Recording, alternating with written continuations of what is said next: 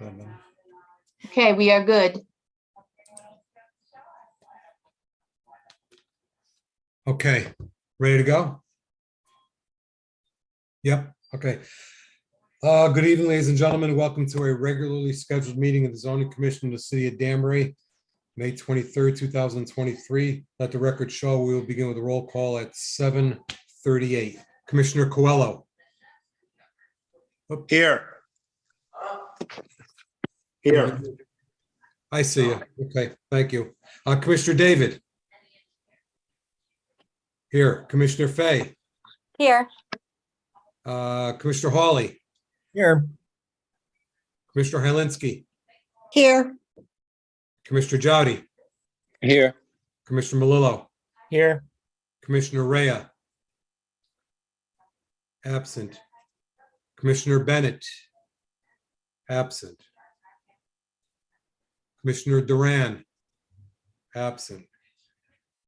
Commissioner Mejia. Commissioner Mejia is absent, but she is on her way in. So when I recognize her, I'll call her in, and if necessary, I'll seat her for Rhea. The next regular meeting is scheduled for June 27, 2023, as the June 13th meeting, 2023, has been canceled. If we can all stand for the Pledge of Allegiance. I pledge allegiance to the flag of the United States of America and to the republic for which it stands, one nation, under God, indivisible, with liberty and justice for all. Thank you very much. The May 9th minutes are not complete yet. Everyone got that message. Let me read the rules to the Zoom meeting. This meeting of the Danbury Zoning Commission is being held on Zoom as a virtual meeting. Even though this meeting is a virtual meeting, members of the public and interested parties continue to have the opportunity to participate in the meeting in a couple of different ways. You can participate via Zoom and see the audio and the video, or you can call in by phone and participate via audio only. Please be aware that we may have to mute your microphone or telephone to avoid an echo or some other background noise. This is also being streamed live via YouTube. Instructions on how to participate in the meeting appear on the City of Danbury website, and all of the documents and materials that apply to the matters to be discussed during this meeting, including the agenda, are also available on the City of Danbury website. As always, if you have any questions, please contact the City of Danbury Planning and Zoning Department. As a reminder, the entire meeting will be posted on and can be seen on the City of Danbury website. We will follow the posted agenda as per standard practice. If prior to the meeting, any questions or comments on agenda items are submitted via email to Sharon Cleacho, those comments will be read during the appropriate portion of the meeting. Finally, please remember that technology glitches sometimes do occur. Please be patient if that happens. And also, what I want to do at this time is read the legal notice for the entire meeting this evening. A legal notice is hereby given that the Zoning Commission of the City of Danbury will hold public hearings commencing at 7:30 p.m. on Tuesday, May 23rd, 2023, in a web-based meeting hosted on Zoom to consider the following matters. Petition of Bright Ravens is Danbury LLC to amend sections 5B2A, 5B4, and 8C4F of the zoning regulations, in parentheses, add hotel conversion as a permitted use with specific use requirements of the CA80 zone, and add parking calculation to the off-street parking table. Petition of South Park Properties LLC, 130, 132-134, and 136 South Street, J15059, J15058, and J15056 for change of zone from CN5 to CBD. Copies of these applications are on file in the Planning and Zoning Office for public inspection. Parties and interests and citizens shall have an opportunity to be heard at this time. Agenda to be posted will include instructions on how to access the Zoom meeting and application materials and view the meeting in real time on YouTube. Theodore J. Haddad Jr. Chairman, posted on the city website and town clerk's office on May 9th, 2023.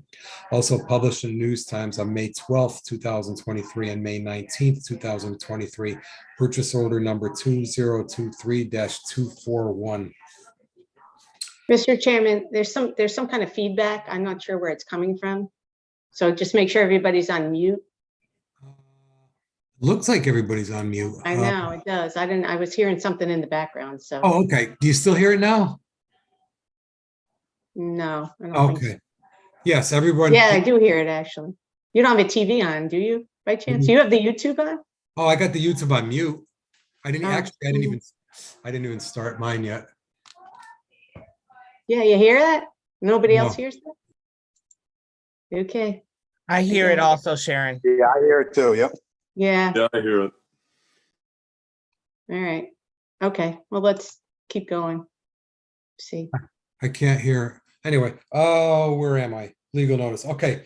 This evening, the first petition of Bright Ravens is Danbury LLC to amend sections 5B, 2A, 5B4, and 8C4F of the zoning regulations, add hotel conversion as a permitted use with specific use requirements to the CA 80 zone, and add parking calculations to the off-street parking table. Okay, let's see.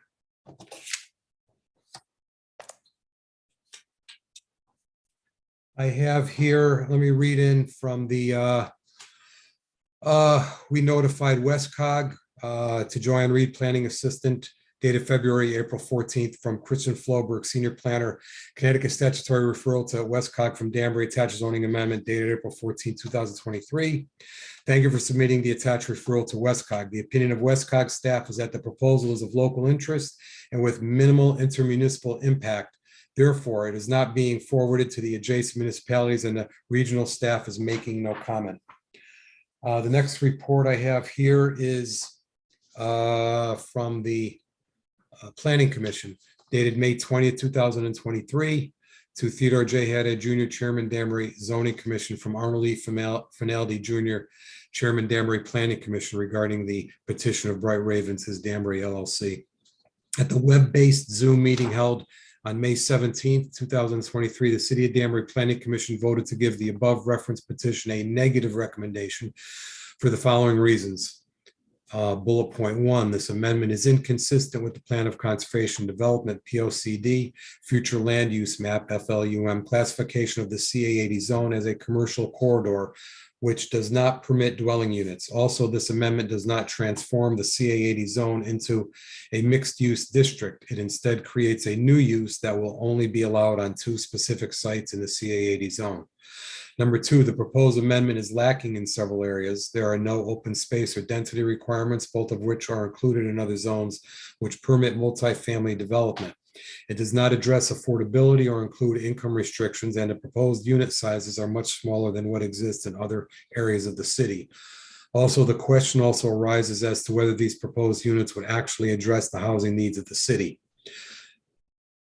The amendment uses terminology, in quotes, multifamily apartment use, and innovation studio, in quotes, neither of which is defined, rather than using the existing language in the regulations. Number 3, despite the applicant providing a conceptual idea as to how this project could be developed, this is an amendment to the entire district, so it could potentially impact any property located in the CA 80 zone. And number 4, the 2 sites that meet the criteria for this use are located in areas that are not pedestrian friendly and are far from neighborhood amenities and mass transit. This would result in residents having to use cars, thus creating additional traffic in the Mill Plain Road corridor, which already experiences tremendous traffic congestion. The motion to give this a negative recommendation was made by Mrs. Hofstadter, seconded by Mr. Haas, and passed unanimously by voice vote with 4 ayes from Mrs. Hofstadter, Mr. Salvain, Mr. Haas, and Chairman Finaldi. Ms. Calitro, would you like to go over your staff report for us, please? sure, thank you. For the record, I'm Sharon Calitro. I'm the Planning Director for the City of Danbury. I submitted to you a staff report dated May 11th, 2023. I'm not going to read it into the record. It is part of the record, so I will just summarize it. So bear with me because it's pretty lengthy.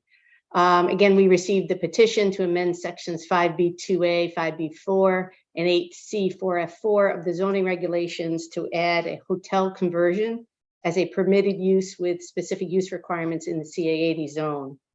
The amendment proposed to section 5B would allow for the conversion or redevelopment of an existing hotel to multifamily apartments use, which may include a mix of other uses.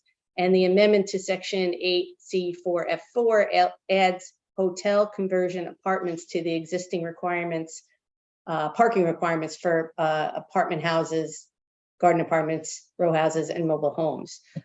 So I did give you a little background on the CA80 zoning district, where it's located, generally from the Lake Avenue, from exit, I would say exit 4, I'm sorry, west to the state line. It kind of straddles Mill Plain Road. It was established in 1984. It combined the lands of the IL-40 and the CG20 into what we called a limited commercial arterial zone. And we amended the purpose and intent in 2007 when we did some zoning amendments to all the commercial and residential zones and industrial zones. And as we know, traffic volumes have increased over the corridor as land on the west side has been developed and as the city has grown as a whole. And the traffic issues on that corridor have been exacerbated by the increasing volumes and the accidents on 84. And while we have added uses and done some amendments to the zone, certain uses, as you all know, fast food restaurants, but also apartment houses and garden apartments have consistently been prohibited in the zone. And in the existing CA80 zone, there's 47 permitted uses, 21 special exception uses, and 5 special permit uses. The reasons given by the petitioner as to why this petition should be granted were contained in a letter from Attorney Beecher, and my comments address his letter, and then I go through some specifics related to the proposed amendment.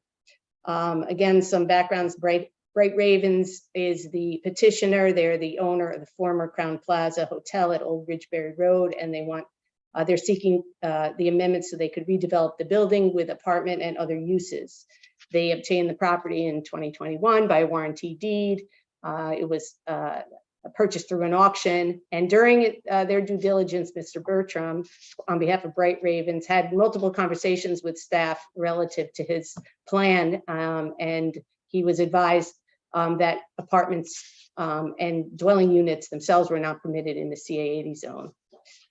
We did, sometimes we just do some research on the property, find out kind of what's going on with it. And so the town clerk records revealed that there was a mortgage on the property. And interestingly enough, one of the provisions, and I'm sure they'll address that tonight, was that the property shall not change the use of the mortgage property, which is kind of interesting considering that's exactly what this amendment, which would then allow him to develop the property pursuant thereto, would do. So while it's not normally a zoning consideration, any mortgages on the property, it's just interesting to note that the financing for the project depends on it maintaining the use, which is the current hotel use. And he's asking you to change the zoning to allow you to do that. So I would just, query the applicant regarding that.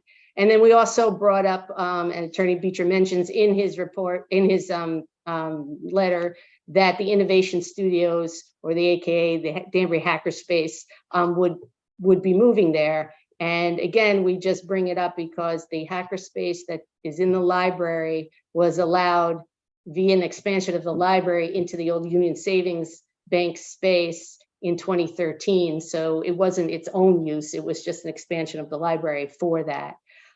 So I'm not really sure what use category they fall under. And so again, we're asking what the applicant and Attorney Beecher, what use category that falls under in the existing CA80 zone. And again, there are go ahead now. I'm listening. Councilman Perkins, please put your mic on mute. Yeah, thank you, Dwayne. Thanks. Thank you.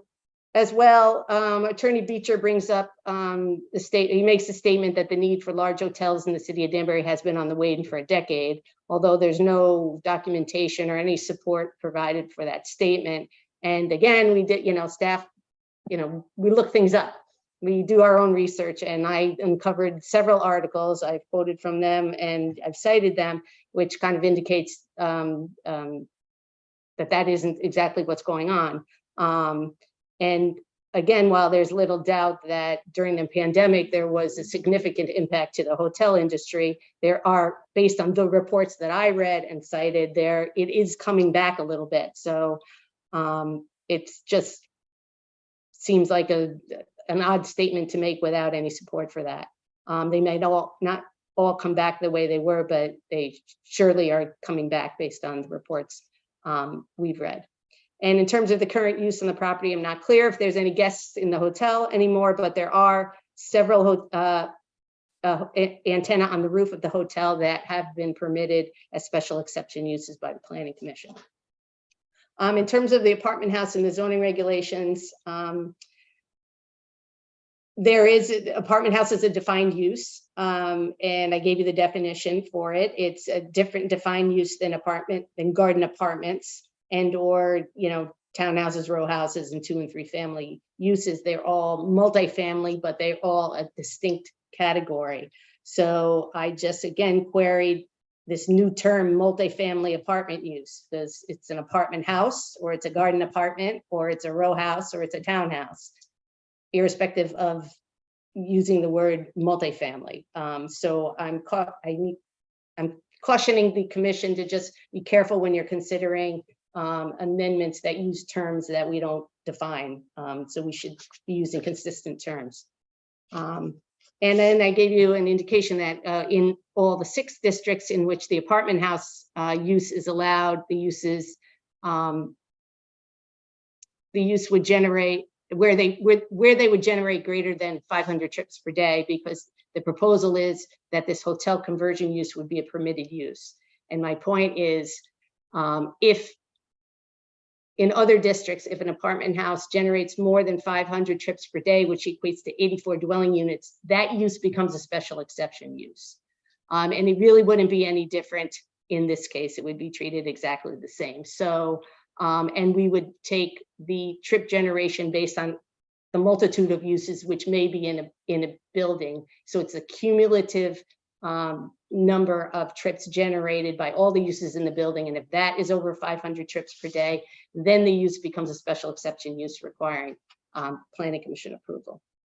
I made some general comments about converting hotel rooms to apartments and unit sizes, and this property, in particular, the property location, because that's what Attorney Beecher spoke about. And while there's no doubt that the proposed amendment will result in the opportunity to create more housing units, the question is, are these the right kind in the CA80 zone? In the CA80 zone, is there a demand for the kind that would be built? So the hotel conversion, as I think we all know, hotel rooms are typically smaller than average size apartments. There's some building improvements and improvements to each of the rooms and the building itself that would be necessary. I had some discussions with the acting building official relative to changing a building from an apartment use to an individual living space use. And I gave you some indication of that may result in even smaller units than we would currently think of even as like a double queen size room. And then I just gave you some comparisons about just again looking online at Brookview West, which is Mr. Bertram's apartment house on Main Street, and comparing sizes of efficiency units, which are kind of what these would be, and 1-bedrooms to what he had indicated in the newspaper articles where he was talking about this project, about the sizes. So as you can see, they would be a lot smaller than the average sizes at Brookview Commons, at Kennedy Flats, and at Abbey Woods. So I just gave you some indication of what that is. And then I did some research in my own organization, the American Planning Association, who has a practice report on micro apartments. And again, there was an indication that the primary forces driving that demand are in cities where there are demographic changes in real estate market dynamic forces. Maturing millennials and aging baby boomers have driven growth in many of the cities and have changed the demand for housing, I think, as we all know. However, in that report, one of the things it mentions that the residents choose these kinds of micro or smaller apartments as a trade-off, and they trade it off for lower rents, proximity to work and school, neighborhood amenities, access to transit, with ability to live alone and/or unit and building amenities. And then Attorney Beecher brings up, and I make some comments relative to the city's 2022 affordable housing plan. And I guess I guess my concern was that there, he indicates that the target market would be the young adults or the aging baby boomers, and so the question begs the question on affordability, number one, and the location. And as I think we all know, the Bright Raven site is on Old Ridgeberry Road. It's located below the grade of Old Ridgeberry Road, kind of just off the ramp of I-84. And based on the additional use regulations that are proposed, and I'll get into this a little bit later, there's only one other site that to which this amendment would apply, and that would be the Hilton Garden Inn, which is the last land use in, well, basically the last land use in Danbury before Farrington Park and the New York State border. So again, begs the question, is it in a transit-friendly environment, pedestrian-friendly? There's nowhere to walk. I mean, if you're at the Crowne Plaza, you got to walk up a hill to get to Old Ridgeberry Road, and then you're on Old Ridgeberry Road, you got to walk down a hill if you want to get to the plaza, which could be done. But for aging baby boomers, might be a kind of a trip. So again, begs the question on, the location. And then relative to the issue of housing affordability, the Danbury's Affordable Housing Plan does provide a housing needs assessment, and that did a thorough review of Danbury's market conditions, our housing supply, our demographic trends. And I've given you a lot of that information on where Danbury should focus. And basically it concluded, the gap analysis concluded that the development of rental units with a monthly rent below $1,810 and especially below $783 should be the focus of efforts if we want to expand our supply of housing. There's no income restriction I bring up in this petition, and Attorney Beecher made the claim that the petition is consistent with the Affordable Housing Plan in that the contemplated project by Bright Ravens would assist in achieving the higher end of this goal. So without any indication of what the rents were, to me, that sounds like rents will be closer to $1,810 rather than $783. And the units, as I indicated previously, are a lot smaller than similarly, than other efficiencies and or one-bedroom units in the area. So we, again, query how the rents at this level for recent college grads that have no affordability restriction addresses the issue of housing affordability. And we're also concerned that you can't just solve affordability by unit size, because if you don't have a restriction, yes, today it might be set at a rent that's affordable, but market rates for the rental units can increase faster than a commensurate increase in income. So eventually the renter could be kind of priced out of that unit. We did approach Attorney Beecher relative to considering making some of these units deed restricted as affordable, and those requests were repeatedly declined. So you have what you have presented to you tonight. The housing incentive option, as a comparison, that's an existing regulation in the RMF zoning district, does allow for increased density for the development of deed restricted affordable housing in those zones in which dwelling units are allowed. And in that case, you get a density bonus above what you could build today, as long as 50% of that bonus is deed restricted. So the developer gets more units, but we add to our inventory of affordable housing because those units are required to be deed restricted. And then as to some of the other issues, the other main one really is that there's open space, and there is no open space requirement contained in this proposed amendment, in every other district in which you have an apartment house, there is an open space requirement, except the CBD zone and the housing redevelopment option in the RMF4 zone. And in the CBD zone, as you can imagine, it's the urban center. There's lots of sidewalks. You have access to parks. There's pocket parks. There's city parks you can walk to. So there's a reason, I think, why we wouldn't necessarily require it. And I think that's different from kind of being on the outskirts of the CA80 zone and just saying we don't have to provide any open space, but we want to have residents living there. So that's a concern to us as well. And then in pages 5 and 6, really, I just went through some specifics of the permitted use, made some comments relative to the language, again, trying to use terms, if there was going to be any amendment to it, to, that they should be consistent with what we call things today in zoning. And we should ensure that we use the word shall, that the building shall contain a mix of uses, because if you use the word may, there's no guarantee that that could happen. So this could, in effect, just be converted to an apartment building. And I'm not so sure that's, if what you want is a mixed use district with residential and other uses, you got to use the word shall versus the word may, because that is a big difference. There's a requirement that the minimum lot area be 6 acres.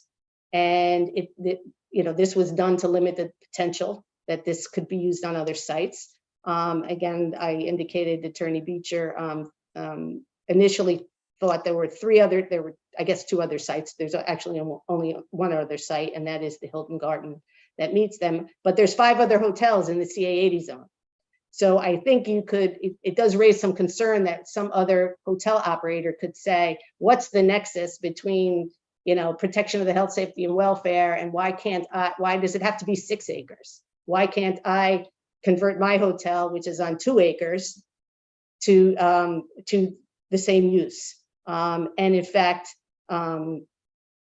we also have some concern that the CA80, as we know, the CA80 and the CG20 have similar uses, and we could reasonably conclude that others might ask, well, CA80, why not CG20? And in fact, in recent past, we've been approached by hotel operators in the CG20 zone and asked the same question, and we told them you're not allowed to do apartment houses. So again, I think the commission has to consider this potential for some citywide impacts of hotels across the board throughout the city, wanting kind of the same consideration. Again, only the hotel building may be used for residential building units. Yeah, I think that's smart and that's good. That is what should happen, because then it avoids new construction and it goes to the adaptive reuse. There's a provision that it shall not exceed the total number of hotel rooms available for occupancy. I mean, we have occupancy limitations everywhere else. I just don't know why it isn't included here. And again, you need to consider the potential impact in other sites to which this could apply and/or could open the door to. At least 75% of the dwelling units shall be efficiency units. Again, it goes to the need for that. Only efficiency and 1-bedroom units are permitted. Again, I'm reading what's being proposed in the amendment and then making comments to it. And restricting the units to efficiency in 1 bedroom helps address some of the concerns associated with school-age children that result from multifamily buildings, although that doesn't really happen as much as people think it does. And it says no more than 2 adult persons may occupy a dwelling unit, and the use of the word adult kind of caught me off guard, because we have that provision in other sections of the regs, but they don't actually use the word adult, so I'm not sure why we need to say that. The hotel conversion development shall be served by municipal sewer and water. Yes, that should be required. And other uses may be permitted in the zone that are permitted, may be included in the hotel conversion development. Again, I think you should use the word shall and not may, and make it a requirement. And then finally, on terms of the off-street parking, if the words and the use and the nomenclature changes, I'm not so sure you even need to make this change, because if they're apartments, then they just fall under the apartment house. And then finally, I'm sorry, I know it's long, but it was a long report. I made some comments relative to consistency of the plan, of the proposed amendment to the 2023 POCD. And we did include in the POCD consideration for mixed-use districts outside the CBD zone, but it was very clear in that document and specifically referenced that it should be done after a careful analysis of the existing districts and what will happen. And while the amendment could provide for a mixed-use building, as it's written without any changes, it doesn't require that it be a mixed-use building. And there's no impact analysis.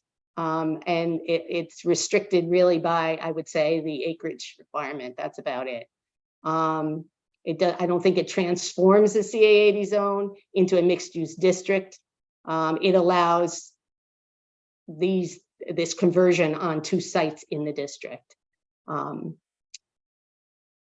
In terms of the future land use map, which we call the FLUM, the map indicates that that site is appropriate for corridor commercial, which doesn't include dwelling units.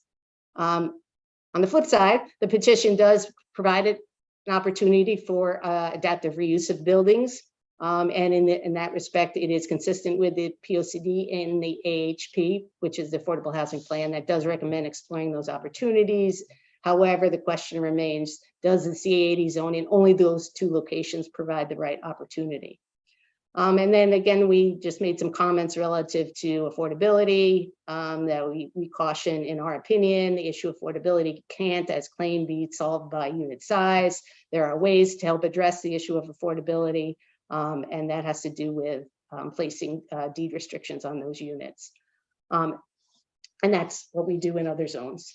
So basically, in conclusion, we just said that if you find that there's some merit to do it, just be cautious, make sure the language is correct and consistent with the zoning scheme, and understand that there could be and likely would be probable consequences in this zone and in other zones if we allow that to happen, and especially considering we haven't kind of looked at it citywide. And then I just reminded you again, and I know you know this, that the concept that Mr. Bertram has publicized regarding this building is a concept. He would still have to come, once you change the zone is changed, he would have to come in and that would have to be processed. So we were commenting on what was contained in the letter, but it's just a concept. This is a zoning amendment. I mean, I think that's about it in summary. So, Thank you very much. I guess. You're all set. Thank you. Very detailed report. A lot of work went into this. Appreciate it. Commission members, any questions at this moment for Ms. Calitro? And we can always circle back. Okay. A couple housekeeping before I go to Attorney Beecher. Commissioner Mejia arrived. I didn't want to interrupt Ms. Calitro. So she was here on time. She was on page 2, and now we found her. So she does qualify. So Ms. Mejia, Commissioner Mejia, we're going to sit you for Commissioner Rea for the entire evening. Okay. Okay, so now we have 9 members. An alternate sits in for a regular. Regarding Mr. Chairman, can I just make one point? I'm Sure. sorry to interrupt. And this really just has to do with scheduling, because I don't want to forget about it as we get on with this, because I know you read that the June meeting was canceled.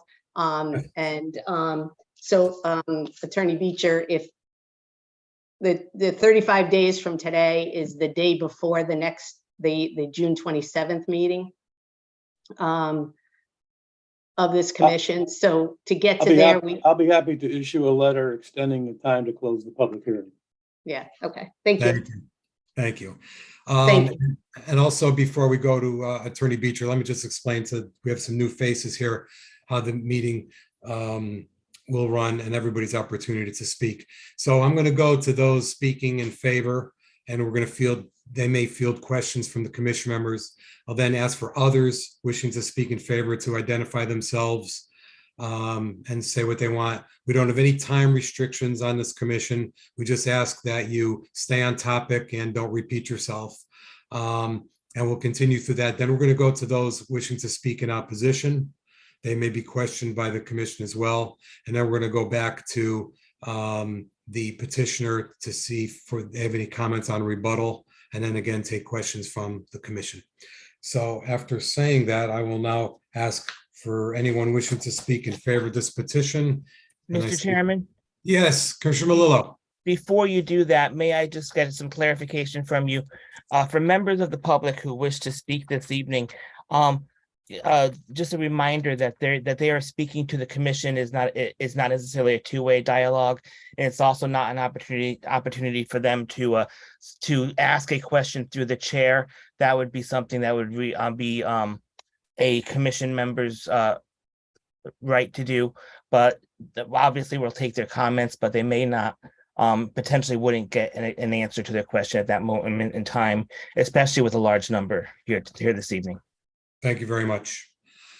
Attorney Beecher, wishing to speak in favor. Would you like to present, do you want to summarize your March 27th letter rather than me read it into the record? Yes, I'll take care of that in my presentation, Mr. Chairman. Thank you. Thank you very much. Go ahead. Thank you. Good evening, everyone. For the record, Tom Beecher from the Collins Hannafin Law Firm, and I represent Bright Ravens, IS Danbury LLC. And with me this evening is Dan Bertram, who's the owner of the LLC. Bright Ravens purchased the former 242-room Crown Plaza Hotel property at 18 Old Ridgeberry Road over a year and a half ago in November of 2021. This property is located right alongside of I-84, and it's easy on and easy off of I-84 from this location. The property is 7.24 acres. And it is located in the CA80 commercial zone. Now, Bright Ravens would like to convert this hotel into a mixed-use building with 154 studio efficiency apartments and 44 one-bedroom apartments on floors 3 through 10. There would also be a restaurant, fitness center, common amenity, lounge area, a coffee shop, and office space. It would also be the new home of Danbury Hackerspace facilities for entrepreneurial startups and incubator programs. This would be known as Innovation Studios, which is the IS in the LLC name. Danbury Hackerspace, Inc. is a 501c3 nonprofit corporation. And this space for the hackerspace would include offices, classrooms, research and testing spaces, woodworking, photography studio or studios, and computer labs. So to achieve this conversion, we filed this application to amend the CA80 zone regulations to add hotel conversion as a permitted use, with specific use requirements itemized in proposed section 5B4F. The proposed regulation amendments include a proposed change to the parking regulations to add the hotel conversion apartments. The actual parking space requirements are not changed for apartments. We just added this specific hotel conversion apartments reference in the list. If the planning director thinks this section is unnecessary, then I'm happy to remove it. In my letter to you, I said the need for large hotels in the city of Danbury has been on the wane in the past decade. And this is based primarily on the history of this property. The Crown Plaza Hotel closed its doors permanently in 2020. This hotel was built in 1979. It has been sold 3 times in the 10 years before Dan Bertram bought it. It was a Hilton, it was a Sheraton, it was Danbury Plaza, I think, and then the Crown Plaza. A renovation in 2013 was not enough to keep this hotel viable for the long term. The planning director questions what is currently going on this property. The answer is nothing. The hotel closed in 2020. The restaurant closed and is still closed. All that's going on the property is some renovation. It's my understanding that planning director was invited to go to the site to see what the plans would include.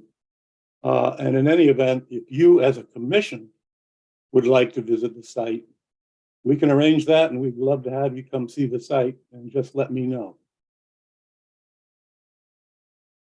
Converting this building to an appropriate use would allow for the continued vitality of this building that is now 44 years old. And this would keep and help to avoid it becoming a deteriorating eyesore along I-84, which is the entrance to Danbury going east. This 10-story structure is not ideally suited to conversion to any other types of uses permitted in the CA80 zone. For instance, the need for office space is not expanding. And in fact, it is a well-known fact that there's a fairly high vacancy rate for office space right now. It's the new age that we live in. So converting this building to office space is not a wise business decision. A case in point, the owners of the office building at 30 Main Street in Danbury currently have an application pending before the Planning Commission to convert that office building into apartments. The proposed regulation amendments for this hotel conversion would be applicable only in the CA80 zone and only if the property to be converted has a minimum of 6 acres. This proposed regulation would have very limited applicability in the city, as the director agrees. There's only one other site that would qualify, and the Crown Plaza is 7.24 acres, and the Hilton Gardens is 9.8 acres. The Hilton Gardens property is located at 119 Mill Plain Road, and as the director pointed out to you, it is the last commercial property headed west on Route 6 before the New York border. It's located well beyond the I-84 connectors and Old Ridgeberry Road. An important part of this proposed regulation is that you can only have apartments in the existing building. You will not be allowed to build an additional apartment building on the site. Another important part is that the residential density is limited to no more than the number of hotel rooms existing in the hotel. I would note that the other site that we're talking about, Hilton Gardens, is only 4 floors and 158 rooms, though it, in fact, is smaller than this particular hotel. In my opinion, this provision that we put into this draft regulation is a density provision. It is self-limiting in the number of existing hotel rooms.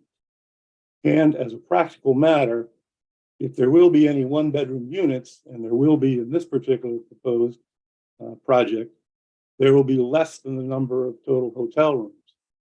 For instance, for this site, there are currently 242 hotel rooms. There are only going to be 198 apartments as projected by our architect. 154 studio efficiencies, as I said, and 44 one-bedroom units. The zoning regulations, your zoning regulations, have a definition of efficiency unit, and that definition specifically requires that there must be a minimum of 300 square feet to be an efficiency unit. So the number of efficiency units at some other location might potentially be limited by this minimum space requirement. Now, because this apartment use would only be allowed in an existing hotel building on an existing developed site in the CA80 commercial zone, we have not proposed any formulaic open space and recreation requirement normally associated with residential zones. The CA80 zone is a commercial zone, and this is consistent with the CBD zone as well. CBD zone also is a commercial zone that permits apartments. And that zone does not mandate open space and recreation for apartment buildings. Now, because this proposed regulation has a minimum acreage of 6 acres, it is likely that any property, and ours included, would have existing recreational amenities and some open space. This particular site is constrained by a slope on the front, but it does have tennis courts and has an undeveloped area on the lower end of the site. So it has some open space. Again, this regulation is applicable only to existing hotel sites, 2 of them, and only hotel sites that are already developed. Like I said, this proposal is a commercial zone proposal, and it is commercial because you are taking a commercial hotel and you are allowing a residential use in this very limited instance. I would also note that the LCI 40 commercial zone in the city of Danbury, which allows multifamily houses, does not have any required open space provision. But in other words, the commercial zones in the city of Danbury that allow residential apartments do not have mandatory open space provisions. In addition, the difference is that this is a regulation that addresses the conversion or adaptive reuse of an existing building on an existing already developed site in extremely isolated instances within the zone. The state of facts for existing sites is not readily susceptible to a one-size-fits-all open space and recreation requirement. A hotel is a permitted use in the CA80 zone. A hotel is not a special exception use in the CA80 zone. Therefore, we propose that the hotel conversion also be a permitted use rather than a special exception use. This is consistent with the treatment of the current or original use, and it is due to the fact that such a conversion can only occur within an existing hotel building. Because the apartment uses can only occur in the existing building, the project would consist of primarily interior renovations, not extensive site work, such as if you were building on raw land. We're aware that if the use or uses add up to being a traffic trip generator, then we'll need a special exception. Categorizing this as a permitted use is also consistent with the treatment in the CBD commercial zone, where apartment buildings are permitted uses. If a project in the CBD zone will generate over 500 traffic trips, then that also needs to get a special exception. So we are treating this the exact same way. Now, the likely demographic of potential tenants is college and grad students, recent graduates, and young single people generally. But there will also be others who are older who may see this as a viable and, yes, more affordable option. The efficiency units, and feel free to ask Dan Bertram later to verify this, the efficiency units will be rented at around $1,300 per month. It is important to note that these units will be fully furnished and have appliances. These will be turnkey apartments. So when you review the criticism of whether these units would help fill a need in the city and whether they provide a more affordable option for people, keep in mind that they will be fully furnished as opposed to vacant apartments. The 1-bedroom units will be rented at $1,775 per month. It goes without saying, as was stated in the prior POCD, that adequate and desirable housing is essential for the continued economic well-being of the community. A variety of housing types at affordable costs should be available to meet the evolving needs of different socioeconomic groups. Unless the housing challenge is met, the community will find it increasingly difficult to provide for a vital housing need for present and future generations. This still holds true. There is still a need for more quality housing that is more affordable and more accessible, particularly for young people, but other demographics as well. Despite questions from the planning director, we stand by this. This regulation change proposal is consistent with the recently adopted Danbury Affordable Housing Plan. This housing plan addresses and promotes housing affordability and not necessarily just statutory affordable housing units. The housing plan includes the goal of providing housing opportunities for young adults who are starting off their careers and the need for workforce housing. And Dan Bertram believes that this also qualifies as workforce housing, and he'll be happy to explain that to you. But it's an option for medical residents and others of similar type of work, not just those who want to be downtown.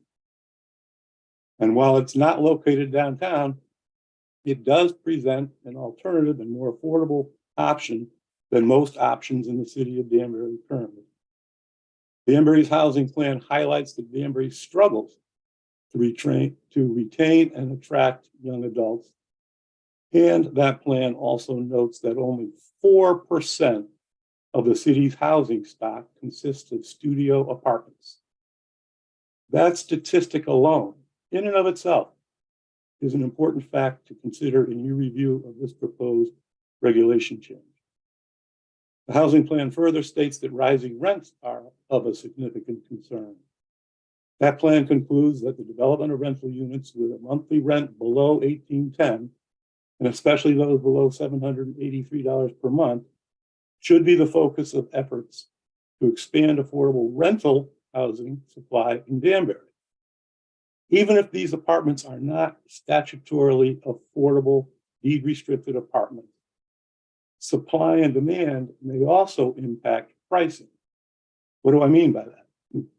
If these units are popular, they may force older, less well-maintained rental units in the city to lower their rents in order to keep tenants. On page 11 of the Danbury Housing Plan, the report notes that due to the scarcity of studio apartments, the cost of studio apartments increased by 33% over the last 6 years. Supply and demand. Adding inventory can potentially bring the rents of certain existing studios down or drive the entire studio category down. There is no downside for the city of Danbury to add these units to the city inventory. The city, by its own admission in these plan documents, needs a lot more than 198 rental units, all of which would be for rents at less than $1,800 per month, and they will be fully furnished. Therefore, this regulation and the underlying contemplated project will assist in achieving these goals. I would note for you that the housing plan also makes it very clear that Danbury just plain has a shortage of rental units, period. The current plan of conservation and development incorporates the city housing plan by reference. As I said, the POCD highlights that only 4% of the housing stock in the city consists of studios. Crown Plaza conversion plan includes 154 studio apartments. The draft regulation requires that any project, ours or perhaps one more, must have at least 75% of the units be studio efficiency units. The current POCD also encourages flexibility in the commercial zoning regulations to respond to current and future market conditions, such as the need to retain and attract younger people and for workforce housing. And I would submit the need to add more apartments and specifically studio apartments. So we are asking you to be flexible here in this commercial zone and allow this. Again, it is a regulation of very limited applicability. Implementing strategies such as this proposed hotel conversion regulation would help achieve the goal of increasing the availability of more affordably priced housing, which is described as an economic development asset. Solving the problem of the lack of affordable housing options in the city of Danbury does not always need to be through a program of required statutory 40-year deed restricted affordable housing. This proposed regulation amendment is consistent with another major goal that was stated in the housing plan, which is to, quote, explore opportunities to revise the zoning regulations to allow adaptive reuse of buildings for the development of age-restricted and other forms of housing for Danbury's aging population, unquote. In this case, our proposal seeks to revise the regulations to allow for adaptive reuse of an existing aging hotel building in very limited instances, which will primarily assist another age demographic, which is younger people. This focus on the younger population is, as I said, a stated goal of both the housing plan and both the former and the current POCD. And I think it's important to note that this type of housing may in fact be attractive to older citizens as well. I fail to see why adaptive reuse should only be considered appropriate if it's for older citizens. Adaptive reuse of large commercial buildings is an important planning goal, period. This regulation amendment is consistent with the current POCD, and it is consistent with the 2022 housing. In addition to the skepticism about the unit rental cost, the planning director criticizes the lack of the statutory affordable housing component. First, I would note that Mr. Bertram has in fact built affordable housing projects in the city of Danbury, such as Brookview. In this case, the project focus is also, in addition to the apartments, is also on the innovation studio component for the Danbury hackerspace. Therefore, the economics and actual financing do not work to have both a mandatory 40-year deed restricted affordable housing component and the innovation studio. The apartment income and the potential restaurant tenant income make the building finances work and cover the accommodation for the Danbury hackerspace facility. And yes, I concede that if the other property comes in, they get the same treatment. The director is to be applauded for trying to push every project to include statutory affordable housing so Danbury does not fall below the 10% threshold to maintain its exemption from 8-30G of the general statute. But it is not always appropriate for every project or proposal that includes housing. This regulation satisfies many goals of the POCD and the city housing plan, as I've just outlined for you, just not that particular goal. Simply put, there is statutory deed restricted affordable housing, and then there's housing that is just plain more affordable than the vast majority of other housing options in the city. This would be the latter. In addition, a project under this proposed regulation benefits the city due to the rejuvenation and appropriate reuse of a large existing building. In this case, a high-profile building on the side of I-84 at the entranceway to Danbury. This particular project benefits the hackerspace folks, which in turn is also a benefit for the city of Danbury. Dan and others will speak to that tonight. The Danbury legislative delegation in Hartford agreed, and the state agreed, and awarded a grant of $510,000 to be used for fit up and equipment for the innovation studio space. Let me talk about the CA80 zone uses. The director questions if the innovation studio use or uses are allowed in the CA80 zone. The permitted uses in the CA80 zone regulations include the following: offices, research and testing labs, institutions for instruction in skill or vocation, woodworking and carpentry, photography studios, plants for printing, engraving, or other reproductive services. So as I mentioned earlier, innovation studio space would likely be used for offices, classrooms, research and testing spaces, a woodworking shop, photography studio or studios, recording studios, and computer labs. So I think Innovation Studios will fit just fine. Now, let me talk about some tweaks to the proposed regulation. The planning director made some suggestions for some small changes to the proposed regulation language. And in my opinion, if we do those, it's not going to require any new legal notice, and it's not going to require us to withdraw and start over. First, we would be happy to change the permitted use language from hotel conversion, quote unquote, to quote, hotel apartment house, comma, mixed use, close quote. And to make that same change in the title line of section 5B4F. Second, we would delete the phrase multifamily from the first line of section 5B4F so that it reads, to allow for the redevelopment of existing hotels for apartment use, which may include a mix of uses subject to the following, close quote. Hang on, I'll get rid of the word may too. Third, we would also be fine with changing the word may to shall in line 1 of section 5B4F and in subsection 8 of that section, so that the regulation requires that the project include other uses permitted in the CA80 zone. Fourth, we would be happy to omit the parking section since it's not necessary according to the director and is apparently redundant.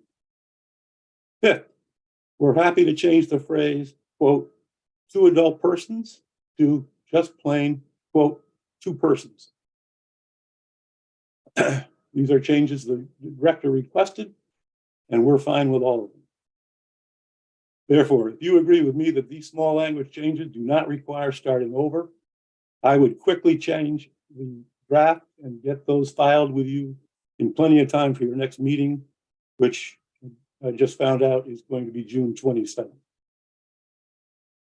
Now, in response to some of the remaining comments by the planning director, on page 5 of her report, she addresses the minimum lot size requirements in our regulation, which is 6 acres.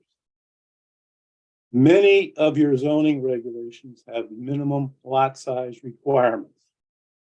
She attempts to warn you about the what ifs, or why can't I? What if a hotel owner with a property smaller than 6 acres in the CA80 zone, or what if the owner of a hotel property in a different zone wants this hotel conversion option? Let me talk about the what ifs.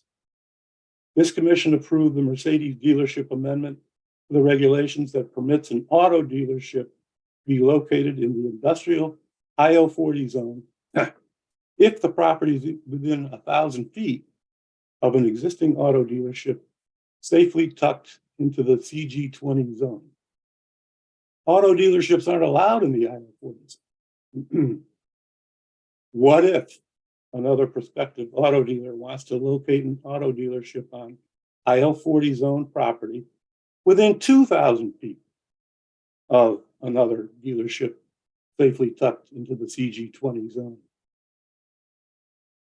Paraphrasing the director's own words to you, is there really a nexus between this 1,000-foot restriction and the public health and safety?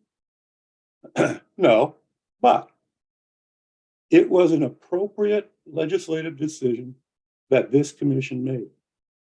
That change to the regulations to allow an industrial property to be used for a commercial CG20 use made sense from a zoning standpoint and from a planning standpoint. The proposed use makes that underperforming property more productive, and that use will be consistent with other dealership uses on Sugar Hollow Road. Same here. This was a non-performing hotel building, and we are proposing very limited regulations to achieve another adaptive reuse of a large existing underperforming building. Now, a continuing care facility is allowed in the IL40 zone, and it must be located on at least 4 acres, and it must abut a residential zone. What if a property owner with 3.5 acres wants to have a continuing care facility on his property? What about a property that's just 250 feet from a residential boundary? What about me?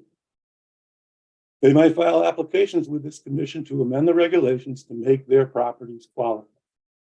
But that's a speculative what if. An indoor sports arena must be at least 10 acres.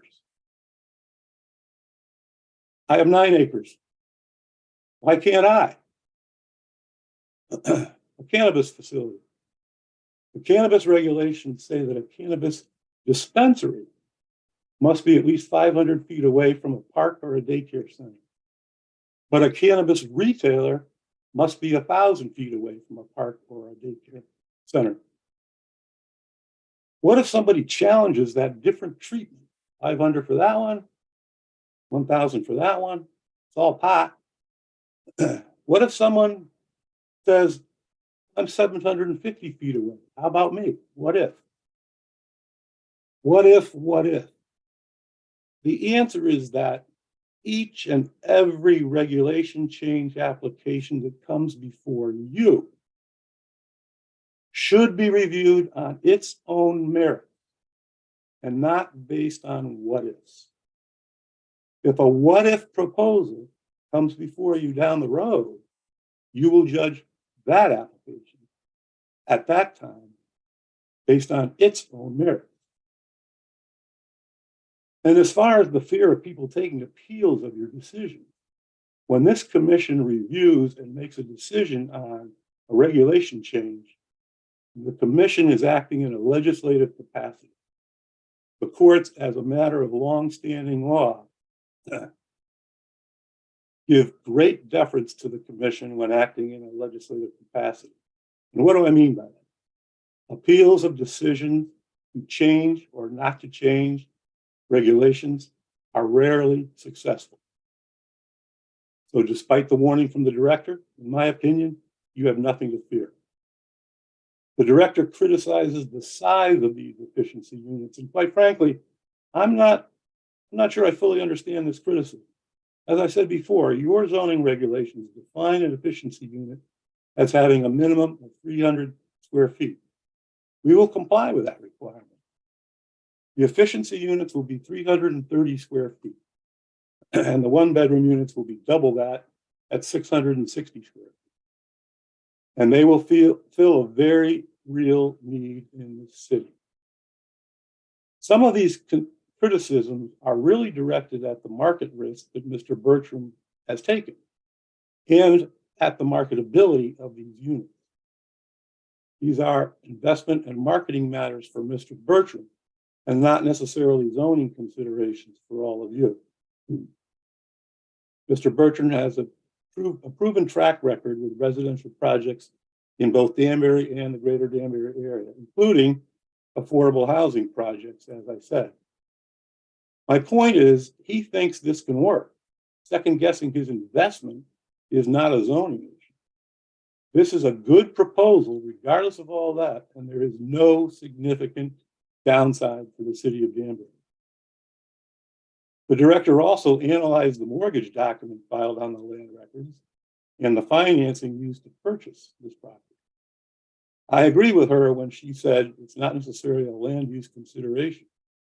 She states that the language of the mortgage used to purchase the property raises concerns, at least for her, as to whether Mr. Bertram has the financial ability to secure financing and to undertake the actual project if this regulation is adopted.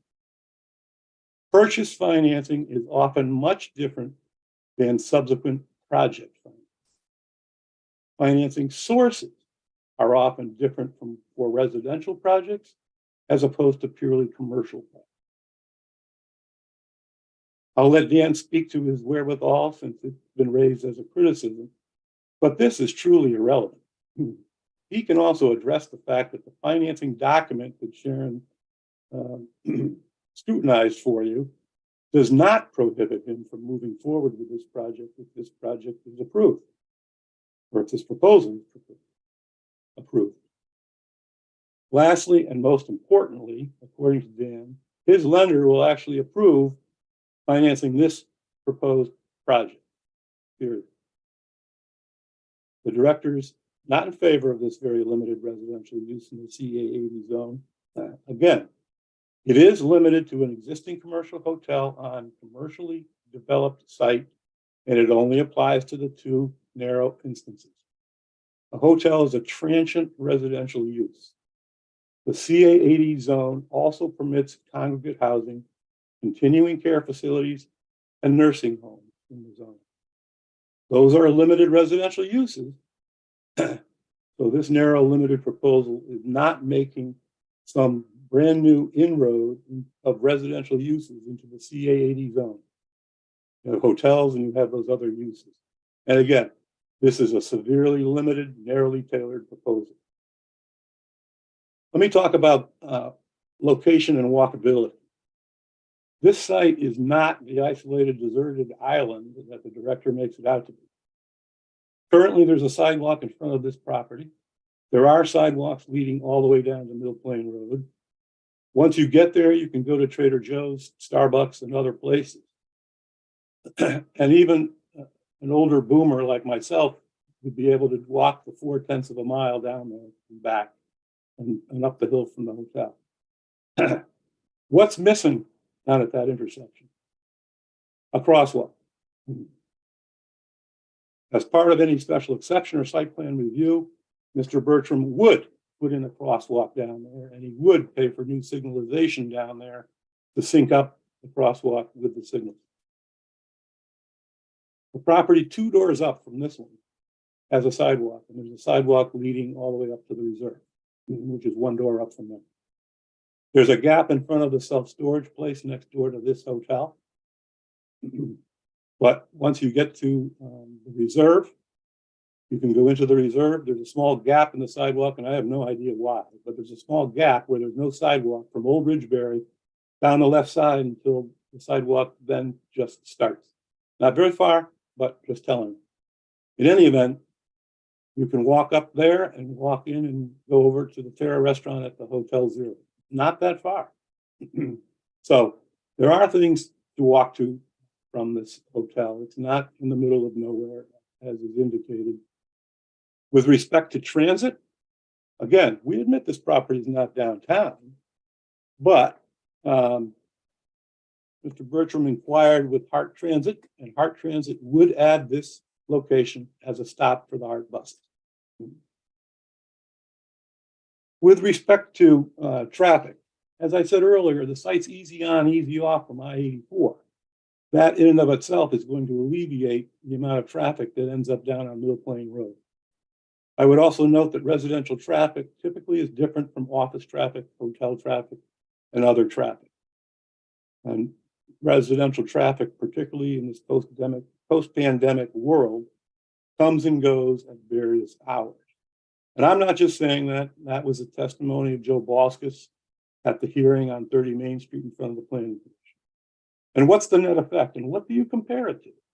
You compare a full hotel, fully utilized, normal business, let's call it 2010, to a relatively reasonably full apartment.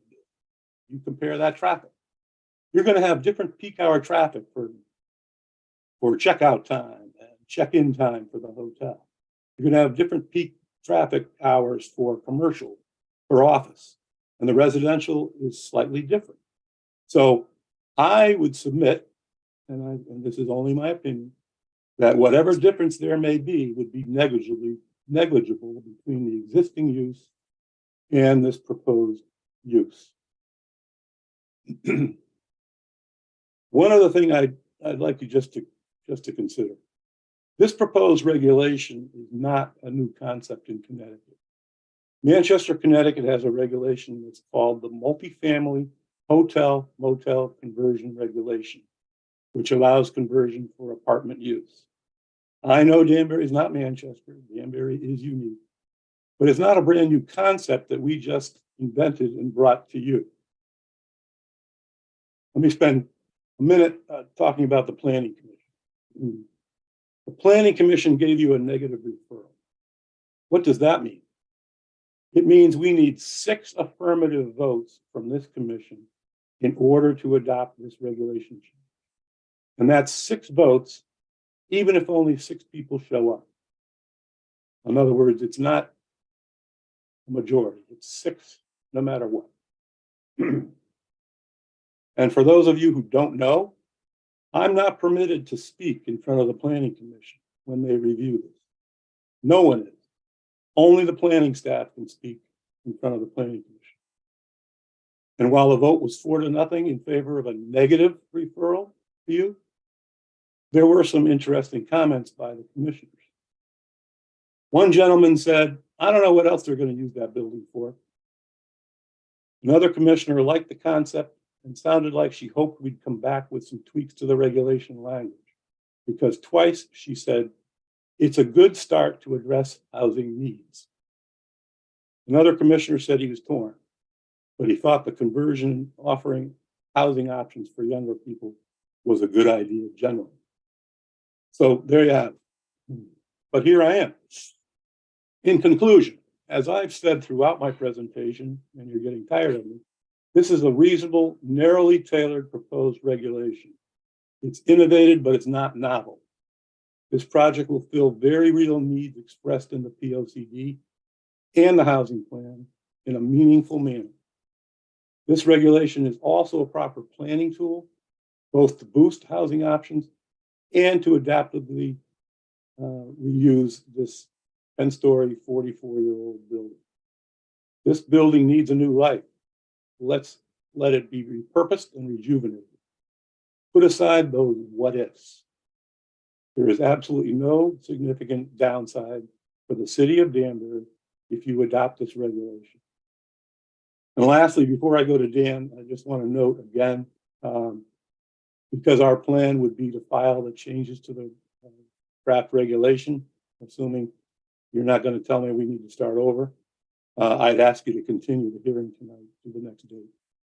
Thank you, Mr. Chairman. I'm going to ask Dan Bertram if he'd like to add any comments. Yes, could I ask if commission members have any questions of you first? Sure. Commission members, any questions of Attorney Beecher at this time? Commissioner Hylinski.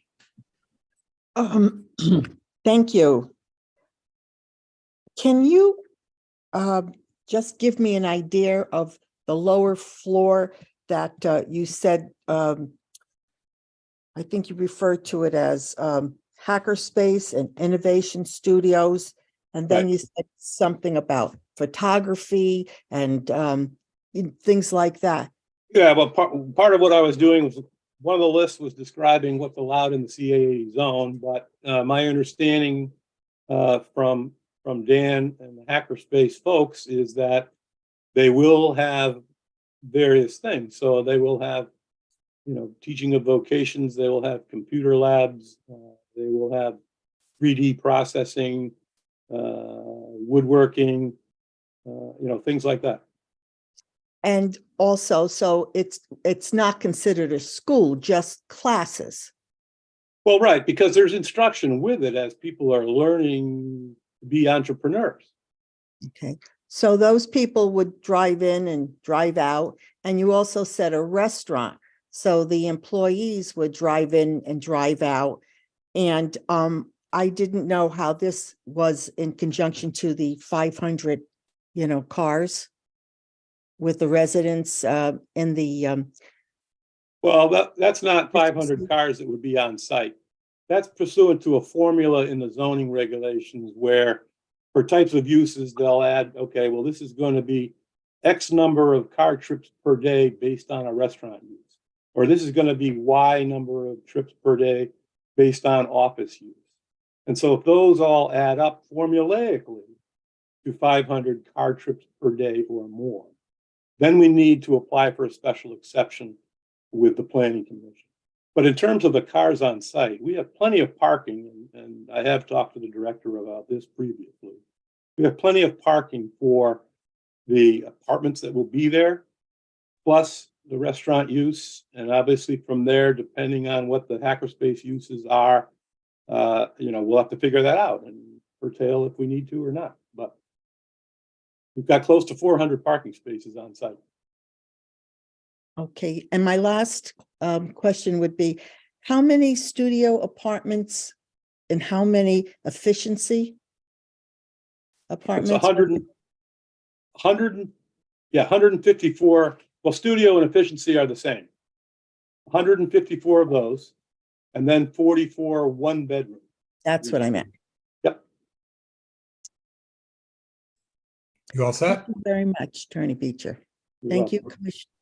Mr. Chairman, thank you. Thank you. Thank you, Commissioner Helinski. Thank you, Attorney Beecher. Commission members, anything else of Attorney Beecher at this time? Anything else of Attorney Beecher? Attorney Beecher, you want to turn it over to Mr. Bertram at this time? Sure. Dan, would you like to add some comments to my presentation? Yes, thank you. Thank you, Mr. Bertram. Go ahead.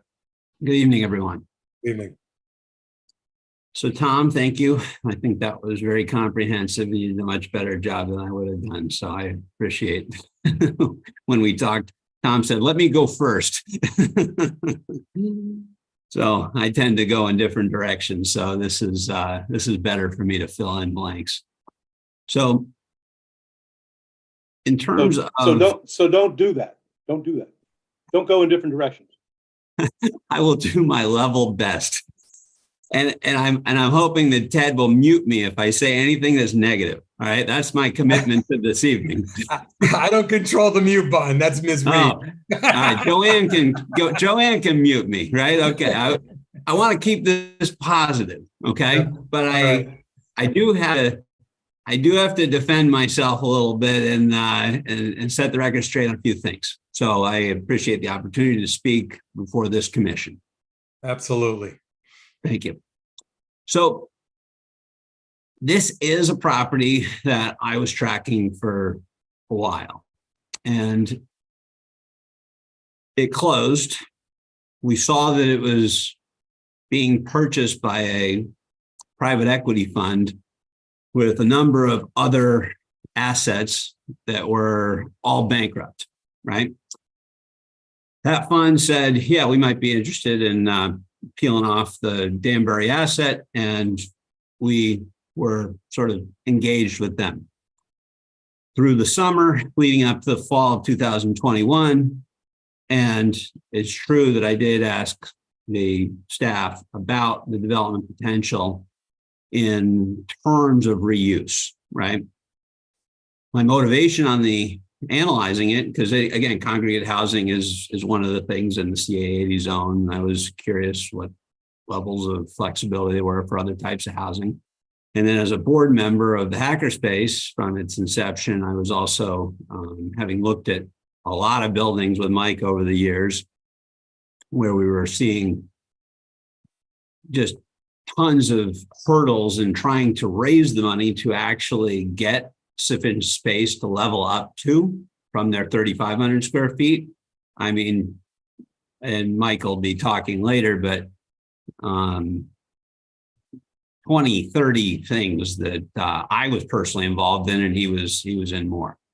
And including leaving Danbury on one of the scenarios, which was nobody wanted to do, but it was something that looked possible as needed to be done to just pull it off. So we saw an opportunity here to do something at this property. I did ask and kick the tires. I have to report that I was sufficiently discouraged by the potential for doing something, and I actually did not attend the auction. So the auction was conducted. It went through to a high bidder. They had a reserve that was met. I was doing other things. A week to 10 days after the auction, I got a phone call from the fund that was evidently unsuccessful in selling it at auction and asked me to look at it.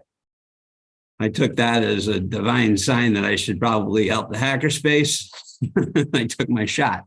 And so we did put together a deal on this because, frankly, the reasons I didn't participate in the auction were because I wanted to go through the entitlement process prior to being committed to the asset. So it didn't work out that way. There was an election going on. There were a number of things that influenced my decision, but I don't want any to think that there was any presumption of what anyone would go along with, right? in making the decision to go forward with the transaction. I had no presumptions. I was warned that the planning staff didn't actually support the concept and was also focused on the plan of conservation and development. So you take your shot, and I talked to the hackerspace and said, well, I think we can make the economics work if we can get the following things accomplished over a period of time. This was a year and a half ago. So we have had many reaches out. It's been a frustration that the planning staff does not know that the hotel was closed and has remained closed. They have been invited to come out and see it. Other city employees and the like have come out. And so we're trying to bring life back to the area in a creative way, this asset, I should say, and are really very excited about the potential for this. I went through the plan of conservation and development, and I just started making notes about how it looks consistent to me. As you go through the document, there are only 200 units per year that have been permitted in the city of Danbury. And then it talks about all the affordability problems. This is since 2015. And it is a supply demand thing. Obviously, we've built in that time period, right? The Brookview West project. And I'm intimately familiar with the cost of new construction and what's feasible to go to market at. The thing that hit me as such an interesting thing is in the adaptive reuse side of things, if you can come into a property below its replacement cost, it does open up possibilities for value. And the Crown Plaza, reimagined as Innovation Studios, and yes, it somehow didn't click in my head when we called it Bright Ravens IS Danbury, that some people would read it very logically as Bright Ravens is Danbury. That wasn't the intention. It was IS Danbury, Innovation Studios Danbury, right? And when we were putting together investors to come into this, because it was one of these do it fast right now, you can't get entitlements. That was the only way that this thing was presented to me. I had to bring people in, and I said, okay, I'm the problem on this because I want the hackerspace to be able to come in and expand and grow its mission. And so I'm kind of like, with my social focus on this, I'm the issue on the economics.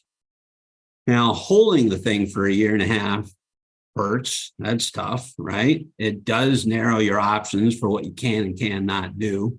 And over that same year and a half period, financing conditions have gotten very different. When the Federal Reserve has attacked the economy with short rate increases, it does affect what your options are for end loans.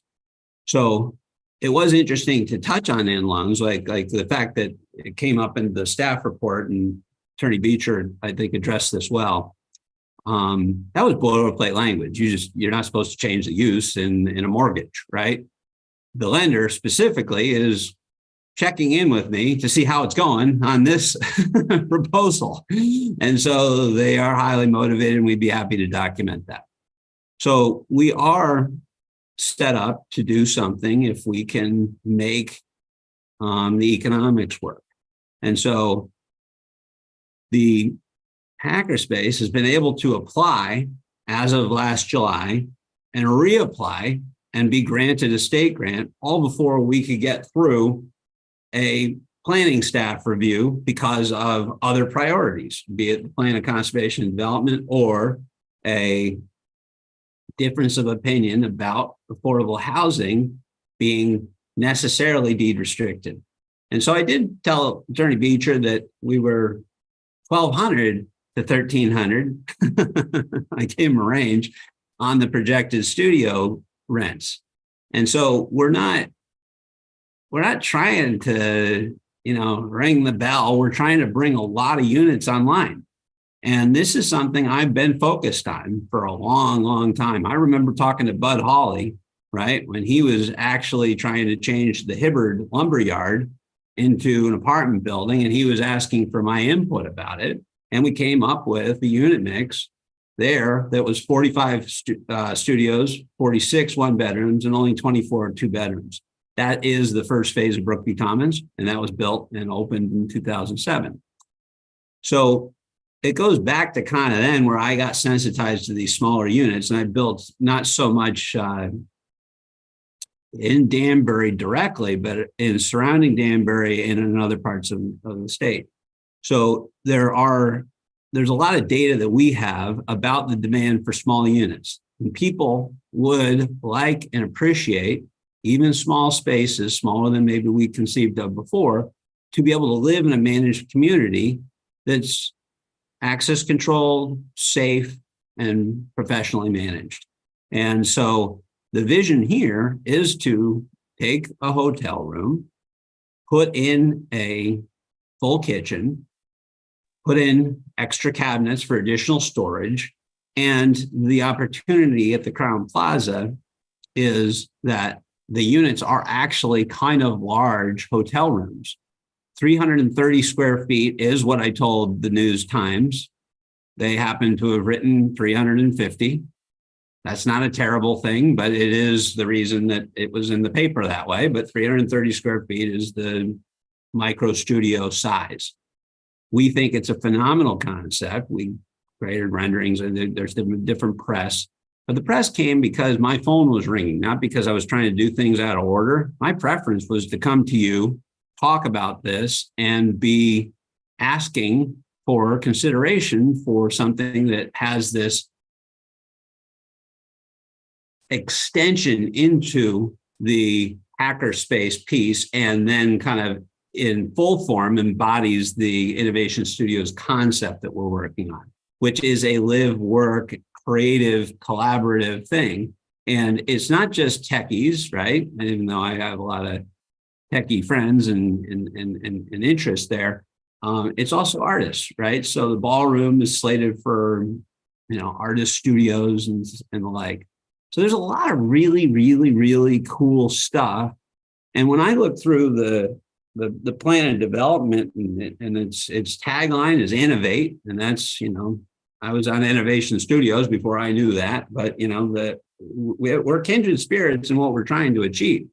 And so a lot of work went into this, and we respect that. And I tried to be as patient as I could be before coming forward with something where we weren't aligned with planning staff. And I do think it just comes down to the deed restricted affordability. And if I could, I'd probably go along with it, but I don't see how to finance the thing for it when we're all done, right? And so, and still give the maximum effect to the hackerspace.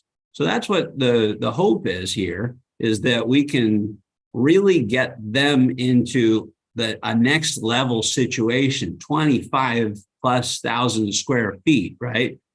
I think most people interacted with the hotel in the way I did in the area, where you go to it annually to get the state of the city address, right? In the ballroom. And we'd all listen to Mark speak. And then you leave and you don't think about it again, right? But there's a lot of space there outside of that first experience where you go in, you put your coat in the coat check, and you go into the ballroom and have lunch and listen to the, state of the city, and you get, an award as an entrepreneur.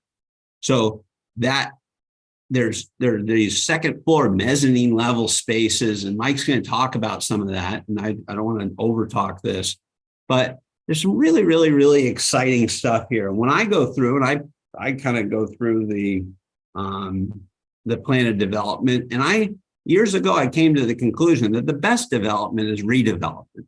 Okay. Because and that's why I started doing so many things downtown. Right. So it started with Brookview 1. It led to what became Kennedy Flats. I spent years recruiting Greystar to come in and build that. And then, most recently with Brookview 2 at 333 Main. I was trying to show Tom that it's easier to walk to Trader Joe's than it is to walk to either Seatown or ShopRite from 333 Main Street. You know, I mean, this is there, and so there are these perceptions of this walkability that you know, might surprise you when you really look at it. Because I think the perception of this building, this big ugly building, by the way, the Crown Plaza building is, I think, kind of, you know, tough. They sold an easement for all the mobile tower carriers for the top of it, and you know, that's no benefit of the current ownership. Is just stuff that's happening up there because somebody tried to monetize something long ago. But it's the only performing part of that property right now. So it's a problem. I think it's a very conspicuous problem. I think we have a fantastic plan that addresses, as I go through the affordable, as I go through the plan of development, conservation and development, affordable housing is addressed so many times, and that is density. It's all about density, and it's about cost basis. So this is a once in a lifetime opportunity from my side of things to do something that is a lot of affordable housing. If you're talking about 154 units at $1,200 to $1,300, the fact that it could go up over time, we're in inflationary times, yes, but so do wages, so do other things, right?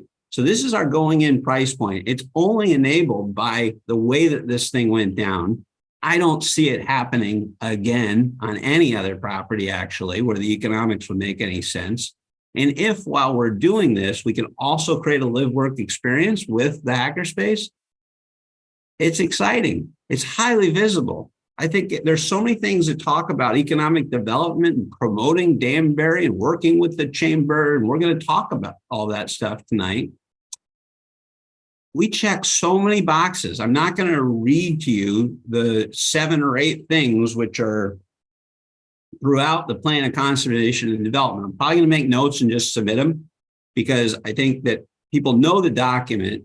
But when I read the document with what we have in mind, and we have an audience, we have the ability to have a full conversation about it versus just my being a pest for the planning staff and they don't want to hear it. And so there was a lot more time that went into writing up a report on Tom's submission than ever went into understanding what we were trying to do out there. And so I appreciate the opportunity to be able to make that case tonight and show where there's some very creative ideas going into solving a lot of the region's issues as it relates to affordable housing. And yeah, if anyone would like to go deep on Q&A on, you know, why this will work in my view, right? I'm happy to share data, give reasons. We've got a lot of information from our portfolio in the area. And like I say, I started building studios, and that was an unusual thing to do years ago. And they rent first, and there's a waiting list. Even if other product types on new launches have in this area, you know, absorbed a little more slowly. So the 1 bedrooms and 2 bedrooms. Studios, we are nowhere close. And the numbers show it. In the plan of conservation development, it talks about 30+% increases because there's a supply-demand imbalance.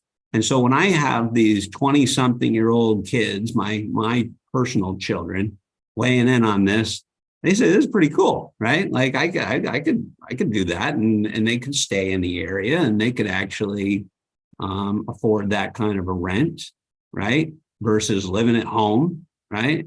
Or having to leave the area or commuting in from Waterbury or somewhere other place where, you know, this is workforce housing. This is all kinds of things. So we have a lot of people talking. I don't want to steal other people's thunder. I'm certainly here for Q&A. I'd want to echo one thing that Tom did say about, you know, hoping that we can continue this so that we can, after hearing all the input, you know, fine tune a couple of the things and give you something really to consider. But we're very, very excited by the possibilities we see with this property.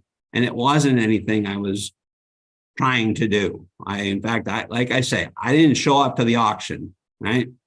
But my phone kept ringing. And so I felt like I had a responsibility to do something. And I think what you hear about with the hackerspace, I hope you find it as exciting as I do. So thank you. Thank you.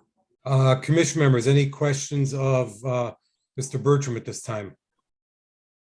Let me just mention a couple things. I think regarding continuing the public hearing, I don't want to speak for any of the commission members, but I don't think you should fear us not continuing it. I think we will continue this tonight because we do want to get into our hands what you have changes or drafts or furtherance of tonight's conversation. The other thing I want to mention is I did give you a bit of leeway and latitude because you are the petitioner regarding hackerspace and that type of concept. But let me just say to the hackerspace people or the people that will be speaking that we want to really stick to the amendment. We know about the hackerspace and we know about the concepts, but we really want to talk about the petition. We want to talk about the amendment, and we got the message on the hackerspace and that type of concept. And this proposal is an enabling mechanism. That I guess is the thing I'd like to just drive home. Yeah, no, absolutely. And it is, I think everyone, your end, the staff, the commission members, see it as an interesting concept, but we have to do it the right way, and we get our direction from the staff. And I've always believed that you can always take two opposite sides and put them in a room, and maybe they do the huggy kissy, or maybe they bloody themselves up a bit, but they should be able to come out of a room, with the same goal in mind. So anyway, any questions of Mr. Bertram at this time, commission members? I do. Commissioner David, please go ahead. Yeah. Hey, Mr. Bertram, I appreciate your enthusiasm. Thanks for that. But my question is, I'm assuming that you've gone down Ridgebury Road from your new building to, say, Hack Road at 5:15 in the afternoon.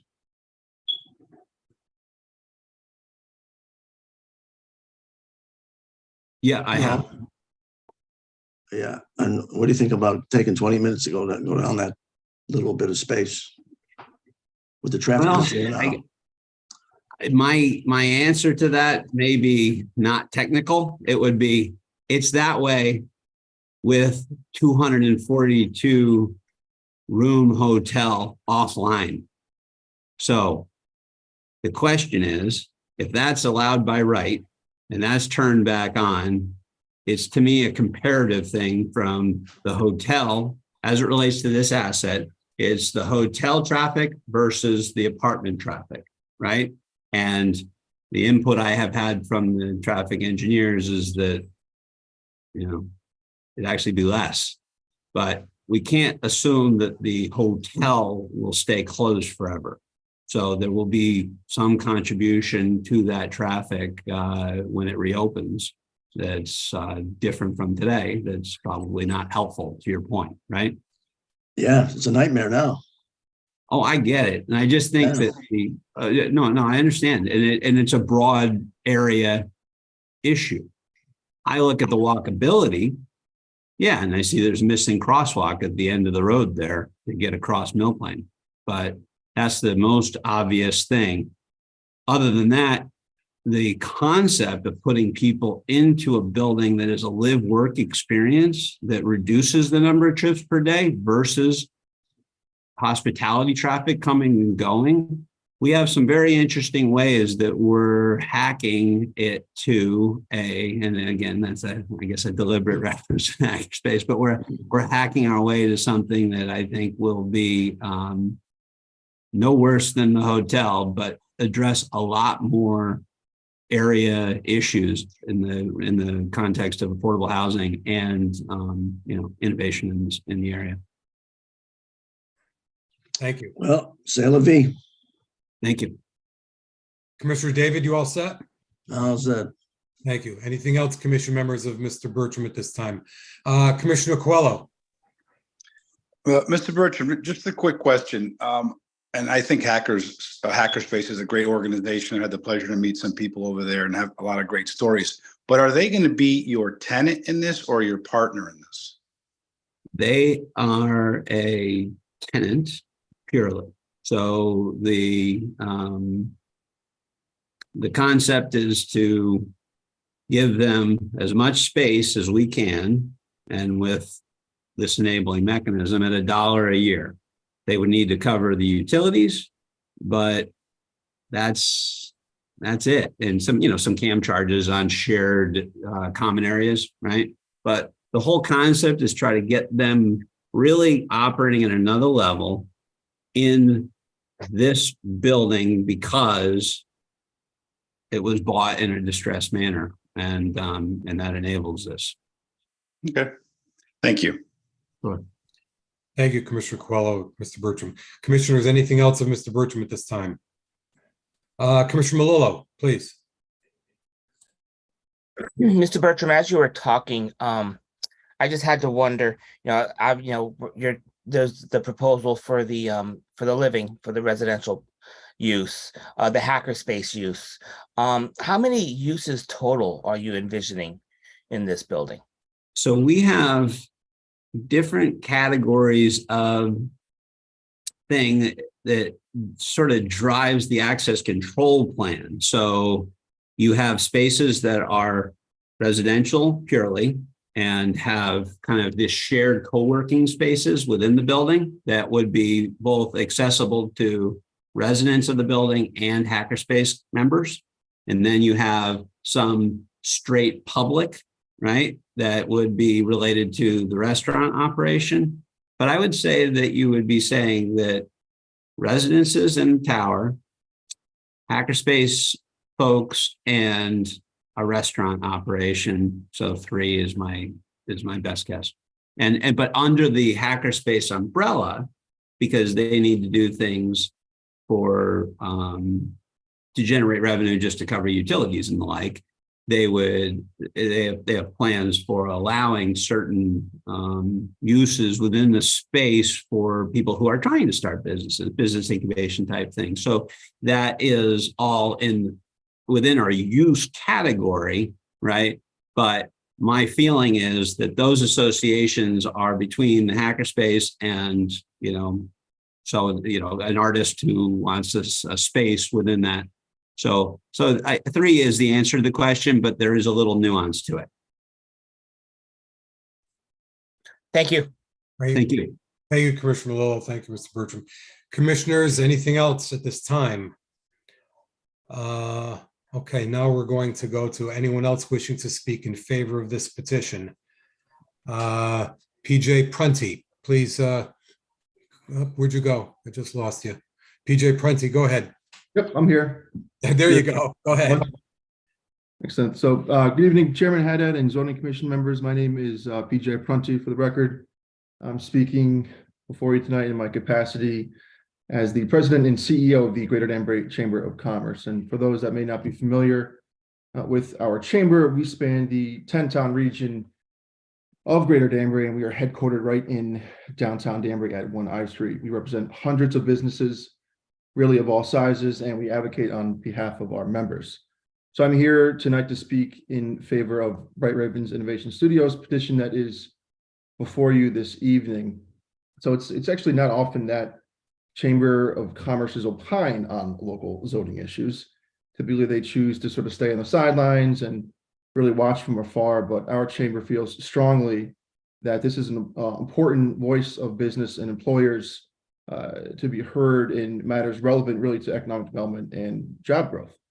So our chamber feels strongly that within this proposal, there is opportunity for our city to send a message to businesses of all sizes and all industries, whether they be solopreneurs, mid-sized businesses, large corporations, that we are aware of the importance of the type of housing that is needed for our economy to continue to grow, particularly a focus on workforce housing, which was briefly mentioned tonight, of which we believe this model fits perfectly with the desperate need to create suitable housing for our current and our future workforce. So our chamber hosts an annual economic outlook forecast type of event, and without fail, every year, the metrics come in that Danbury and the Greater Danbury labor market consistently ranks as the lowest unemployment rate in the state every year. Now, clearly, that does not happen by accident. That happens because here in Danbury, our elected officials, including yourselves, work hand in hand with business and industry to understand the importance of what we see as the big picture of our regional economy. So in order for our city to continue to prosper economically and be the leading example of what a strong and more importantly, a diverse economy looks like, we need to provide opportunities for our employers to attract employees. Innovation Studios provides this opportunity. Now, ironically, I had a meeting today with Nuvance Health, which their offices are probably a 9-iron away from on top of the Crown Plaza to hit, as they are that close. And I met with the Assistant Vice President of Talent Strategy, and without a doubt, their biggest challenge as a network as a whole is recruiting and retaining employees. There's no shortage of available jobs, that was for certain in that conversation. But a critical piece of the recruitment effort is providing housing that is suitable for their current and their prospective employees. And you could argue the same thing goes with Boehringer Ingelheim. For using a 9-iron for Nuvance, we probably need a 3-wood to get to BI's headquarters from this particular location. This type of housing being proposed, particularly for young creative thinkers, would fit well into the recruitment efforts of many of our corporate partners who collectively employ thousands of our current and future neighbors and taxpayers. We have our small to medium-sized businesses as well who would benefit from this tremendously, this particular use, and I'm sure you'll hear from several of the entrepreneurs who would love this concept to come to fruition in our city. Lastly, to wrap things up, I had the opportunity to serve on the city's recent plan of conservation development, as well as the affordable housing plan, which was mentioned several times tonight, which, as you all know, is a very well put together documents and by the respective committees and the staff at City Hall. Certainly a lot of time, energy, and effort went into that. You know, one of the themes that consistently came up in our conversations in both of those meetings was the importance for younger adults who are starting their careers and being able to have ample housing opportunities that are in line with what they want and can afford. Ideally, we would love to be able to see local graduates from WestConn or Naugatuck Valley land local jobs with local employers and reside within the city of Danbury. So in summary, the Greater Danbury Chamber of Commerce, we strongly support this application from Bright Ravens Innovation Studio, and we appreciate your consideration to approve. I appreciate everyone's time this evening, and to the commission, thank you for your service to our city. Thank you, Mr. Prunty. Commission members, any questions of Mr. Prunty at this time? Commission members, thank you very much, Mr. Prunty. The next hand I see is Michael Kolechny. How do you say that last name again? You've been my neighbor for 20 years, and I don't know how to say my last name. So, it's Kolchny. So Okay. my name, I'll be quick on my remarks. My name is Mike Kolchny. I'm the co-founder and co-director of the Danbury Hackerspace, soon to be renamed the Danbury Makerspace, which is friendlier and more representative of what we do now. I live in Danbury and do to thrive, and I've been a resident of the area since 1976. I care deeply about Danbury, and that's why John Gatron started the nonprofit Danbury Hackerspace in 2012. Been fortunate to have the 158 Main Street location since 2013. Over the past 10 years, we've helped hundreds of entrepreneurs start and build their companies. We were originally part of CT Next, part of CT Innovations, and we now run our own incubator program. We have patent attorneys, industrial designers, and all kinds of people on staff to be able to help. We've also helped hundreds of artists and makers get access to 3D printers, CNC routers, and industrial lasers to make their art and projects. We've taught hundreds of people CAD so they could use the equipment. Okay, all of this for free. Okay, we started 3 free summer camps that we've kept under the radar because we want kids that can't afford camp to be able to attend. We had 170 kids before COVID attending our maker camp, our robotics camp, and our teen innovation program. During COVID, we guessed early that it would happen. I wound up buying all the plastic I could find. We made 9,000 face shields and distributed them to 10 hospitals, first responders, and nonprofits. Okay, we were shut down during that time because we lost 2 members to COVID that are my age. We reopened last October. When we geo-mapped the people that paid for memberships, we charged $50 a month for 24-hour access. We found that they came from 35 different towns in the region. We have people coming from Westchester to Danbury to use our 2x2 CNC. When we have a 4x8 CNC, we'll attract people from even further. So we've been looking for a location, as Dan said, for more than 8 years, and now we have the opportunity to help more companies offer a wood shop, give artists and entrepreneurs access to more prototyping equipment, offer low-cost studio space, and office space for startups and artists and more. Bright Ravens and Dan are offering more than 25,000 square feet of the building on 3 floors to the Danbury Hackerspace. We'll be one of the biggest innovation centers in New England. Okay. John and I have put more than 10 years of our lives into this opportunity. We've been rewarded by hundreds of companies and artists that have incubated and used our facility. Some of them will be speaking tonight. We are the only Danbury area winner of the DECD Community Investment Fund grant. Okay. Half will be used for equipment, half will be used for the fit out. And we'll have really advanced prototyping equipment. The grant was awarded to projects they consider transformational, and this project is definitely transformational. Okay, the Makerspace will be part of a new state program called Forge, where inventors get help with their prototypes, and this is from the governor, and help them build a company around their product. We're also in talks with the Economic Development Agency for an additional incubator grant that will double the amount of money that we've been awarded. This grant is also contingent on the change of use to apartments and a donation of the space by Bright Ravens. The funding will enable us to successfully run this project at a much larger scale than we've already been doing. We are not the only makerspaces in the state. There are about 9. The one in Hartford is located in the G. Fox building. Okay, and the one in New Haven is most successful in the state. They have 575 members. That's called Make Haven. We are all a network of spaces. We all share information and work together during COVID. I'm also a landlord in Danbury, and I've been horrified by the increase in rental prices.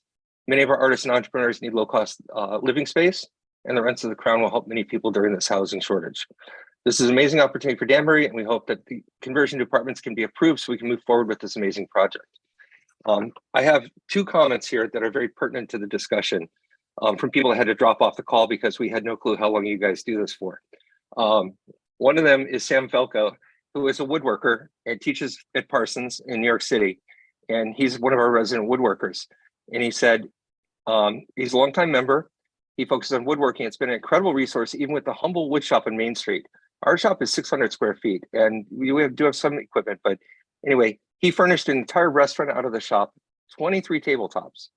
Okay, at the new space, he can accomplish even more. And to address something you guys talked about before, let me find Keith. Okay, Keith he's an ebook and print designer. He's a global specialist on accessible ebooks. And he's a single dad now. His kids are in college, and he's not only interested in moving into the space. He has kids. He basically is looking to downsize and live in the apartment because he'll have a 2-minute commute to where he can work. So this is a crazy opportunity. Dan's looked at so many buildings with us. We really appreciate the consideration for this. So, okay, that's really my remarks on this. Thank you. So let me ask you a question, and it doesn't have any bearing on this at all, this approval or petition at all, but your grant is contingent upon this project's approval? Well, the first one we could probably do in another building, but is based around this use. Dan has given us a letter that basically said that no matter what the use, that we'll wind up with the space. But the EDA grant is pretty much dependent on us being in this building. I was just curious about that. So let me address that, Ted, if I may. May I? On rebuttal, I think we have. Okay. I'll make a note. But there's a very specific answer to this material, so I'll make a note. Please make a note of that. Any other questions of Michael at this time, commission members? Okay, you're good for tonight, Mike. Thanks. So I see Kiera. Do you know Kiera? Yeah, she's upstairs. Okay, Kiera, why don't you go ahead, introduce yourself, and go ahead with your presentation. Oh, unmute. I've had Zoom classes recently, so I don't know why I didn't know how to unmute. You're good. Go ahead. So I'm Kiara. I'm a recent college graduate from Trinity College up in Hartford, and as about a 22-year-old, I'm looking for affordable housing, and this project is really appealing to me, not only for the affordable housing, but also because of the community that this place will foster. I'm a musician and I'm aspiring to be a songwriter.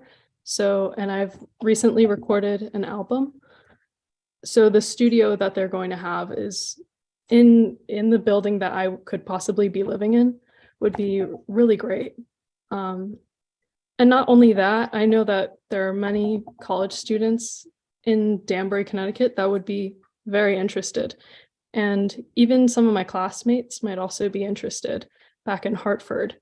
So I think this is a great opportunity. And as a recent graduate, this is a great project. And I hope that I can see it come to terms.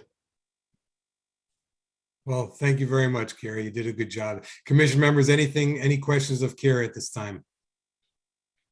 And good luck to you on your career. Sounds exciting. Next person I see a hand is Jason Clements. Unmute and take Yep. it away. Can you hear me? Good. Yeah. My name is Jason Clements. I'm with Performance Rigging Solutions and Hat City Axes. I've got two companies here in Danbury. I started my companies originally with the help of the people at the Danbury Makerspace. When I moved back into this area after being on the road, I used to tour with Cirque du Soleil and a lot of other companies, a lot of other groups. My company, Performance Rigging Solutions, we build indoor adventure parks, circus schools, outdoor attractions. We design and built thrills here in Danbury. I just finished an attraction at the Olympic Park out in Utah. My company in the last year has tripled in size. We now have 8 employees. 3 of the employees are commuting from Stamford and Trumbull, and they're looking forward to the opportunity, if this opens up, that they can move up here, because these are 20-something-year-old kids that are looking for affordable housing in the area that they can't do it. And they're all makers themselves. So they have their own little side projects and crafts and things that they want to try and develop, and businesses they want to develop themselves, that the Innovation Center is going to give them the opportunity to do. So we're really looking forward to this whole concept being developed because it'll help my business and make it a lot easier for my employees to fulfill the things that they want to do. That's all. Well, thank you very much. Commission members, any questions of Mr. Clemens at this time? Just a quick question. Is that head behind you, is that anybody that we know? Anybody? It helps to quell dissent. Former employee, I'm thinking, Ted. He was the dead body floating in the East River from Politically Incorrect when I worked on the TV show. Oh, really? Yeah. Oh, wow. What's his name? Giuseppe. Thank you. Next I see in line is Nick Bertram. Unmute and go ahead, Nick. Hello, everyone. Thanks for letting me speak today. Absolutely. I've been working on this project for a while, from the start with my father on this. And projects like this are the reasons why I'm in this business.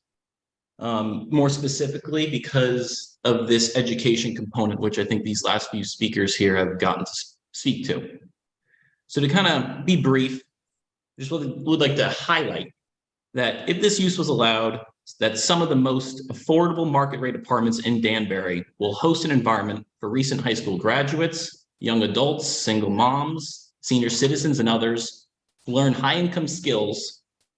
It will increase the supply to an already supply-constrained community, and it will create opportunities for some of this community's least fortunate, who may be fearful of college debt or who may already be buried in it. So I'd really appreciate it if you highly considered the educational component of this, as well as the reality of what these studios and what the market will dictate for them. Thank you. Thank you. Commission members, any questions of Mr. Bertram, Nick Bertram? Thank you very much, Mr. Bertram. Next in I see is Paul Heery.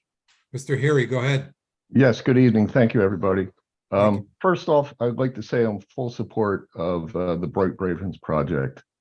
This is exactly what Danbury needs to attract young adults to our area. It's also going to provide some much needed activities and changes for those of us already living on the west side. I believe that the west side of Danbury and the Bright Ravens location in particular is actually better suited to attracting young people or young adults to the downtown area than the downtown area.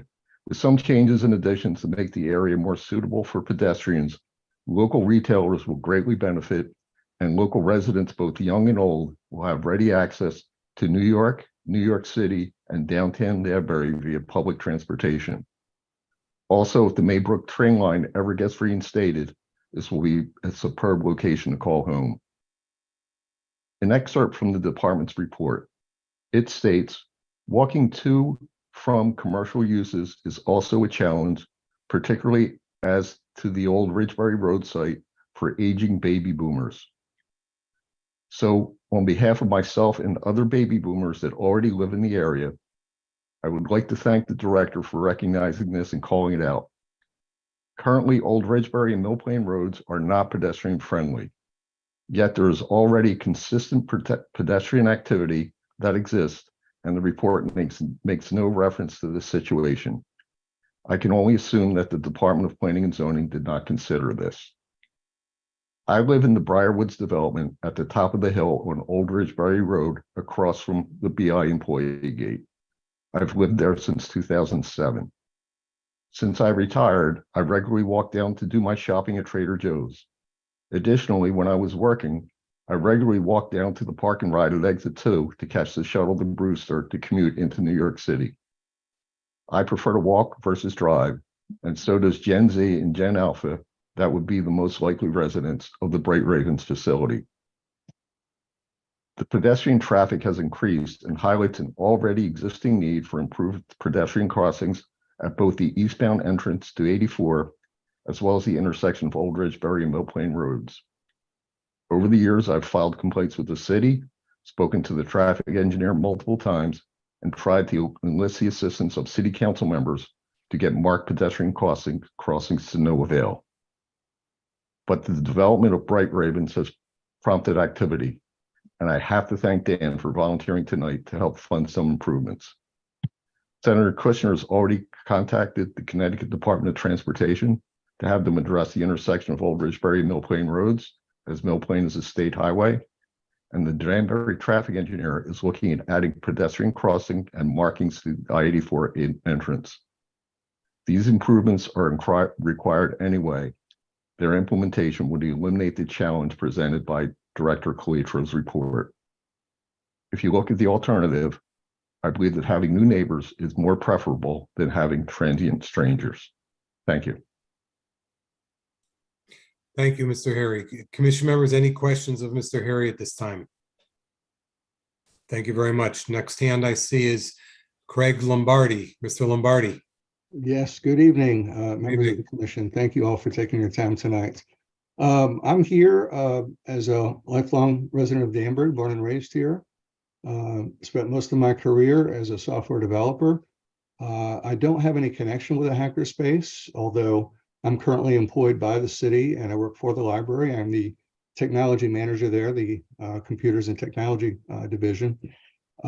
I love this project and I support Bright Ravens because quite simply, I want to retire there. I've got about 4 years before I plan to retire, and I will downsize from this 3-bedroom house and simplify my life. And I want to be surrounded by a community of folks who are collaborating on projects. I will have my own side hustles.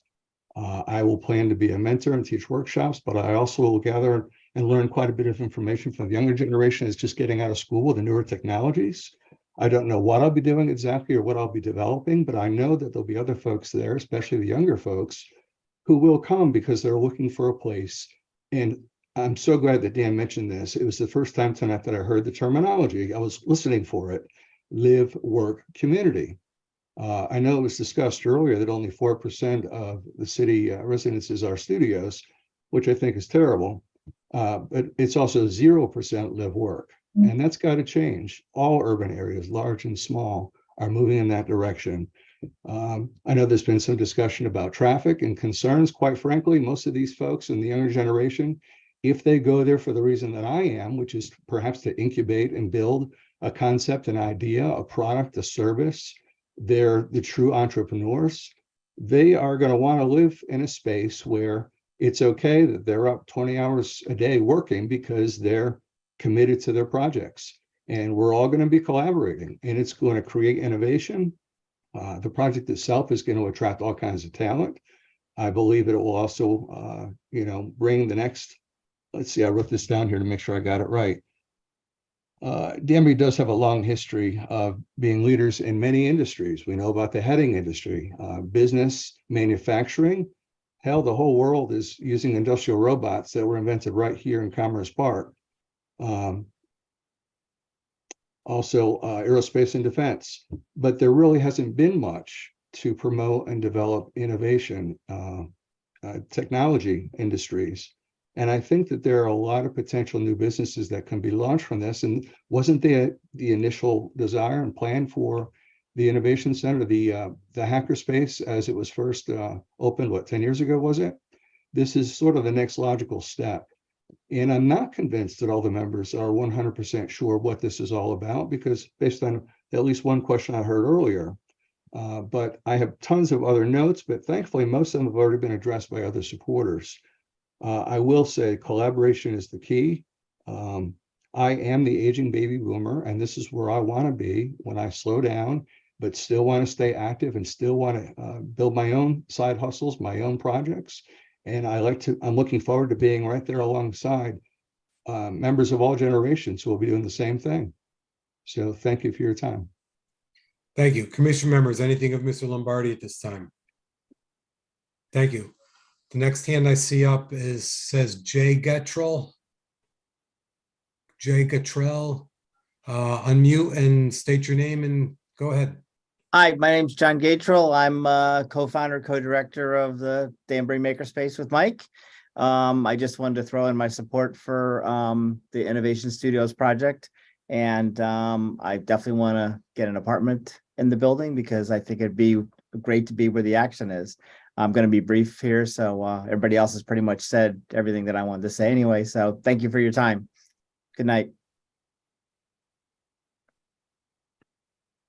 Commission members, anything of Mr. Gettrell at this time?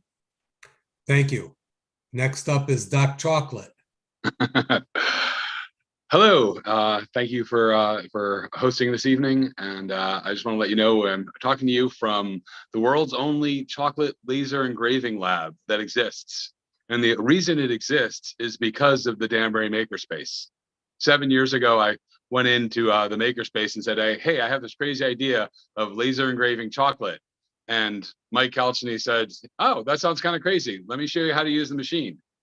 And from that, we incubated our business and got it off the ground. And 7 years later, here we are. So I'm really excited about the potential of the Makerspace being able to move to the new location. And being an entrepreneur, being a serial entrepreneur, it's very lonely out there. And having a community of people that you can bounce ideas off of, that you can work around, it's huge. And the amount of other business ideas and the improvements of people's businesses that I've seen just from showing up to the Makerspace and being part of that community is tremendous. Having this, ability to live in the building as a recently divorced person, I love the idea of being able to go move there and, think about what I'm going to do next on my next entrepreneurial journey.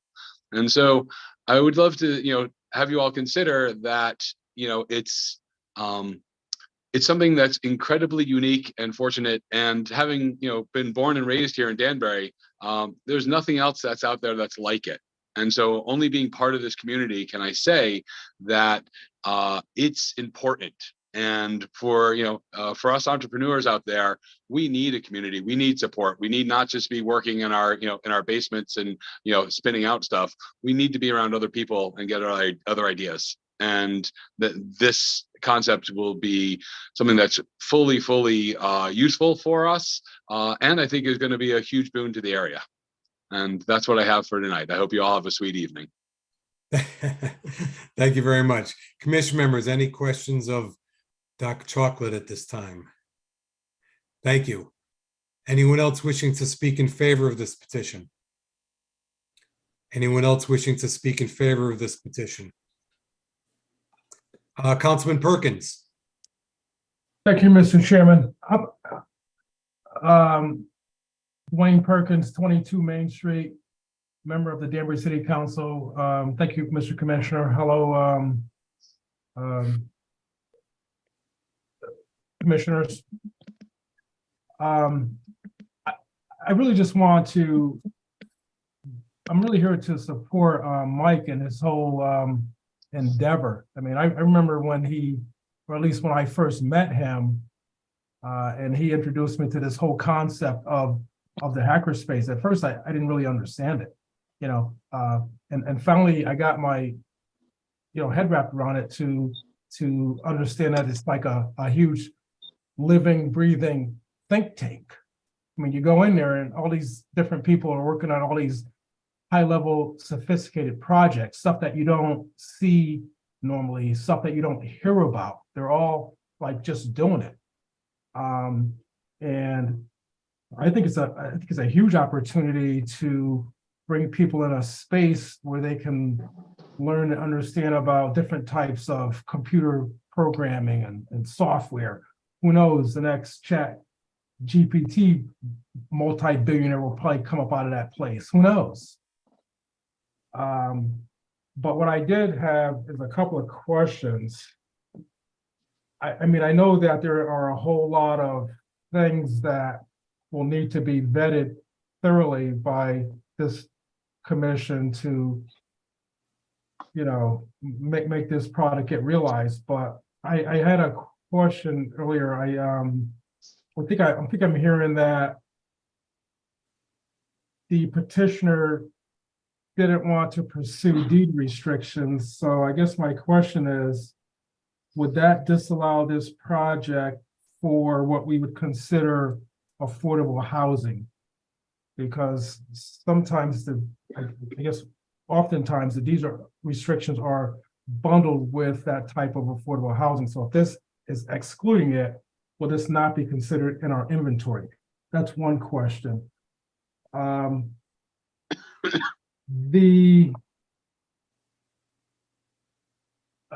guess another question is, will some of these spaces be built out to be subsidized for participants of the hackerspace? So we've talked about certain types of hackerspace concepts before, and a lot of times what they'll do is they'll invite a cohort of people in to work on certain types of projects, and they'll kind of subsidize the housing for them to make that living expense cheaper, and maybe even parlay that into some type of potential profit function from their invention. So I just want to know, are these units going to be subsidized for members of the hackerspace? And I also believe that I heard there's a possibility that the hotel could be reinstituted. So there could be the apartments, hackerspace and all, and the reintroduction of hotel rooms. I'd like to know if that's true or not. They will have a kitchen, a restaurant. I'm not sure if there will be a bar and nightclub, but I also want to know if this venue will have kind of event space for different types of events. I've heard one of the young ladies mention that she was a performer, so it could be fitting to have some type of venue in there for performing arts. That's another, and I believe, Mr. Chairman, that's my final question. Thank you. Commission members, any questions of Councilman Perkins? Councilman Perkins, I could address some of those questions. I'd rather not. I think the attorneys will address that on the rebuttal as it relates to the affordable and entertainment space, banquet space, things like that. Before I go on to the next one, which is speak in favor, can I ask Doc Chocolate to unraise your hand and put your mute back on, if you could, please? If you're still out there. There you go. Thank you. Take your hand off too. Unclick your hand. Anyone else wishing to speak in favor of this petition? Anyone else wishing to speak in favor of this petition? Anyone else wishing to speak in favor of this petition? Is there anyone wishing to speak in opposition to this petition? Mr. Chairman. Councilman Rotello. Thank you, Mr. Chairman. For the record, Paul Rotello, 13 Linden Place, Danbury. You know, we're looking at two things through one telescope. We're looking at an intriguing project to convert a disused hotel, an empty hotel, to something that sounds like there is a tremendous amount of support in the community. And that's an interesting idea that's probably better handled through planning. 90% of what we've heard tonight in favor of proselytizing really for this project is something that would be more appropriate for the Planning Commission. But we're also looking at a legislative issue here, and that is, you know, what do we do in Danbury with a narrow band that goes from New York State to the eastern border of the city of CA 80 and CA 20 in industrial land that really can't go any other place. It can't go north or south. The systems for the removal of waste and water delivery and roads and things like that just don't exist in the northern and southern parts of the city. They pretty much exist in this narrow band from west to east or east to west. And that's where we find ourselves tonight. We can put residential properties anywhere in the city. There's residential land that's going begging in the southern part of Danbury. It's going begging in the northern part, and even partially in the western part and the eastern part. But you can't really put commercial properties and industrial properties anywhere but essentially the I-84 corridor. So what do we do when we're in a situation like that, where we have this almost limited by geography and by not happenstance, but by decades of planned development? What do we do to protect that, assuming that we have decided that we need those parcels? And I think that we have made those decisions. Somebody mentioned that Danbury was a hat making powerhouse. And 50 to 75 years ago, that began to change, and the city, kept up with that and turned itself into a retail powerhouse, into defense powerhouse, and a affordable healthcare and high-tech healthcare powerhouse. And that was not by accident. That was by design, sacrifice, and a lot of hard work. Those parcels, those factories, those office buildings can't go anywhere. They can only go in a certain part of Danbury. So if we feel that they're important, I happen to feel that they're important. What do we do to nurture them, let alone once we've had them, protect them? And probably the thing that you don't want to do is dilute them. And that's why we're here tonight. We're not really here tonight to talk about how great a hackerspace is, or how much there's a need for studio apartments or one-bedroom apartments, or how walkable the west side of Danbury is or isn't. The question is, what do we do with a CA 80 zone? Do we protect it, or do we dilute it and turn it into something else? And the petition in front of us tonight is to turn it into something else. I happen to think that's not the proper direction that we should be going in. Yes, it's true that the language was written so narrowly that it only affects this parcel and one other parcel. But that wasn't written to benefit Danbury. That was just written to benefit this parcel, to make it easier to pass. The fact of the matter is that having 6 acres or 9 acres or 4 acres is, I mean, a piece of ambivalence that someone else after this, assuming it passed, could come along and challenge and say there was no particular reason why it had to be 6 acres or 9 acres or 7 acres or 5 acres. It could be on my particular parcel. I don't have a parcel. I'm speaking hypothetically. It could be 4 acres or 3 acres or 2 acres. And then we lose another section of CA 80 land, or as I think Director Calitro mentioned, even perhaps CA 20, CG 20 land. the decision in front of the zoning commission tonight, and again, this is not, my comments should not be construed as a judgment against the validity of the project. It's just a reminder that the zoning commission is not here tonight to decide on the merits of the project. The zoning commission is a legislative body that decides, like the plan of conservation and development, what should be done throughout Danbury. And a change in the zone affects more than the specific nexus. It affects all the zones that are the same or similar. And does the zoning commission want to dilute CA80 to add residential? I can tell you this, that from hard experience, that when you, on the west side in particular, actually, PJ mentioned a 9-iron hitting the summit. When you have a mixed use development, the summit used to be in an area that was exclusively industrial, and it's now mixed. And it was a phased in program supposedly that was going to last 20 or 30 years, but as things happened, residential was built first, and now the residential is finished, and now they're moving on to other things, and to the intense interest of the residential residents. They are now finding out that they don't live in an exclusively residential area, they live in a mixed area, and they're not taking that very well.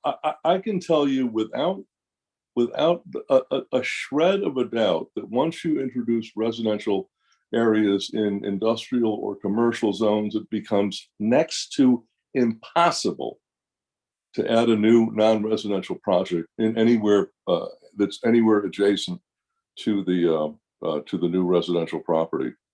If you want to destroy an industrial area or a commercial area, the easiest way to do that is to build some condominiums or single family homes, allow them to go in, because the next guy that comes along and wants to build a cement factory or an office building or something that the city would desperately need to function as a mixed community and not a bedroom community like Easton or Reading or something like that.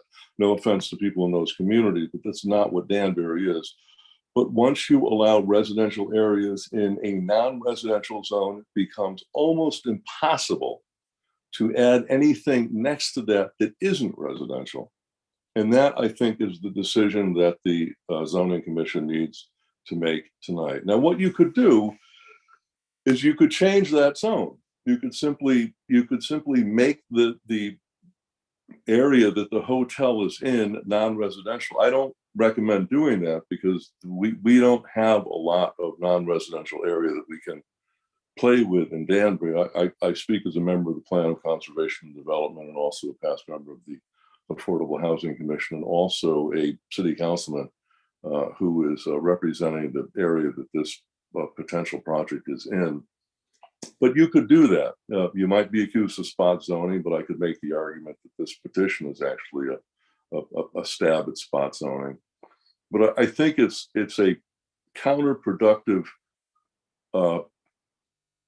road that we would go down at this point that would allow the introduction of non-commercial, non-industrial residential areas in a CA80 zone. It is just it's a bad precedent. It's going to lead to dilution. I certainly appreciate the issues that people are having housing people in Danbury, whether it's Nuvance or dozens of other companies that we have desperately tried and successfully tried to bring to Danbury. But again, Danbury is one of the largest in terms of geography cities in the state of Connecticut. We have over 40 square miles of area, and we have lots of places that we can build houses in. We have very few places we can build companies in, and this is one of them. And I think the zoning commission needs to take that into a very strong consideration. Thank you, Mr. Chairman. Thank you, Councilman Rotella. Commission members, any questions of Councilman Rotella? Commissioner Coelho. Yeah, Councilman Rotella, thank you for your comments, but are you for or against it? I was kind of confused. I didn't, I appreciate, if I may respond, Mr. Chairman, I'm not sure how we're doing this. Well, usually not, but I'm curious as to the answer. Yeah, the project itself in a vacuum is intriguing to me. I don't have a problem with the project. It is the zone change that I'm taking issue with. So what we're here tonight, in actual fact, is not about the project. All we've heard about essentially is the project. But the real reason we're here tonight is to address a request to add an amendment to change a zone, and that is what I'm against. As far as the project is concerned, the makerspace, the dozens or hundreds of efficiency apartments, studio apartments, that is a probably a positive step for Danbury. But in order to do that, if it means changing a zone, if I were on the zoning commission, I would have to vote no. Thank you. I hope that answered your question. Councilman Rotella, they're not looking to change the zone. They're looking to add something as a permitted use to the existing zone, which is CA 80. Well, I mean, with all due respect, Mr. Chairman, to me, that's a distinction without a difference. You're watering down a commercial zone, and you're allowing non-commercial use in a commercial zone. And when you do that, you've taken 6 acres off the table. Anything else, Commissioner? Any questions of Councilman Rotella at this time? Thank you. Anyone else wishing to speak in opposition to this petition? Anyone else wishing to speak in opposition to this petition? Anyone else wishing to speak in opposition to this petition? I see a hand go up. Melvin Paulino. I think he was here on another petition. Hi, Yes, did you want to speak Yes. on this petition? Yes, I'm here for another petition, but just hearing this, I just wanted to, I agree with the previous speaker. He's kind of right in the fact that you got to be careful how you change the zones, because I also have clients. I had a client that has a parcel of land, and the only thing he can do there is make a hotel, right? Well, he wanted to make single family studios, apartments, but that zone won't allow it. It's almost the same idea that we have here, except for the hackerspace. Again, the project is amazing, and I think it'll work, and I do believe that we need more studio apartments in Danbury. But zoning is made for a reason, and to add something to it may affect Danbury in a not so good way. That's all. Thank you. Commission members, any questions of Mr. Paulino at this time? Thank you. Anyone else wishing to speak in opposition to this petition? Anyone else wishing to speak in opposition to this petition? Anyone else wishing to speak in opposition to this petition? So now I will call on Attorney Beecher if he wants to answer any questions in rebuttal. And I think Mr. Bertram did want to respond to one of those specific questions too. So Mr. Bertram, you stay there and we'll wait to see when Mr. Beecher wants to introduce you or not, maybe now or maybe at the end. Attorney Beecher, go ahead.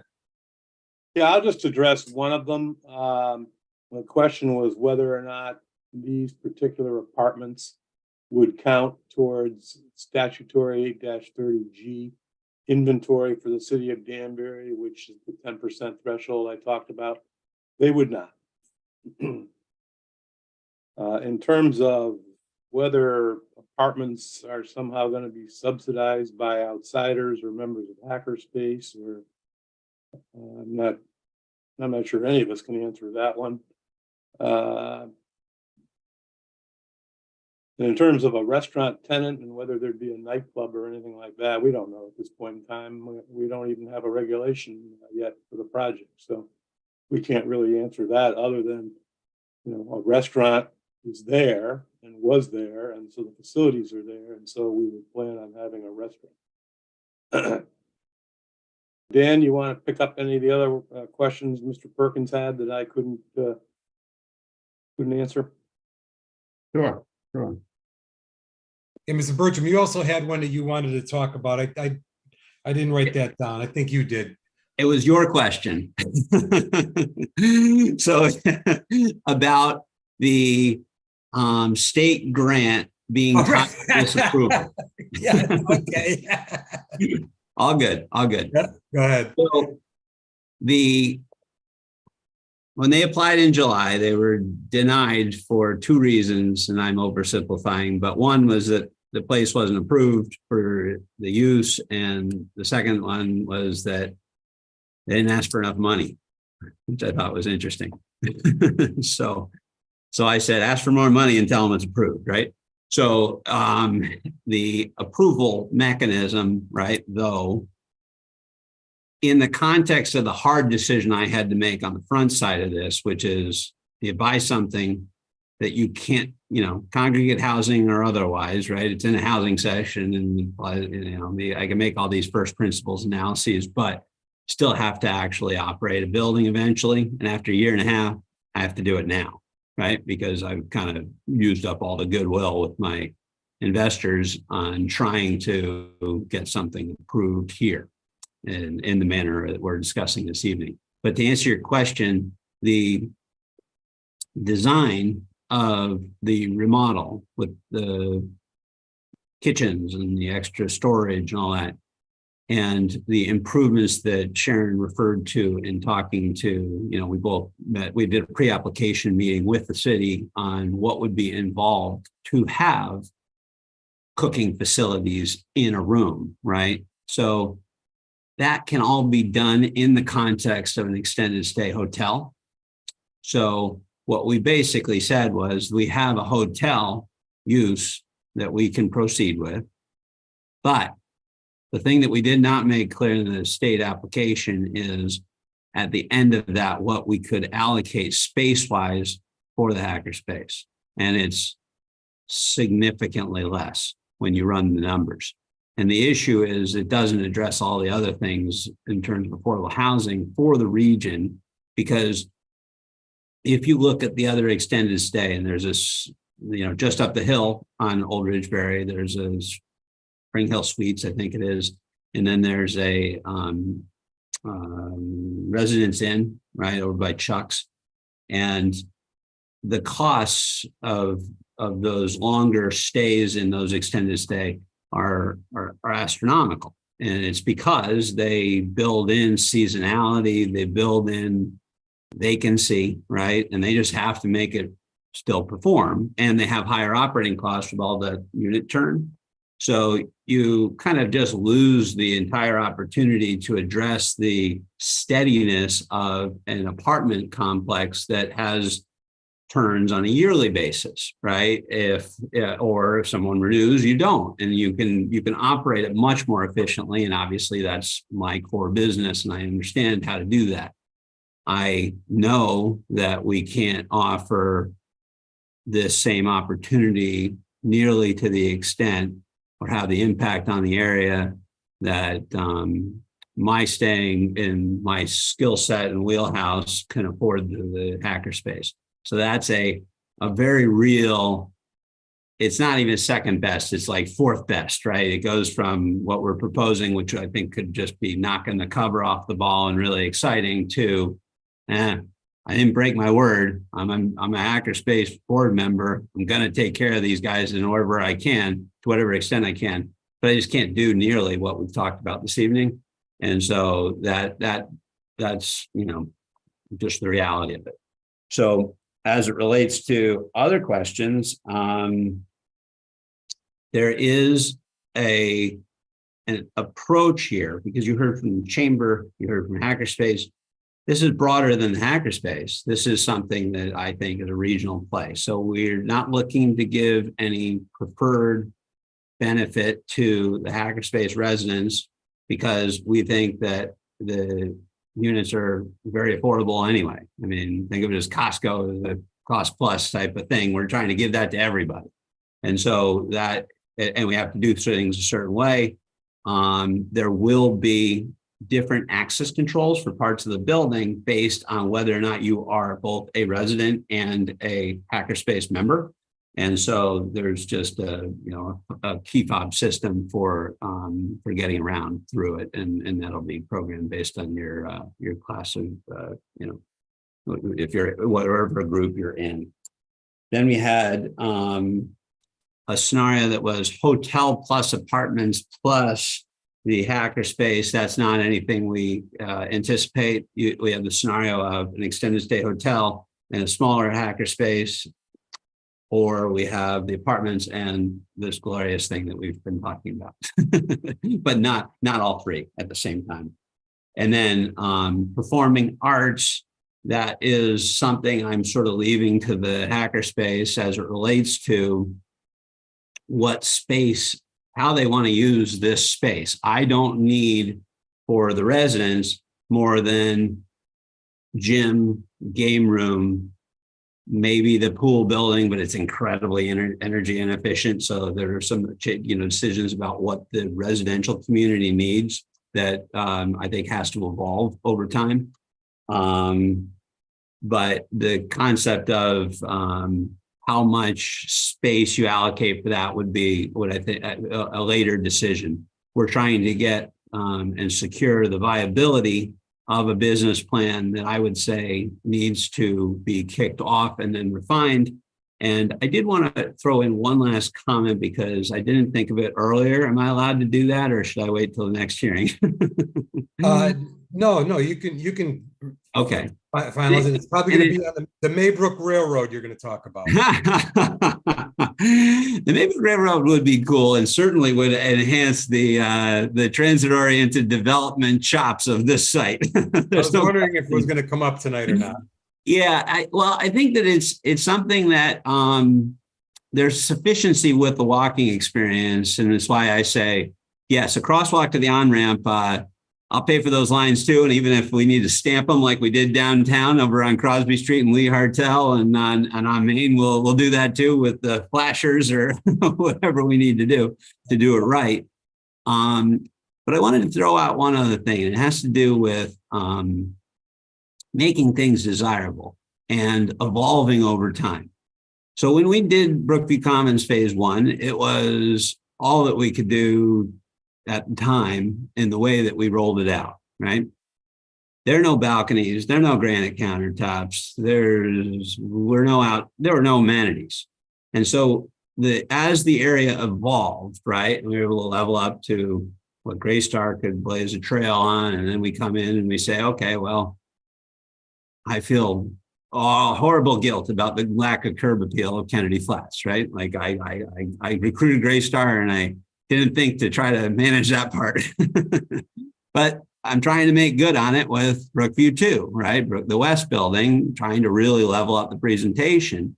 And while there are no open space requirements there, we have every motivation, and we've taken great steps and gone to great lengths to do the pool on the second level overlooking Main Street, the rooftop deck, which overlooks all of downtown on the 7th floor, essentially, the bridges that go over the brook and give a whole nother park-like experience. This is all without requirements in the regulations to do it. And what we're trying to do is to be able to afford as many analogous things experience-wise that we can at the 18 Old Ridgebury Road Innovation Studios, namely at a rooftop deck that would be visible, that would bring outside life to the entry when you come in, and then other things around the grounds. We're highly motivated to make this tremendously cool. I like making things interesting, right? And trying to push the envelope of what is possible. And so we would do that again here with restrictions or not. It's very hard, and we'll come back with everything that we can to try to close the gap and do something, based on what Tom has laid out already. And hopefully, we can pull this off. So I appreciate the time. Thank you. So I guess Attorney Beecher, I don't know if you wanted to sum up anything, but I guess what we're looking at here is probably just as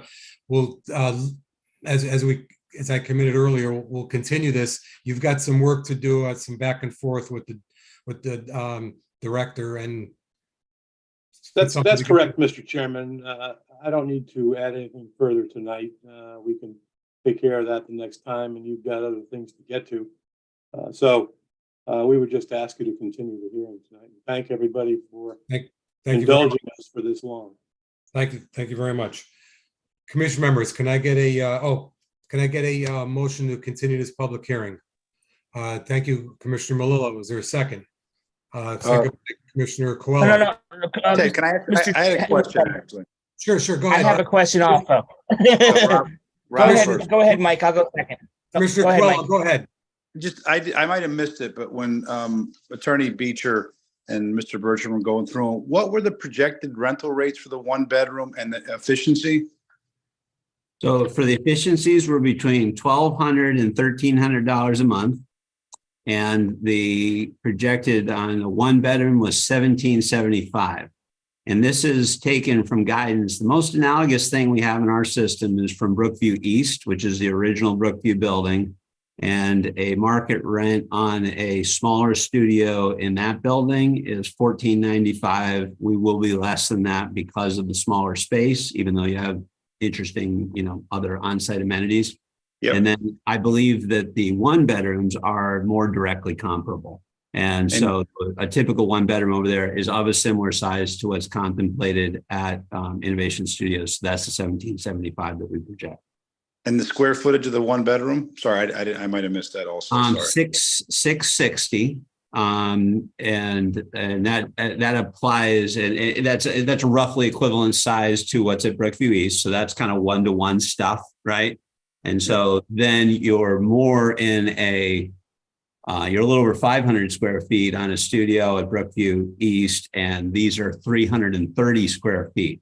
Now, that is a large, it's a large hotel room, and I've looked at a lot of other complexes because people want me to do this elsewhere.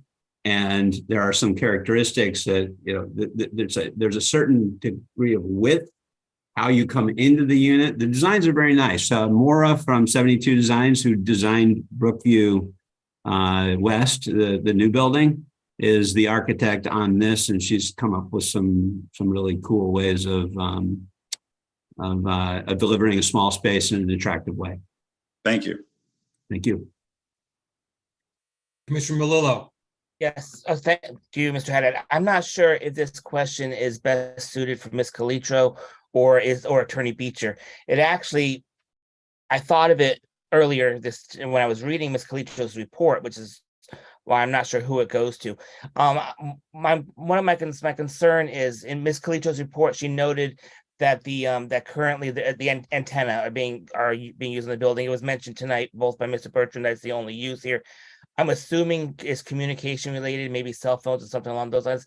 I'm wondering if there are restrictions should this be approved and it's converted over to residential use. Are there restrictions? Would those antennas then have to be relocated? Can they be on a residential building? I'm just curious. Again, Mr. Bertram, maybe you can answer.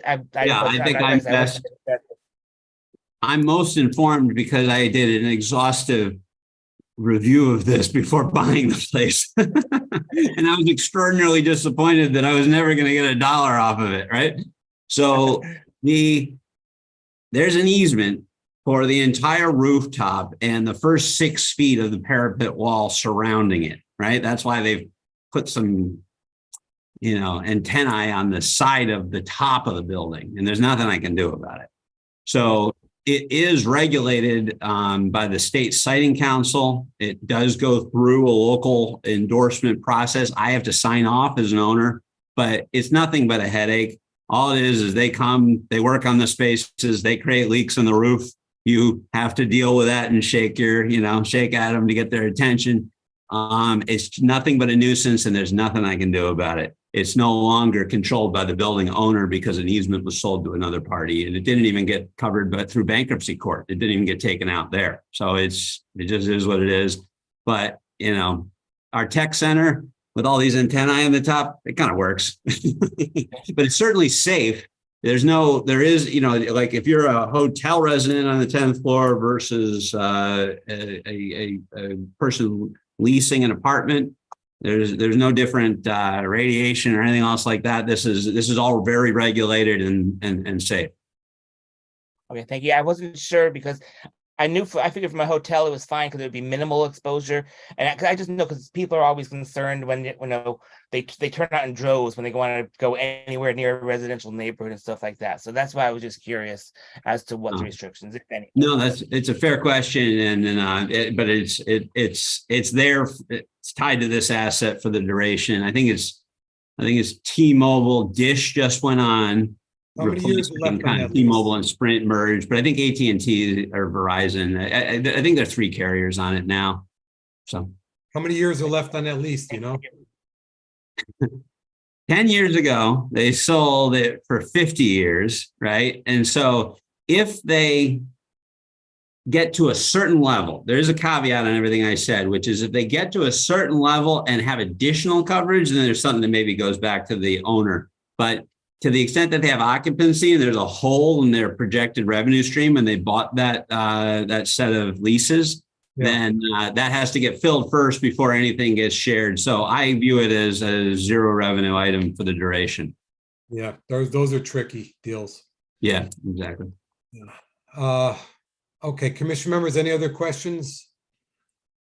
Commission members, any other questions? So now we'll look for a motion to continue this public hearing. Is that still your Commissioner Malillo? I'll make that motion to continue the public hearing now. Commissioner Malillo makes a motion to continue the public hearing. Is there a second? Second by Commissioner Jotty. Any discussion? All those in favor signify by saying aye. Aye. All those opposed? So we will continue this public hearing. Thank you. Thank you. By the way, let me also add this will be continued to June 27th, and I think we've got an extension we have to get agreed upon. Yes, I'll send in the letter. Thank you very much. And thank you, everyone. Thank you. Okay, paperwork out of the way. Thank you, everyone. Thank you. Good night. The second petition this evening is a petition of South Park Properties LLC, 130, 132-134, 136 South Street, J15059, J15058, and J15056 for change of zone from CN5 to CCBD. And I have that here, dated May 20th, 2023, to Theodore J. Haddad Jr., Chairman, Danbury Zoning Commission, and Arnold Finaldi, Chairman, Danbury Planning Commission, regarding South Park Properties LLC. At the web-based Zoom meeting held on May 17, 2023, the City of Danbury Planning Commission voted to give the above referenced petition a positive recommendation for the following reasons. The 2023 Plan of Conservation Development, POCD, and Future Land Use Map, FLUM, designates the subject parcels as appropriate for downtown mixed use. This complies with the recommended strategy to extend the CCBD zone, and the rezoning will provide opportunity for a mix of uses on these properties. Number 2, this complies with the zone change criteria in section 10I3 of the zoning of the regulations because of the density permitted by CCBD and is compatible with the surrounding residential densities. These parcels are accessed from a busy arterial road, South Street. Public water and sewer services are available. The subject properties are relatively level, and if there are any wetlands, they would be assessed for any potential impact during the developmental process. The motion to give this a positive recommendation was made by Mr. Sylvain, seconded by Mrs. Hofstadter, and passed unanimously by voice vote with 4 ayes from Mrs. Hofstadter, Mr. Sylvain, Mr. Haas, and Chairman Finaldi. And Ms. Calitro, did you want to discuss your Sure. staff report? Sure. Thank you, Mr. Chairman. Thank you. So again, my staff report, I'm not going to read it. It's in the records dated April 10th, 2023. So you received this petition to rezone 3 properties. It's J15056, J15058, and J15059 from CN5 to CCBD. The tax assessor records show that lot J15056 contains a non-conforming 2-family dwelling. The J15058 lot is vacant and may have some wetlands as noted on the field card. And J15059 contains a single-family dwelling, which in the CN5 zone is a conforming use. The 3 lots proposed for rezoning comprise 0.829 acres. The area requested to be rezoned includes 0.999. I'm sorry, total is 0.999. And so the difference between them, which is 0.17 acres, is the portion of the right of way on South Street. So you move the lot to the middle of the road. Petitioner's counsel, Attorney Marcus, has provided reasons for the request in this petition, and a previous petition to rezone these properties to RMF 4 was withdrawn in favor of submitting this petition to be consistent with the new POCD, and I'll get to that in a second. So the location of the lots are just east of the intersection of Main Street, and I provided a map in my staff report. And they established the beginning of the CN5 zone, which acts as a transition zone between the CCBD to the zone to the north and west, and the residentially zoned land to the south and east. Those CN5 zone properties mainly front on the south side of South Street, just past the intersection of Colpit Hill Road, and there's a couple of them located on Town Hill as well. And then directly south of the properties, just so they understand, is that are the lands of Rogers Park. So that's the memorial area, and then Rogers Park building and the playing fields. City land is used for recreational purposes, is zoned in the RMF 4 and the RA 20, and the other lands further east and to the south are RMF 4 as well. So rezoning as being proposed would extend the CBD zone a bit east along the southern side of South Street. The corner parcel at Memorial Drive is actually zoned CBD. So we're just moving, the proposal in this petition is to move that line just a bit east. If the rezoning is approved, almost 24 properties would still remain in the CN5 zone to South Street, just past Colpit Hill Road. A change to CBD would allow, obviously, any uses to be allowed that are allowed in the CBD zone to be allowed on these sites. The CN5 is a neighborhood commercial zone and a zone in which multifamily units are not permitted and commercial uses are limited.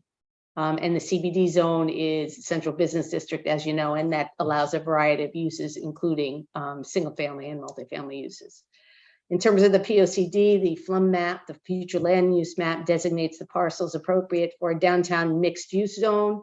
And I provided the definition there, and the strategy in the POCD is to extend the CBD zone, not just to include the TOD area, as was contemplated in the 2019 Downtown Danbury TOD study, but also in accordance with the FLUM as appropriate.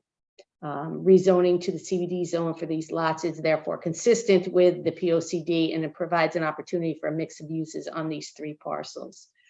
And then I talked about 10I3, which are the zone change criteria, and it's quoted from the section, and then there's a specific criteria and for multifamily and mixed use districts, and I won't read them, but the conclusion was a zone to the north and the west is CBD, to the east is CN5, and to the south is RMF 4 and RA 20. So a change to CBD zone is appropriate given the surrounding zoning. You have to find whether the site should be conveniently accessible to collector or arterial streets and transit routes, etc. And obviously the parcels are accessed from South Street, which is a busy arterial and a state road. Sites to go into these zones should be limited to those which will be served by public water and sewer, where capacity exists, and there are both of those utilities are available to these 3 sites. Development of slopes in excess of 25% should be avoided, and in these cases the subject properties are relatively flat level. And then also the sites which contain a preponderance of wetlands and sites which lie in the public water supply watershed should be avoided. As I indicated, the field card said that one of the sites had some wetlands on it, but obviously anytime a development would be proposed, we would look at that. And EIC if necessary at that time. Then the 3 parcels are not located in the public water supply watershed. So in conclusion, rezoning would extend to a CBD zone would extend the existing district and, in our opinion, consistent with the POCD FLUM and the zone change criteria, and therefore we had no objection to this request. Thank you. Thank you. Commissioners, any questions of Ms. Calitro at this time? Thank you very much.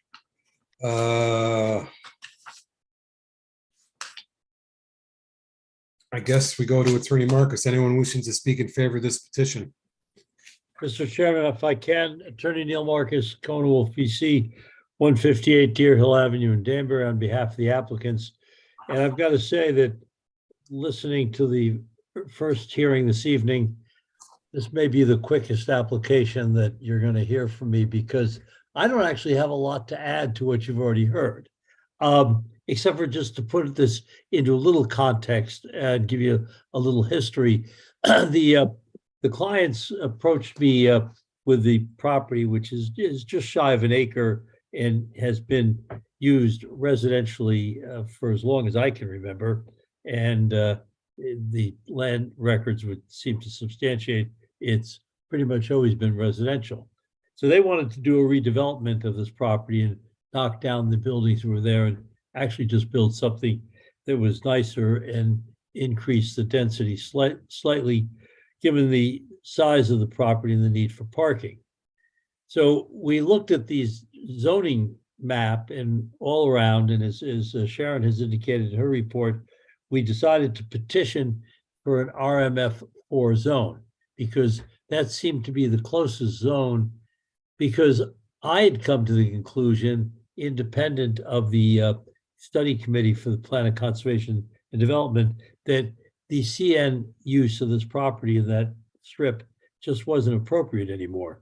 That neighborhood didn't lend itself to small commercial uses. A, they're harder and harder to come by these days, and B, you're right at the bottom of Main Street, which is all commercial. So I ventured towards the RMF4, and then luckily, as we filed that petition, the Plan of Conservation Development was adopted, and Sharon quickly pointed out that this area of the south end of Danbury, Southern Main Street, was dealt with in the plan, as she has explained in her staff report. And I read it, and I said, in my mind, the RMF4 would be inappropriate based on the Plan of Conservation Development, which was right on to the use that I thought and my clients were looking for was the best, highest and best use of the property.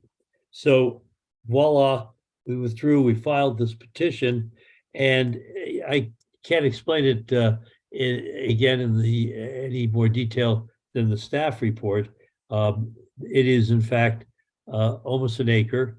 It is right next to the current CBD zone, and it is intended to become the CBD zone in the Plan of Conservation Development. And then while I'm doing all this, on the front page of the Danbury paper comes an article about 30 Main Street in the Nolan project. And that's spot on with what we're talking about here, that now we have an entire section of Danbury, which, though it's been somewhat residential, has started to not deteriorate, because quite honestly, these properties are well kept, but they're just aging. And it would be terrific to be able to update them and put in some more modern housing.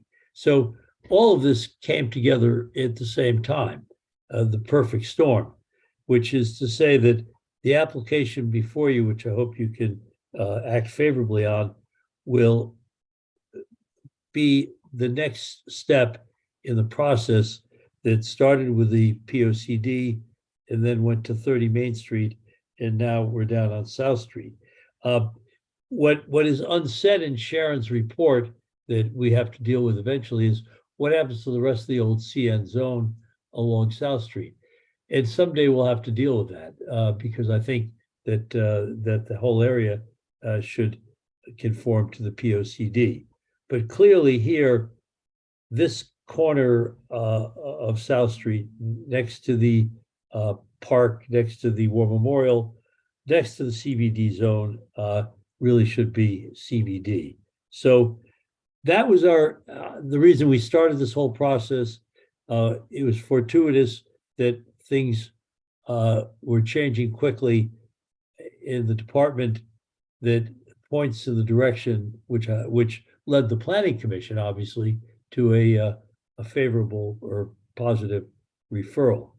So I'm happy to answer any questions, but I think that that the application is pretty self-evident at this point, based on the good work, the hard work that the planning staff has done. So I appreciate that they've taken away a lot of my presentation, because that is my presentation. Thank you. Thank you, Attorney Marcus. Commissioner Melillo. It's a traditional zoning. Yes, it That's is. right. We're holding true to tradition. I think I have two questions. Maybe Yes, it's sir. three, but I think it's two. So first off, I just want clarification, because the reasoning for the Planning Commission one of the reasons was noting that will provide opportunity for a mix of uses on these properties.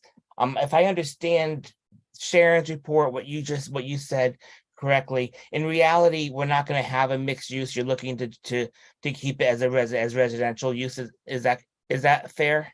The original presentation to me was, it's been residential, we'd like to keep that. But however, the opportunity of the CBD zone on this does allow my clients, if you passes, the opportunity to go back and look at that. And I agree that with the Planning Commission, that's an opportunity that they really didn't have before in the CN zone or in the RMF zone. So this is, I agree with them. I can't tell you, Bob, that they're going to change their position, but they would certainly be smart to think about those opportunities. Okay, so maybe it's like a 98% probably remain, but there's a possibility that they may go with a different use. I would say, yeah, it's a 90 to 90%, 90 to 99%.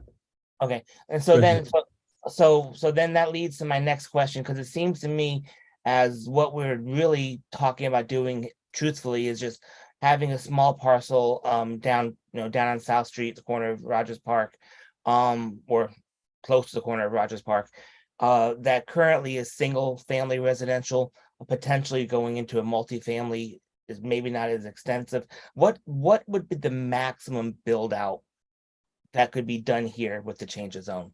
Well, first of all, when you say it's single family, it's not really. It's been multifamily for many years. These are. Well, no, I know. Well, there's one 2-family that's non-conforming. Then there's a single family, but then that vacant lot would be single family. So I recognize right now there's a 3-family home.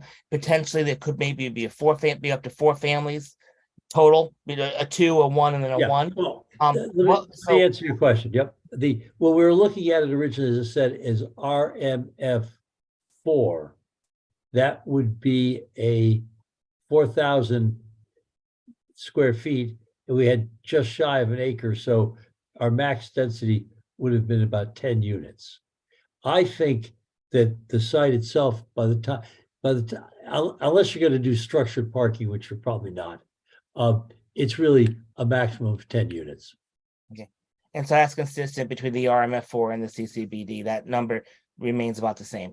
Yeah, the limitation is the size of the property in parking. Okay, so just potentially, it would be looking at an increase maybe of maybe 6 families. Potentially, that's what we. Yeah, that's a good number to use. Okay, thank you. You're welcome. Thank you. Commission members, any other questions of Attorney Marcus at this time? Thank you, Attorney Marcus. Thank you. Anyone else wishing to speak in favor of this petition? Mr. Chairman? Councilman Rotello, yes. Thank you. For the record again, Paul Rotello, 13 Linden Place, and just also for the record, I normally do not comment on issues outside of the 6th ward. This is the 5th ward issue.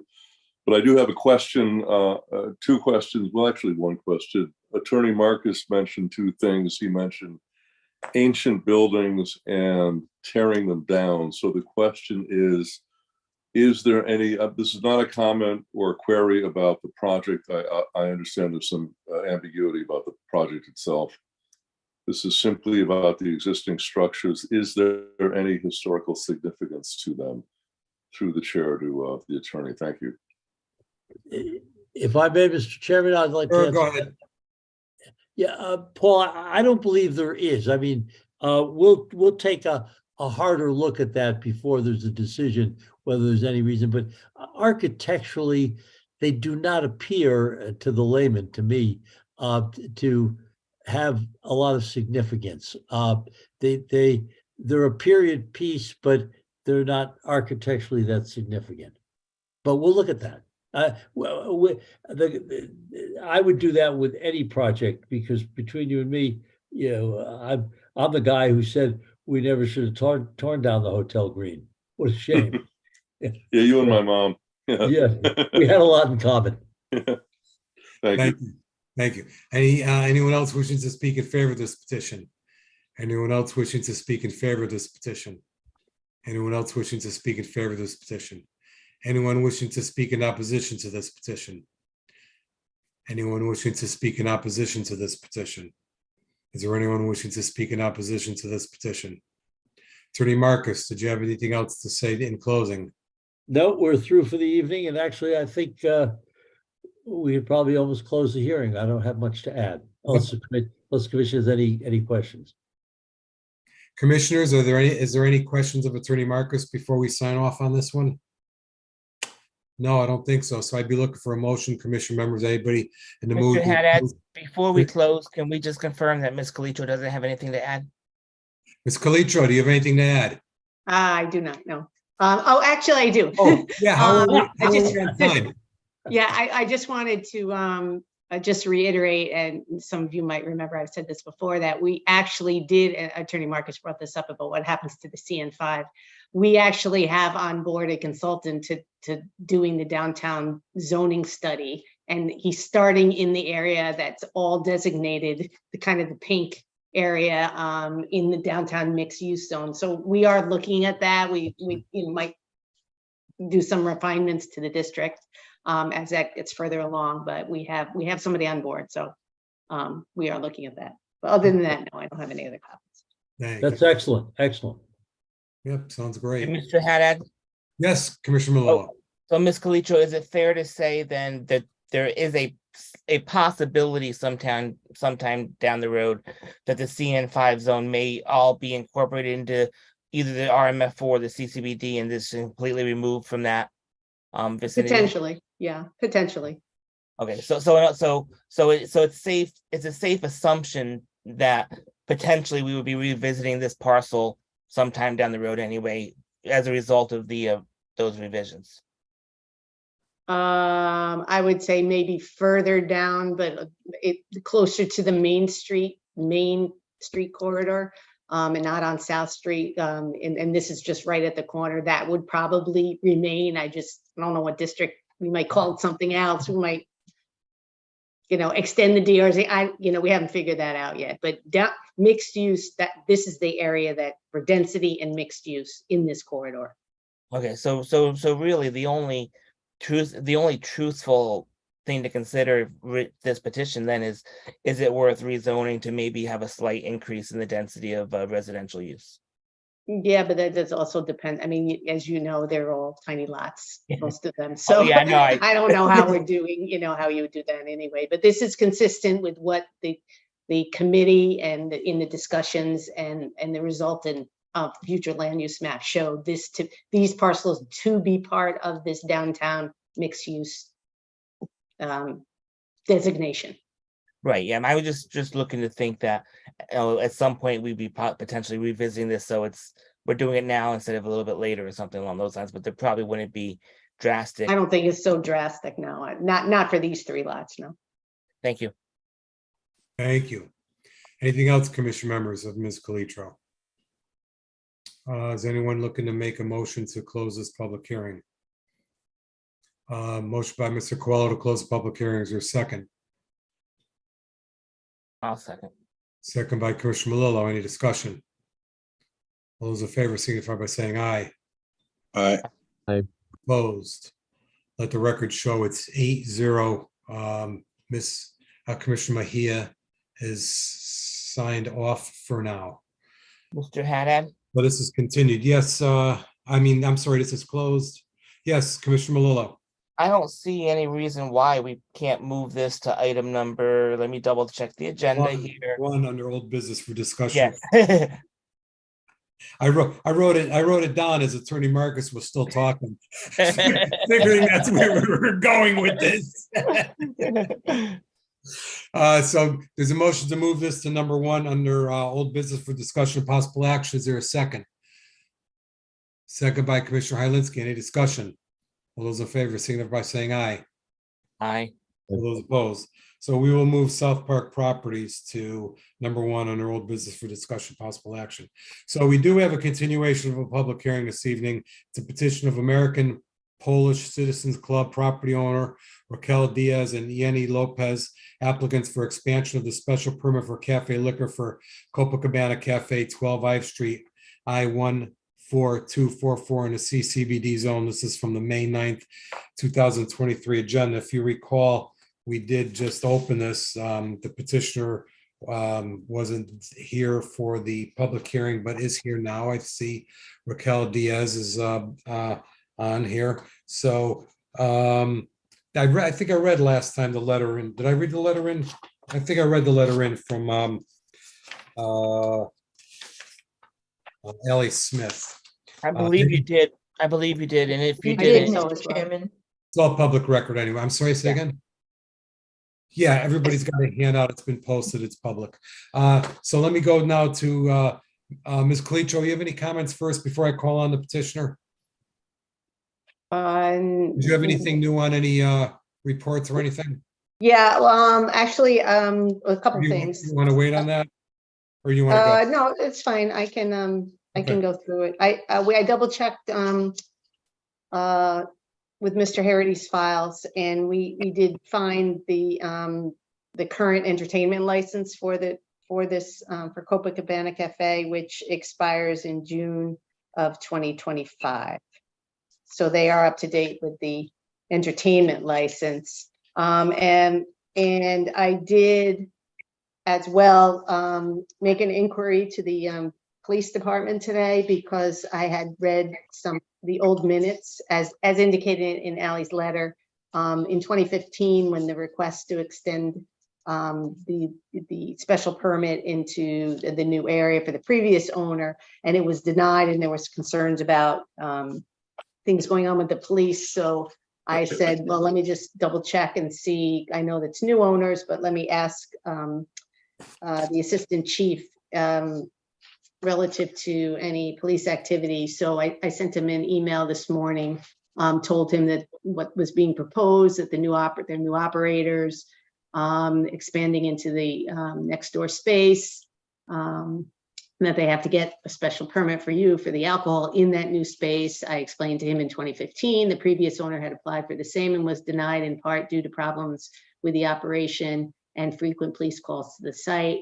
And I asked him if he could let me know if there were any calls and for what reason, if he could get back to me on short notice. And he did. And so he responded at 2:30 this afternoon and did a quick look through their police CAD system and showed that the police responded to 66 calls for service at 12 Ive since January 17th of 2022.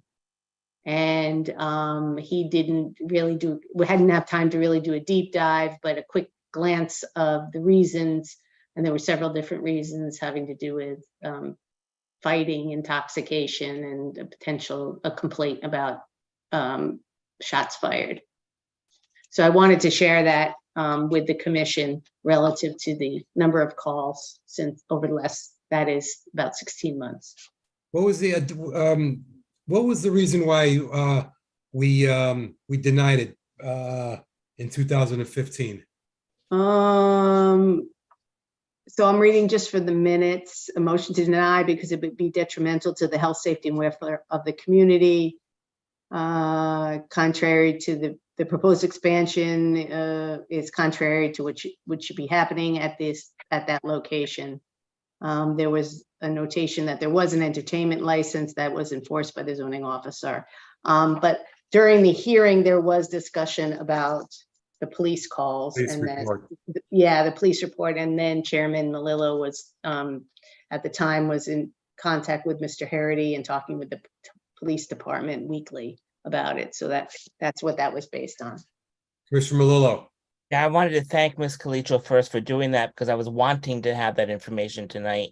And so first, just quick, in thinking about the earlier petition, with us not meeting on June 13th, we're up against the wall from a timetable, aren't we? We wouldn't be able to continue the public hearing to get further information, would more detailed report from the police department. Well, we can, as Ms. Diaz would grant us an extension past the 35 days into the pool of 65 days, you could get to, you could get to the June 27th meeting. Thank you. Thank you. Commission members, any other questions of Ms. Calitro at this time? So let me now go down to Raquel Diaz. Did you want to make your presentation this evening? Yes, I'm here. Thank you. So go ahead. We're calling on you now to go over your program here. What do you got going on? So me and my mom run this business. It's kind of like a family business, and the space next door was actually knocked down a while ago by my uncle who passed during COVID, actually. So we are just trying to get everything legit and see if you guys agree to it. What we have on the other side are pool tables. So it's just kind of a bigger environment for people to actually have something to do. I know there's not really many pool tables, places where people enjoy and, you know, make friendly bets or can watch a game. Excuse me. So yeah, that's really all I have to say. About the police calls, I know there's more bars down the line. I don't know if it just directs to us at our address. And I kind of feel like that's something that is to happen, considering it is downtown, where we are down Main Street. But we could, you know, always take more steps to try to enforce, that these things don't happen, at least around and inside of our space. So let me ask you. So you have existing space that has your entertainment license that serves alcohol and food, and then your uncle broke the wall down or made an opening where you have pool tables. Yes, where we have pool tables now, and we have our bathrooms as well. So does anybody get served any alcohol in your space and then walk into the room with the pool tables with the alcohol in their hands?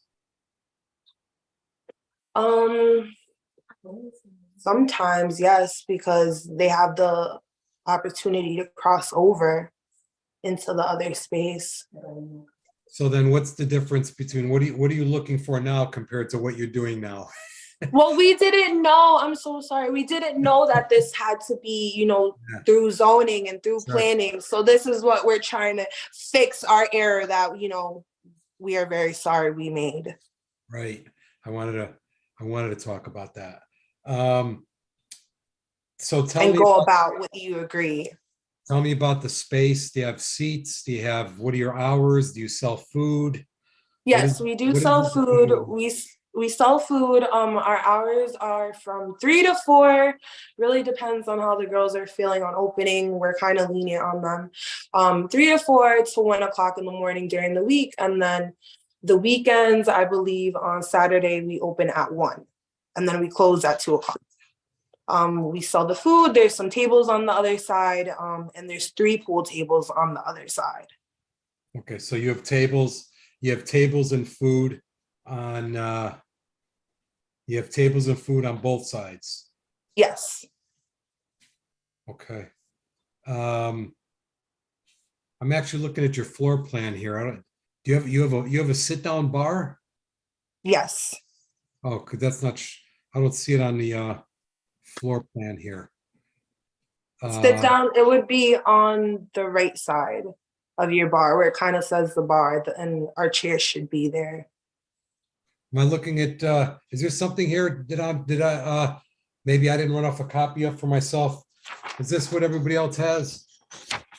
Yes, that should be it, unless I missed it. So I do apologize. Let me ask Ms. Calitro. Ms. Calitro, are there any documents that show the bar and seats and bar stools? I only have, it may be my fault. I may not have run off a copy for myself. No, I'm looking. I don't think so, honestly. There's the lease. There's a copy of this. It looks like two sides, almost like a mirror, right? On Yeah, one side yeah. and another, but it says at the- doesn't. It says at the bottom 22-2225. Yes, yes. Yeah. I don't Um, have anything other than that. Yeah, I mean, they both look like two empty rooms. Yeah, exactly. Commission members, do you have any questions at this time?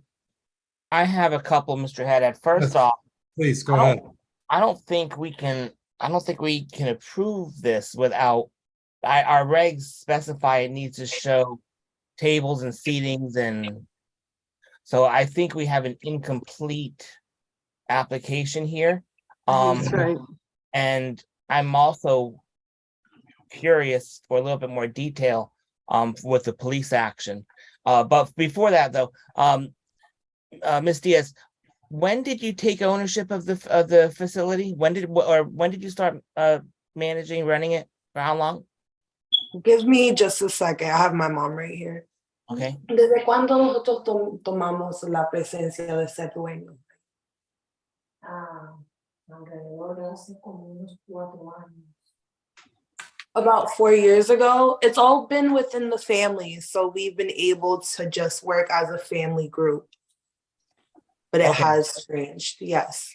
Okay, so really, while the claim was made as kind of under new management, new ownership from some of the previous issues in the past, it's minimal. It's not in 4 years, so it's not like of the 66 police calls in the last year or so plus, you were only running the facility for a part of that. You were in charge for the full length of time. Yes, I believe during COVID we shut down for a little bit, Okay. but I believe we would have been open before that. Okay, would you be willing to give us an extension of time to continue this public hearing, to allow us to get a complete packet from you of paperwork, as well as a more comprehensive report from the police department? Yes, of course. Okay, Ms. Calitro, would we need that in writing, I would imagine? Yeah, Joanne can just touch base with Raquel tomorrow and get an email that she agrees to the June 27th, to extend it to June 27th, and we would do that. I could I can ask the assistant chief to give us some more detailed information. Yeah, we're gonna need also, can you walk her through what we're gonna need on floor plan and Sure. yeah, I mean, it's a lot of stuff is missing here. Yeah, I didn't know there was a bar either. Yeah. Because I didn't see, I said so in Ally's, I shouldn't say that. It said so in Ally's report. I just didn't see it on the plans. Yeah, and again, they kind of broke through the wall, into the expanded space. Then they got the expanded space permitted, which is what the staff approval was for. But the special permit was only for the original space, not for the new space. So that's what they're in for now. Right. And we should see the whole thing. I agree with you. We should see the whole layout. Yeah, we got to see the whole thing, but isn't that what we also talked about in 2015? They were also looking to expand into that space. Yeah, but I just don't know if they had done it in 2015. Right, no, but I think Mr. Haddad's point is that they did what we had denied them doing in 2015. We denied it in 2015, and here we are in 2023, and they've done it for the last 7 years. Yes, and I do apologize for what my family has done the incorrect way. Yes. Okay. All right. Well, Who so did I I ask? guess- I don't see your picture. Commissioner David, did you have a question? Yeah, Ms. Diaz, Yes. is there something wrong with your picture? No, I'm just a little nervous. Oh, you're don't be nervous. nervous. Oh, Yeah, I am. Don't be You're nervous. doing great. You're fine. Oh, okay. Thank you. Well, I myself personally, I mean, I like people. I like to give them a shot of presenting their case. So I think I'd like to stop by this place and look at it, if you don't mind. Okay, you are more than welcomed. Okay. I would love to be there, to show you Okay. around if you would like, to have me there. Okay, very good. Okay. Right, absolutely. Anything else, commission members? So I'd be looking for a motion to continue this public hearing again. Mr. Chairman, I'll make a motion to continue the public hearing until our next meeting. Obviously contingent upon the notification in writing received by the applicant. Yes, yes. You're still there. All right, I will email her tomorrow. perfect. Thank you, Joanne. Yeah, we got to get it. So commission members, we have a motion. Is there a second? Second by Commissioner David. Any discussion? All those in favor signify by saying aye. Aye. Opposed. So this is continued. So now we're going to the second petition. I'm not sure it might be this one. Wait, just. Oh, that's We have a petition. This is where you. What are you trying to do there? There you go. Your mic is off. We have a petition from Luis D. Mateo, property owner for Billy Beans Cafe, 286-90 White Street, former Meeker's Hardware Building, first floor only, I-13053 and I-13054. It's for a special permit for a cafe liquor license in the CC zone. This over here.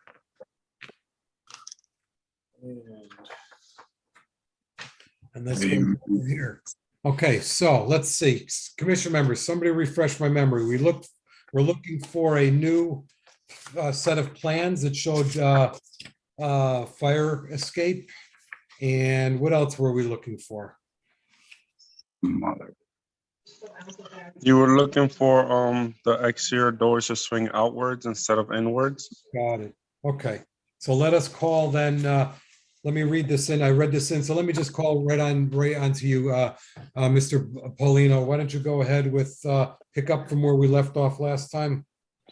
So some of the concerns you guys had was people using the back of vacant area. And so we put a hallway leading to the outside, because that is a secondary or one means of egress. And then we also changed the doors, which are going to look the same, but they're just going to swing outwards instead of inwards. Right. I see that. And then we also added a sandwich area. So we have little refrigerator, little sandwich refrigerator, sandwich like making stations with a hand wash sink on the side, and then countertop areas to the left of there. Got it. Okay. Okay, so commission members, did everyone, Ms. Cleacher, did everybody get a copy of that picture that was the exterior side building? No, what I did was, hold on one second, let me share my screen. What Okay. I wanted to do, so for a conversation about the building, everybody can you see that? There we go. We got it. Thank you. Okay, so this is a picture from the, looking east. And so, can you see my mouse Yes. moving? Yes. Okay, so see this, the three garage doors over from the left. This is the doorway that the hallway would lead to get out Yes. the site down there, right, Melvin? Yeah. Okay, that's what I figured. And then so all the space to the right of that, back to White Street, would be space that would be, there would be, I'm sorry, I shouldn't say, there'd be an area, I guess, probably where the garage door is, that's wouldn't be accessible. And then the front part would be all part of the cafe. Yes.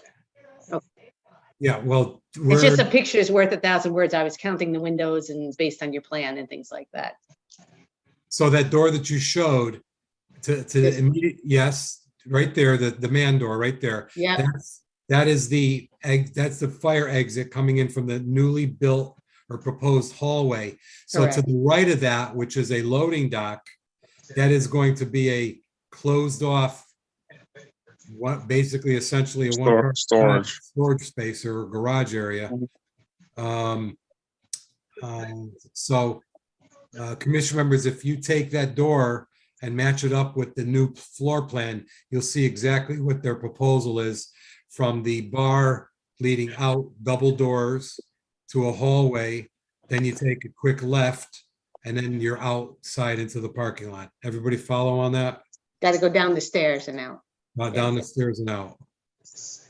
Sharon, can you either show that or stop sharing so I Oh, can yeah, my sorry. screen? Let me Thank stop sharing. Yeah. What did you want, Commissioner Malillo? I was trying to open the file and view it, but when Sharon shared the picture, I didn't have access to, so I was hoping to either got it. see it or check on my own screen. Got it. Okay. Okay. And I noticed that, yes, these doors also open to the outside on this. Yeah, and kitchen. if I can just interject for a second, because I Yes, did have go. a conversation with the fire marshal this afternoon, brief conversation. So, and I'm sure Mr. Paulino knows this. So the hallway has to be a fire rated corridor out with emergency illumination. The doors, those two storage rooms have to have doors that swing out, not swing in. Mark, this is not an exit. Yeah, just to be sure that nobody goes in there and can't get out or something like that. So, but all that would come at some later time. Yeah. Ms. Polino, did you ever double check to see what the capacity is with standees? Yes. So basically I spoke with the fire marshal today and he said that looking at the plans, it was 149. 149. So that's a total of 149. That includes the 92 seats. No, that's not, no, it's a total of one. Yes. Yeah, That, so that one- includes us. So 149 is the entire total. Yes, that's what he told me on the phone today. Yeah, so if, as well, if I could just, So it's that's about, it's 57. 15 with tables that aren't affixed to the flooring. It's 15 square feet per person, basically. So you gotta add up, you got to that number by adding up all the areas outside of the storage probably, and probably the bathrooms. But all the areas that people could congregate in and around the pool table, the bar, the tables. And you take that square footage, you divide by 15 and you get the number, and you get their occupancy, which is So- obviously a different number than the table. Zoning. Yeah, than zoning for parking. Right. So you got 149, which is 92 seated and 57 additionally standing, for a total of 149. Okay. Okay. Commissioner. Mr. Haddad, Yes. I Commissioner- also wanted to note that that the other thing that, I don't know if you remember, the last time we were here, he had talked about doing a little bit more extensive food than the original proposal. It looks like he's added the sandwich, the countertop, the sandwich refrigerator on this as well. So it looks like there's a food prep area on this map now Yes. that wasn't here before. Yes. Yes. Yeah. And there's also 3 parking spaces that are gone now, based on the earlier plan. Yes. There were 3 parking spaces that zoning said we weren't allowed to have. Yeah, So there's a total of 23 parking spaces? right, which is, they had 3 more than they needed for the 92 plus the employees, so now they're right at the number. And then parking garage allows for overflow. Yeah, the employees, you don't have to count the employees because they can park at the garage. Yep. Commission members, I'm gonna ask Mr. Polino if he has anything else to say, but are there any other questions up to this point? Mr. Polino, do you want to, did you have anything else that you wanted to go over with? Ms. Helinski has her hand up. Oh, I'm sorry, Commissioner Hylinski, I'm so sorry. Go ahead. I just wanted to ask him what's going on with the food truck. That's, we're dealing with that as a separate matter. We may not even be allowed to have it there. So that's just a separate permit. But it's there now? Yes, he has it parked there now, but it's not in use. Thank you. Commission members, any other questions? Ms. Polino, did you have anything else further that you wanted to comment on? No, that's it. Just thank you for your time. So let me ask you a couple questions. I noticed that this is really odd for this commission to see a building that's going to be not, I was going to say partially used as a bar and then used as other things, but we're not looking at that. We're looking at a building that's going to be partially used as a bar and the rest of it is vacant. And I Yes, see for right now. and I see broken windows and I see the second floor and the third floor. I mean, there's weather that's going to be going through this. There's birds and bats that are going to be going through this building while there's people going to be occupying part of it. I mean, are you going to be replacing windows? Are you going to be doing any improvements to the exterior of this building? We've had people before come to us to do bars and restaurants or other facilities, but the rest of the building was always occupied and 100% finished with a CO. So this is an odd circumstance here. So what are your plans for other unfinished space? So right now, I know we have some broken windows all the way upstairs and things like that, and I'm pretty sure water is getting into the building. But for that area that we're occupying, none of that is. There's no water leakage. There's no animals there. There's no broken windows on the inside of the place. But yes, he wants to repair those things as well.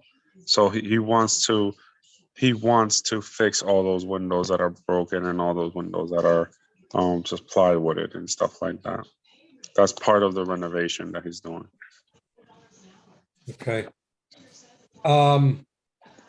I see on the new, I meant to ask you this last time, on the new map where you show the doors opening outward, you still show the two doors opening inward, which I guess it doesn't really matter because it goes up to a flight of stairs. Yes. Is that a flight of stairs to a basement or is that a flight of stairs to the second floor? It's a flight of stairs to the second floor. Okay, and that's just going to be, those double doors are just going to be locked and there'll be nothing Yes. on the second floor? Those are just locked for now until we get this business up and running. And then he wants to start the process of seeing if we can convert those to offices. Office space, not apartments, office space? No, he doesn't want apartments because that just doesn't really work well. Yep. You have the music and tenants won't like that. Nope, got it. Just had to ask. Commission members, anything else? Just real quick, if I may, Mr. Haddad. Sure, absolutely. Go ahead. Mr. Paulino, remind me, obviously there's renovation work that needs to be done. So there's not currently the space is still vacant and you're going to need to do some renovations and there's some time before opening and actually applying for the permit and all that. Is that correct? Yes, well, we are applying for the permit. This is part of us getting the permit. I actually mean pulling the paperwork together and actually submitting it to the state, needing it to actually open. You have time until you open. Yes, so what he's trying to do is get this permit, make sure that he can do what he wants and then apply for the state liquor license and all those things.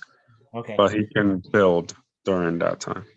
Sure. I want to thank you, by the way, for doing the work that you did that we had asked for this. I think this helps us visualize it a little bit better. I think it also answers some of the concerns that we had that I know several members communicated with the access just to the open space and the possibility of congregating back there.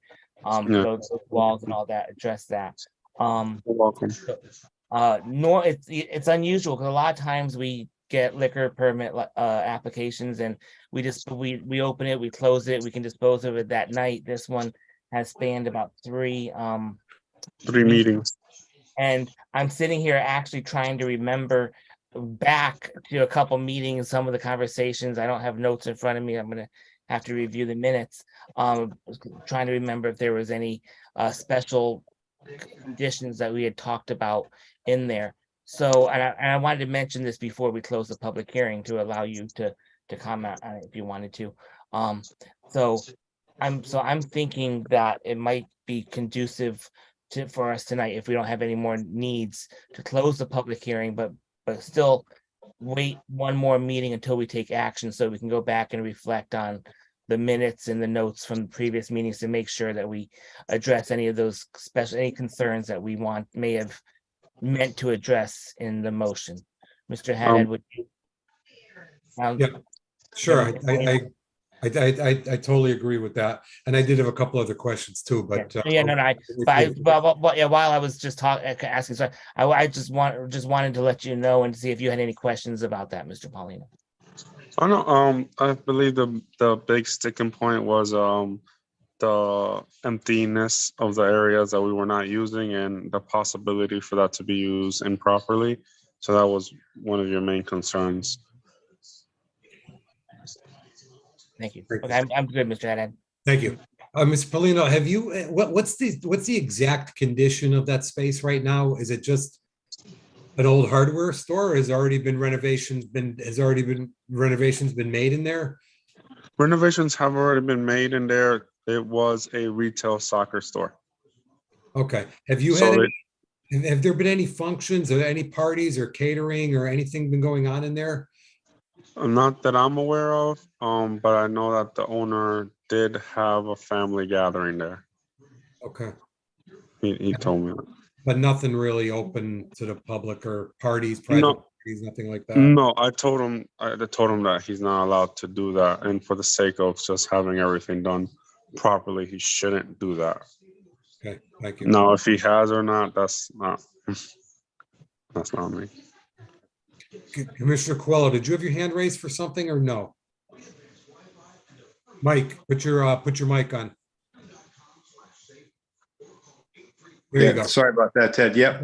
Whenever you're ready, I just had a couple of questions. Yeah, go ahead, Commissioner Coelho. More of a comment than anything, but so I'm looking at the new plan. It's got the egress hallway off the back. And I guess one of the comments looking at it is, doesn't that need to have like ADA accessibility for a second means of egress? Because there's stairs there. So if the entrance is blocked and somebody is handicapped, how are they supposed to transcend stairs? Wouldn't it need to have a ramp or some other form of access? That's just one of my comments. Just a thought. Obviously, life safety is important. And I'd have to echo what you said. I'm not that comfortable with the building not being weather tight and secured to the outside with elements being open. I've never seen that. It's not a pavilion, it's a building. And there's a factor that comes into that. And I'll go back to life safety again, because in the event you have a bad rainstorm or whatever, it could affect a number of things in that building, on the infrastructure, electric, fire alarm, etc. So having a building not be weather tight, it would be a major concern for me. Thank you. Yes, I understand those concerns, and those are concerns that he's trying to fix with, renovating the property now. The store never had an issue with being weather tight, so I'm assuming that area is weather tight. But yes, he wants to fix the building up.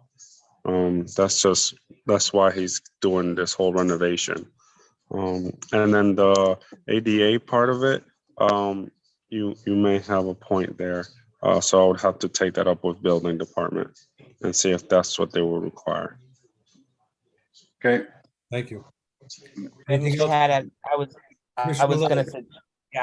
was going to suggest, I think a lot of what we're talking about right now, I agree, by the way. I think one of the things is, historically, even when Hal owned the building, I was disappointed at times that he let the windows degrade to the point with the broken glass, and they didn't make the repairs that I thought should have been made years ago. But some of that I'm wondering if it, would align with the CO, with the permitting building department, as well as the health department signing off on all of that. So I think what we're looking at tonight, truthfully, is the purview of a liquor license on the space, and I think we have to I kind of give some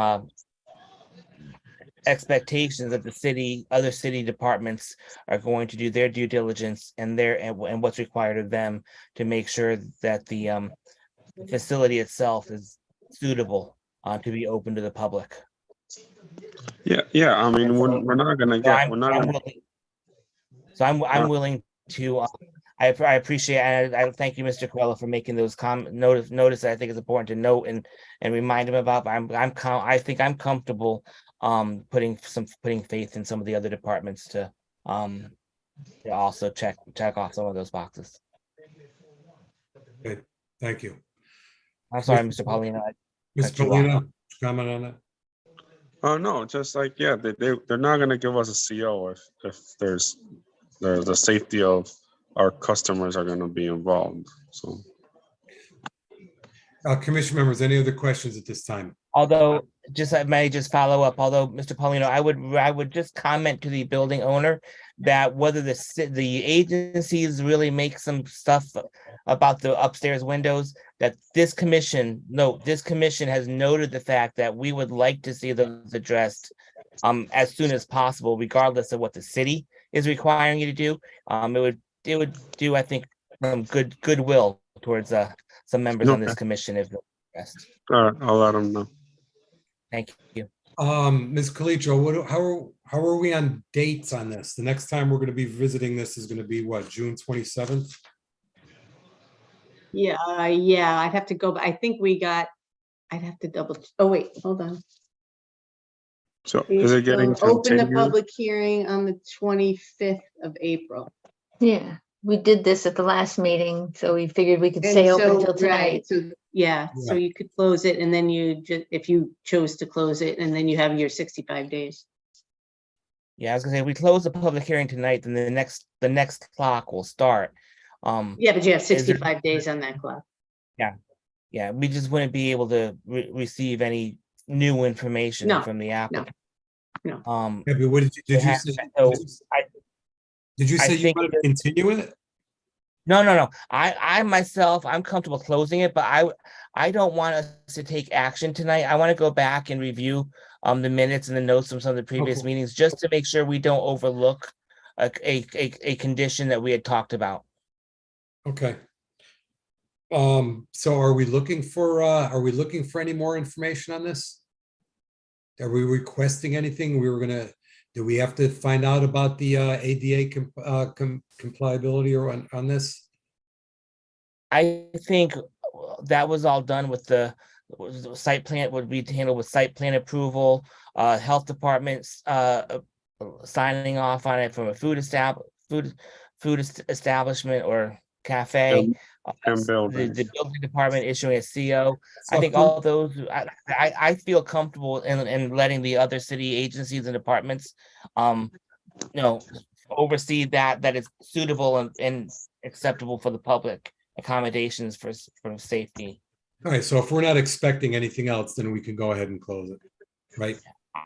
I don't know if any other people are, and Mr. Haddad, I would also remind you that before we take a motion to close, we should do any more in favor and anyone. Got it. But I'm saying from your standpoint, if there's nothing else that we're waiting for, we still have that option of one. Yeah. Okay. Yeah. From my standpoint, I'm comfortable. Yep. Got it. I have a question. Yes. Mr. Halinski? Would we or I be able to go down or make an appointment?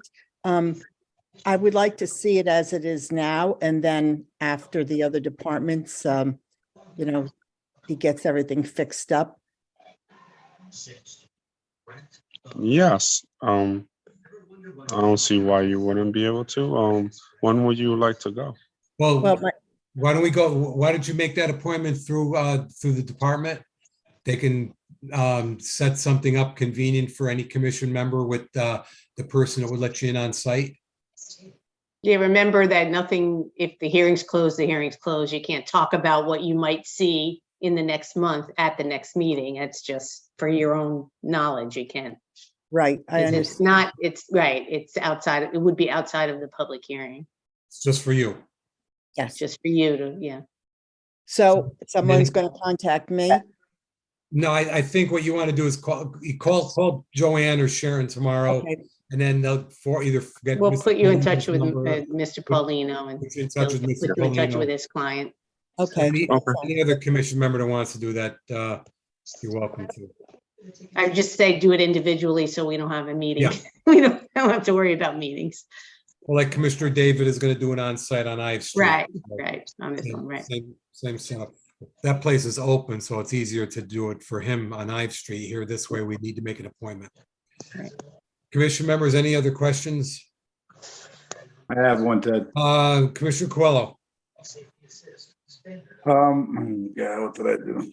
Okay, am I unmuted? Sorry. Oh, you're good, you're good. Yeah, I know there's a whole second floor to this building and there's a whole rear to it as well.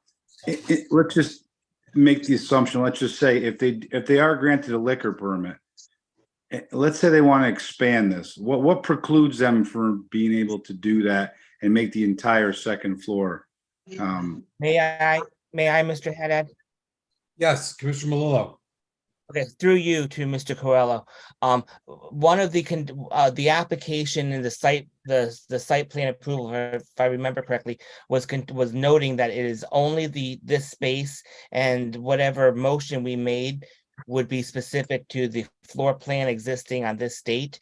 Anything outside of that would not be authorized, and they would need to come back, and it would be really it would be a zoning enforcement.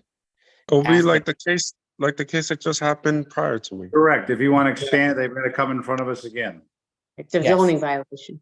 Yeah, it would be a zoning violation. They would get issued a cease and desist. No, I'm They'd not have saying to they would re- expand it. What I'm saying is what precludes them from being, if they wanted to expand to the second floor, they'd have to put an application in front of the zoning commission again to do that. Yes. Yes, it would. Correct. Yes. If liquor was involved. You all set, Commissioner Coelho? Yeah, I think so. I just have a little concern about it. You know, it's a very big building. No, I and- understand. and then- It's like the previous petition. He can go into the area that says no work. He can break a door there, put in pool tables, and then not expect anybody to go there, but they happen to sneak in. Yeah, I want to think of the best, but you know, and I'm not trying to be negative to the applicant. It's just, I know, you know, the temptation's there, and you know, it's very hard for zoning enforcement to enforce that. You know. By the way, Mr. Paulino, that wasn't a dig on you. That was a dig on our previous petition. I mean, I hope you understand. Yeah, please. Yeah, it I'm wasn't still against- shocked. I'm still shocked at what I heard. 7 years. Yeah. Anyway, anything else, commission members? Commissioner Fay, God bless you. Even with the mic off, we saw you sneeze. Are we doing in favors and opposed still on this? Yeah, All right. this is still a regular public hearing. You have to go through the full procedures. All right, so anyone else wishing to speak in favor of this petition? Anyone else wishing to speak in favor of this petition? Anyone else wishing to speak in favor of this petition? Anyone wishing to speak in opposition to this petition? Commissioner Rotella, Councilman Rotello. Mr. Chairman, thank you. Councilman Rotella, one second, please. By the way, Mr. Paulino, you're going to have an opportunity to rebut again and have your closing remarks, okay? Okay. Councilman Rotello. Okay, thanks. Paul Rotello, still 13 in place, haven't moved yet. A couple of things. I'm speaking on behalf of a Fifth Ward councilman who can't be here. He's ill, and he thinks that this is essentially a project that's not ready for prime time. And figuratively or literally 150 guys standing or sitting, drinking and doing little else except maybe playing a little pool is not exactly what he had in mind for the section of the Fifth Ward that comprises the entertainment district. So that's just on the record now.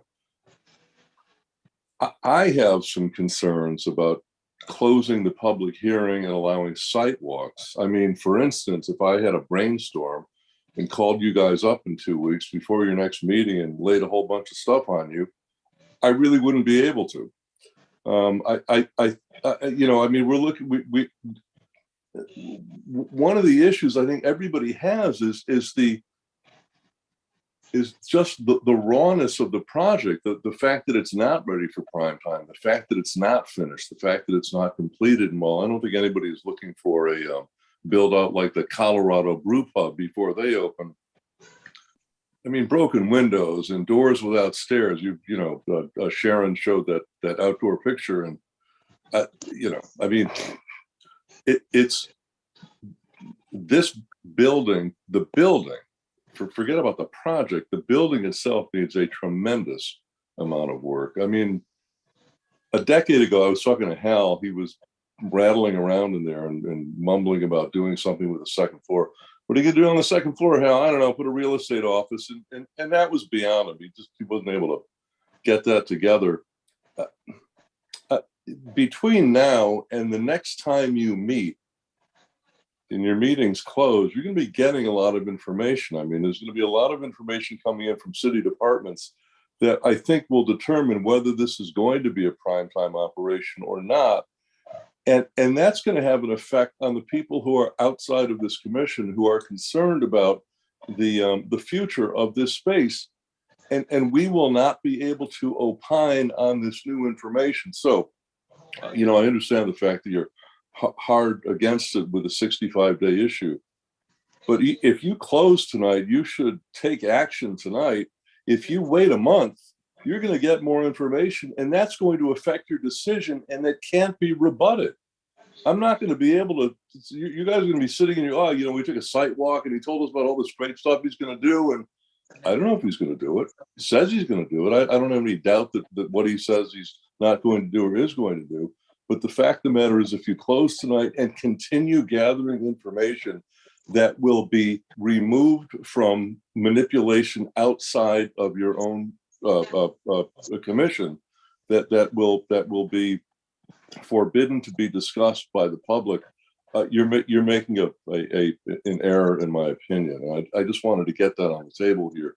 Before you take this step, you need, I don't want to tell you what to do, but from my point of view, if we find out that you've made decisions on information that was gathered between now and next month, and we could not rebut that information, that's an issue, and it's an issue that could be easily avoided tonight. I just want to kind of get that on the record. Thank you for your time. Mr. Haddad, may I respond? Yeah, I was just going to say, we're not waiting for anything though. No, I was, yeah, my whole reason is I want to review the record. I'm not looking to get any new information. In fact, I would remind commission members that once we close the public hearing, we legally can't take any new information. All we have is the record in front of us. I just want to have time to go back and review the record from the previous 2 public hearings, because to be honest with you, I had forgotten that we were going to make a contingent upon the front space of the building up until Mr. Coelho mentioned the second floor again. So I want to go back and make sure that we're not overlooking a stipulation that we had talked about imposing at a previous meeting, and not, because then that is too late. It won't be able to get imposed. So I want to review the record. I don't want to get any new information. Well, we're not requesting any new information, and we're not expecting any new information. A site visit by an individual commissioner is only going to tell them it within their own specific mind, not to be shared or discussed with or with any city agency that's going to be submitting any more documents to them. So I mean, we're if we close this tonight, we're not getting any more information. So, anyone else wishing to, Ms. Calitro? I just wanted to just go over the dates and just tell you that today you're on day 29 from the initial opening of the hearing. So if you have 35 days, so that would clearly the 35 days to hold the hearing would expire, right? You know, whatever, next week. You could use another alternative. You didn't want to and was concerned about that. You could request to use 20, I think it's 29 of the 65 days, the pool of 65, and get you to the meeting on the 27th. If you didn't want to close tonight. If we didn't want to close it, and that's based on still on the old COVID governor's executive. No, you have 35 days to, you have 35 days to hold a hearing when it opened. It's open on April 25th. Today is the 29 days from April 25th. Every petition has a pool of extra days that we can Yeah, use. under the That statutes. the Yeah, petitioner can allow us irrespective to use to extend a section of the process that might need to be extended. We have a pool of time that can be used at various points throughout. You can take I thought 30 pool- days here and 30 days there. You could add 65 days at the end. You could, Yeah, they have to agree to it, obviously. I was gonna say they have to agree to it. Right, but today you're on day 29 from the opening of it, which was April 25th. It's 29. We So close it now. We've. if you close it right, you Not the can't take any more 65. information. If we decide, if we want to continue, we can grab from the other pool with permission from the petitioner. Correct. That's correct. Which I'm not sure we have the petitioner here. We have his well, actually, I guess his agent. He's his agent. He's It's just the same. Just like an attorney would. So now we're still on opposite. Is there anyone else wishing to speak in opposition to this petition? Councilman Perkins. Thank you, Mr. Chairman, Commissioners, Wayne Perkins, 22 Main Street. And again, I'm not necessarily speaking in opposition. I just want to be, have some of my thoughts on record. You know, I've been following this since the beginning. And it always seems like there are new things being presented to us. First, it was the way the doors swang for, egress and exit, which caused a major safety concern. That appears to have been part of the discussion to be addressed. You know, now we're looking at possible ADA compliance, stairs out of the rear entrance.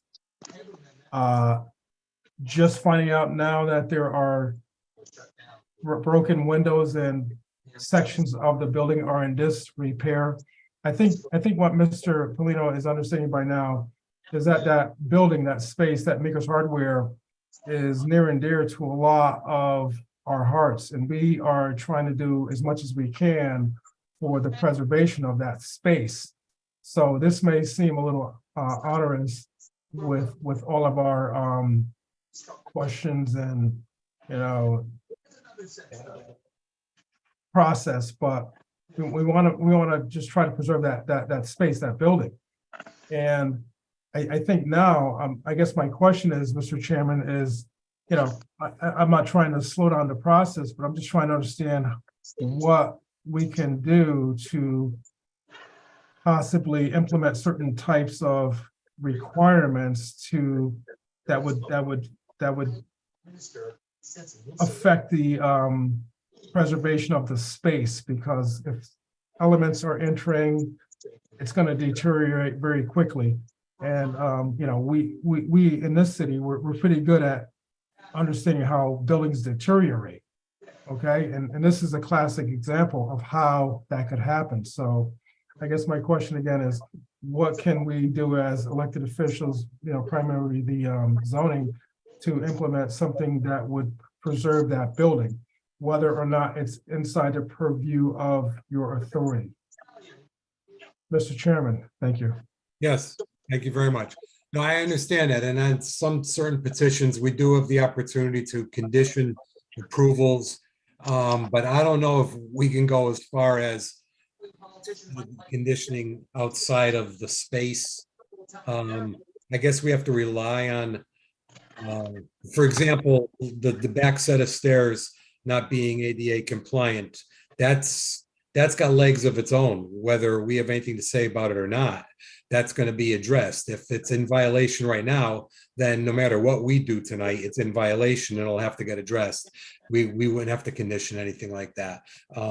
So we do have to, and I gotta tell you, on a lot of times on things that come before this commission, I really hate relying on other departments and other agencies to do things, but sometimes you have to. And there's a couple things here that get away from us that we can't do. We're looking at 4 walls here, and we have to determine whether the guy's going to be able to get a liquor permit or not. And there's some areas we can stretch. As an example, trying to put his kitchen outside in a food truck. Well, that blew up in my face last week because I said, hey, that's a great idea, but as it turned out, Commissioner Melillo and Ms. Calitra says, hey, Ted, you can't do it. So, there's things we can do and things we can't. But I understand where you're coming from, and we do have to rely on other agencies to take the baton from us too. So any commission members, any questions of Councilman Perkins at this time? Thank you. Anyone else wishing to speak in opposition to this petition? Anyone else wishing to speak in opposition to this petition? Anyone else wishing to speak in opposition to this petition?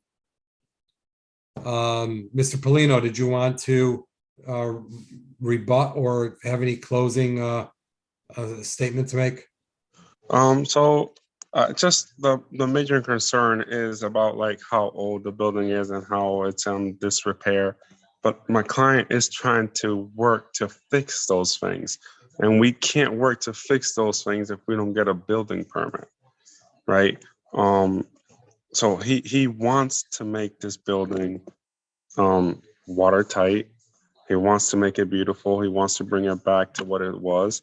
But in order to do those things, he wants to be able to start a business to generate some revenue and then be able to fix everything else that goes along with it. It's a big building. It requires a lot of money to fix. But he's willing to take on this endeavor.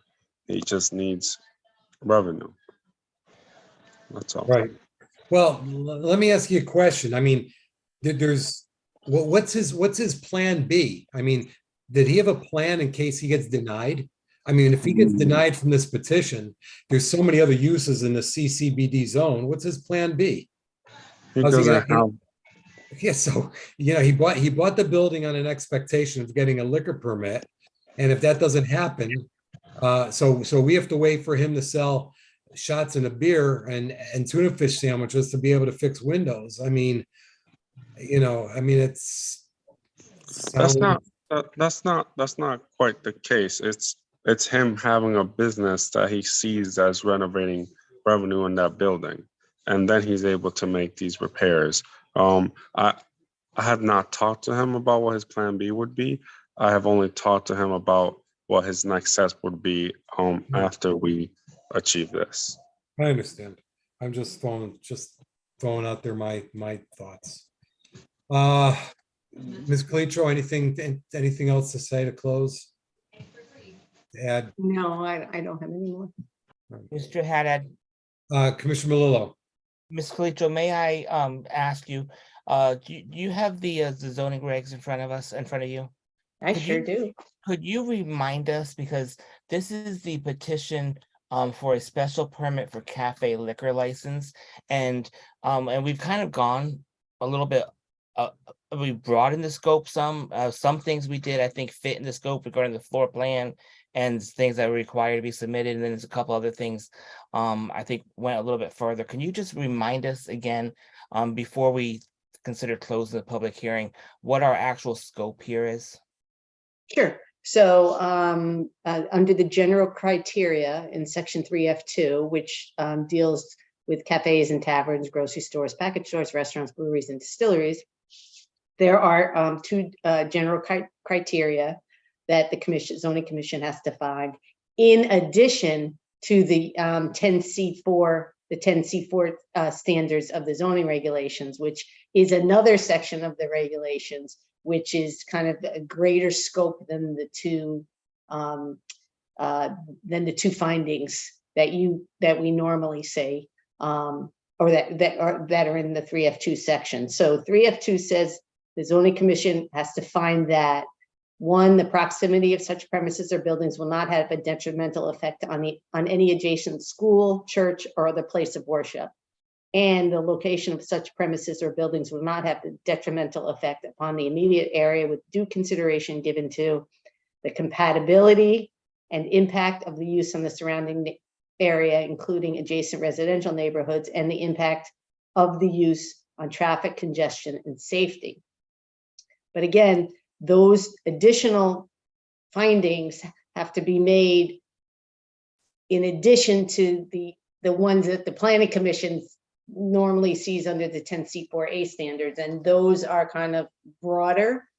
And I'll just read those to you too, because Please. Yep. Give me a second.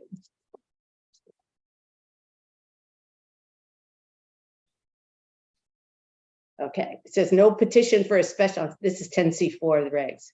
Requirements for approval. No petition for a special exception or a special permit shall be granted unless such petition is in compliance with all the provisions of these regulations, including but not limited to all requirements specified in the appropriate zoning district, all requirements for overlay and zones and supplemental regulations as applicable, and all additional requirements specific to the special exception and special permit. So those ones I read you were the specific to the special permit, but here's the general ones you always have to find. One, in addition to the requirements above, no special exception or special permit shall be approved unless the planning commission or the zoning commission respectively have found that the proposed use, one, will not emit noise, smoke, glare, odor, or vibration or other conditions which will create a nuisance having a detrimental effect on adjacent properties. Two, is designed in a manner which is in conformity with the physical characteristics and structures of the neighborhood and district. Three, will not create conditions adversely affecting traffic safety or which will cause undue traffic congestion. And four, will not create conditions harmful to the natural environment or which will jeopardize public health and safety. So those are the additional conditions that you would normally have to make. But Okay. so I think it's just in terms of response to your question, that's maybe you're saying, is it broad? We went broader. You didn't really go broader. You're supposed to be doing this anyway. But what we kind of sort of is the standard is the church and the school and the characteristics and things like that. But you should be making these 1 through 4 findings each time. Not just here, but each time you issue a special permit. Right. Yeah, I remember Mr. Elpern from time to time used to remind us of those. Yeah. And so that's why I wanted to, before we made any consideration as to what we were doing in regarding to closing or continuing the public hearing, because we had so much stuff put in front of us over the last three meetings, I wanted to make sure that we felt comfortable satisfying that we met those requirements. You had enough to make a finding of those. Yes, we have enough to make it. Yeah. Yes. Thank you, Ms. Calitro. Sure. Commission members, anything else? Anything else of Ms. Calitro? I guess I'll call upon the commissioners to see what's your pleasure on this. Any motion to continue or motion to close? Motion to close keeps us legit on time frame. A motion to continue, we're going to have to get permission from the petitioner, his agent, and get some days from the pool. I will make a motion to close the public hearing. We have the opportunity to debate it. So if somebody thinks that it should stay open, they'll know that they'll have an opportunity to speak under discussion. Second. There's a motion to close by Commissioner Melillo, and there is a second by Commissioner Fay. Anybody want to have any discussion on this? Again, I talked about our options here. They're always the same. Any discussion? Any discussion? Any discussion? Commissioner David.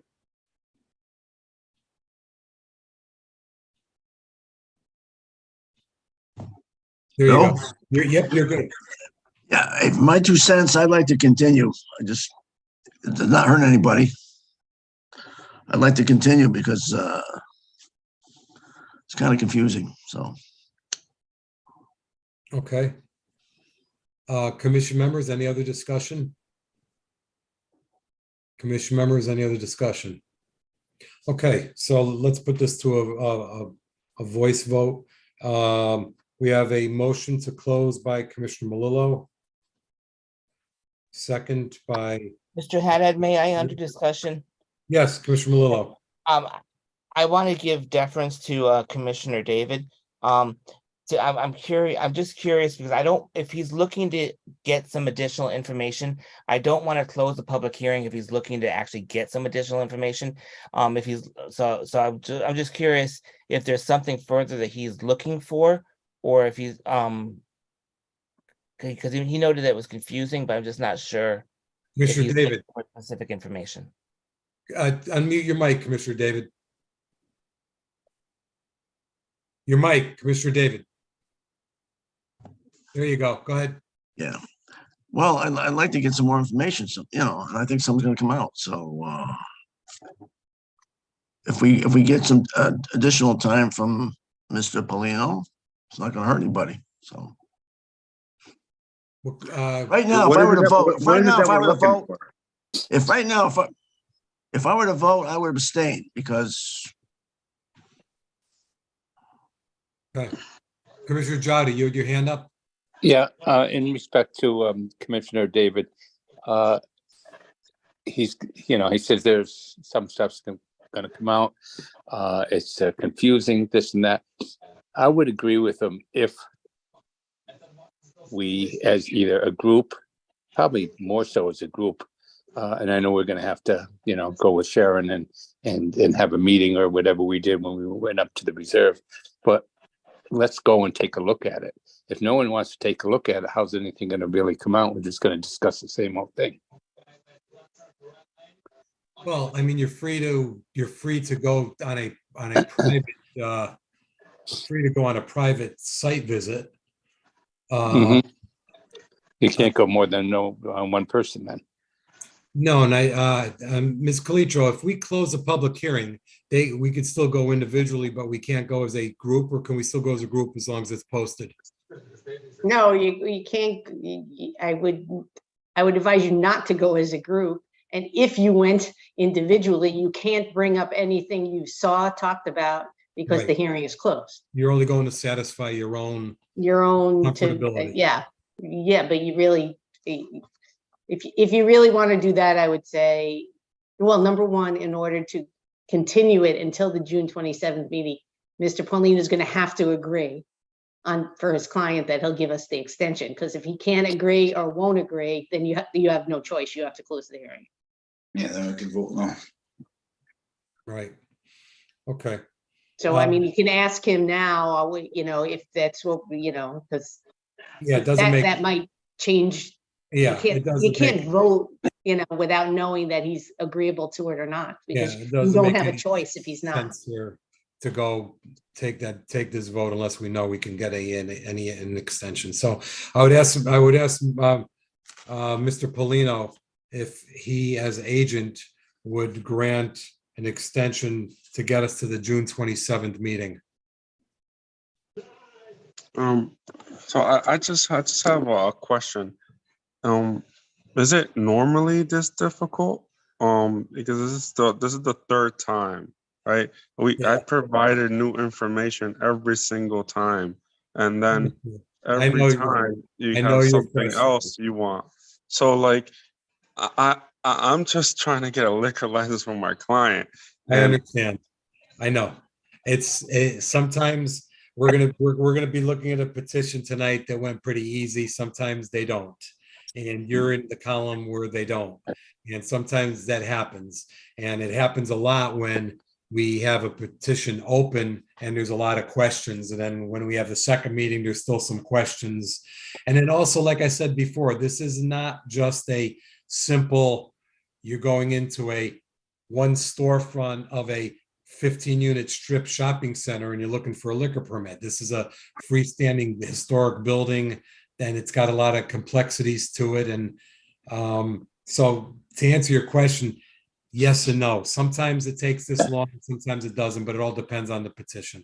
And I really know that you're frustrated over this, but we have a job to do too. And we're not looking to bust your balls. We're just trying to get all of our i's dotted and our t's crossed. Mr. Chairman, I don't mean, and Commissioner Coelho has a question, so I Oh. apologize for like butting Oh, I'm in. sorry. But we have a motion on the floor in a second, and you're in discussion, not a discussion with the applicant. So I Well, I guess was looking the for question time. was yes or no, will he grant it or I'm looking won't? for time. Will you grant Yeah. us an extension or not? Yeah, Okay. Yes. yes. Okay. So commission members, we heard that the petitioner will grant us an extension. We're still on discussion on the motion. Mr. Coelho, Commissioner Coelho, you had want to discuss the motion? Yeah, no, I just want to share with the applicant, I think we all have to remember too, like the commissioner said, we're trying to do our job and do it thoroughly. But you have to acknowledge and recognize that when your application came in, it really wasn't very well put together in the very beginning. You had a lot of information missing, we granted you some latitude there too as well. So we're just trying to make sure we have everything in place to make a proper decision. So you gotta have a little memory of how it started off and kind of where we are. And obviously it's taken longer than probably an applicant would like, but there's a lot of, reasons for that. Okay. Commission, any other discussion, commission members? Commissioner Melillo. Yeah, just along those lines, if you may remember, I think it was the last meeting, I had entertained the idea, or may have been the one before that, of allowing a second chance at the apple, with a motion to deny without prejudice, because it was incomplete, to allow him to get a new, more complete presentation together, and the option was to come back and submit additional information through this process. So. Okay, anything else, commission members? Any other discussion on the motion? So there's a motion to close the public hearing by Commissioner Melillo, and there's a second by Commissioner Fay. We heard discussion pro and con to that motion. So we're going to put it to a vote. Commissioner Melillo. Yes, I don't think we're going to get anything additional. Commissioner Fay. Yes. Commissioner Coelho. No. Commissioner David. No. Commissioner Hawley. Yes. Commissioner Helinski. Yes. And I will vote yes. Where's Ricky? Ricky Got Ricky. Oops, I'm sorry. and Milan? Did I not get Milan? I got Milan, yeah. Commissioner Jody. No. Okay. You got 1, four? 2, 4 3, and 4? 4, 5, 1, 2, 3. No, it's 5-3. Five yeses, 3 noes. We have 8. Remember, we didn't have 9. We don't have 2, Commissioner 3, Mejia. 4, 5, 6, 5 7. to Okay. 3. Okay, so the public hearing, so who voted no? I'm sorry. Just the Noes were Milan, Mike, Coelho, and David, Ricky. and Jody. And Jody. Right. Yep. Right. Okay. Milan, Mike, and Ricky. Okay. Got it. So 5-3. So the hearing is closed. So, Mr. Paulino, this public hearing is closed. Thank you for extending us that courtesy anyway. Okay. So now what? Now I just wait for your Decision. response. Yeah, you just wait. Someone may move it for discussion for tonight, or it'll come up for old business for discussion, possible action at the next meeting. Okay. But then it can take up to 65 days to get a response. We have 65 days from the day we close it. Generally, we generally don't stretch that. So, that doesn't happen. We don't stretch out to 65 days. I don't think historically we've ever done that. Okay. Well, thank you very much. And if you do want to go take a look at it, I can make arrangements.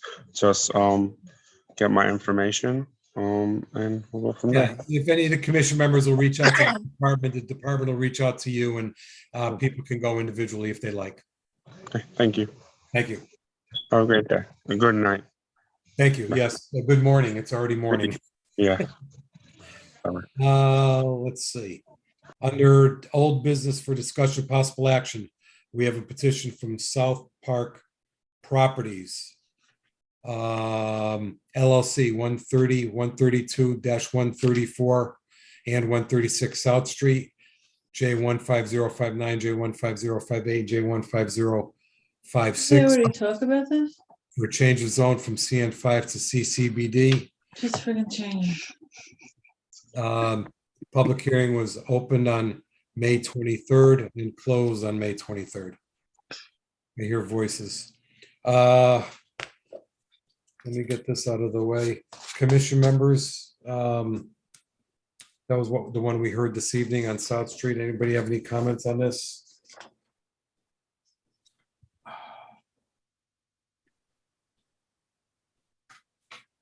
South Street, okay.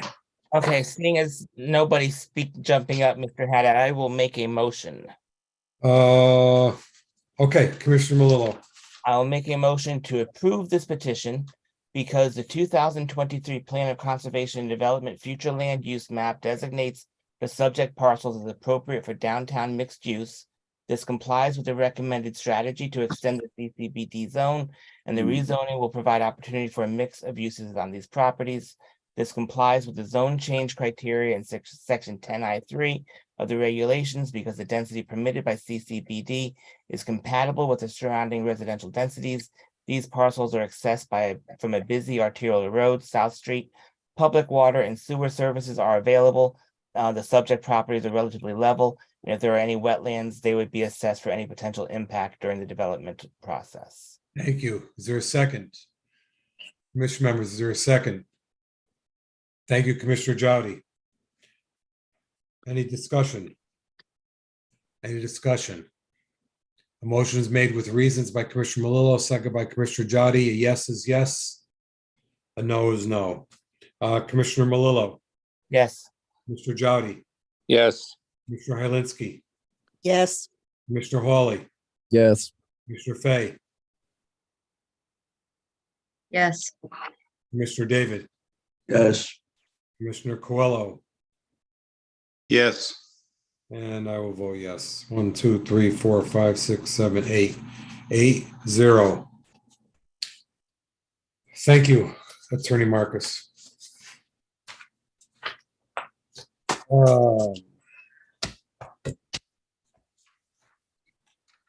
Okay. Under new business, petition of Black Wolf Properties LLC to amend section 6A 2B 12 and 6A 5H parentheses 1 through 7 of zoning regulations in parentheses add automobile, truck and motorcycle repair with indoor parking facility and limited use, used automobile, truck and motorcycle sales in IL 40 zone as a special exception use with additional use regulations. Public hearing date has just been determined. What was that date, Ms. Calitro? June 27th.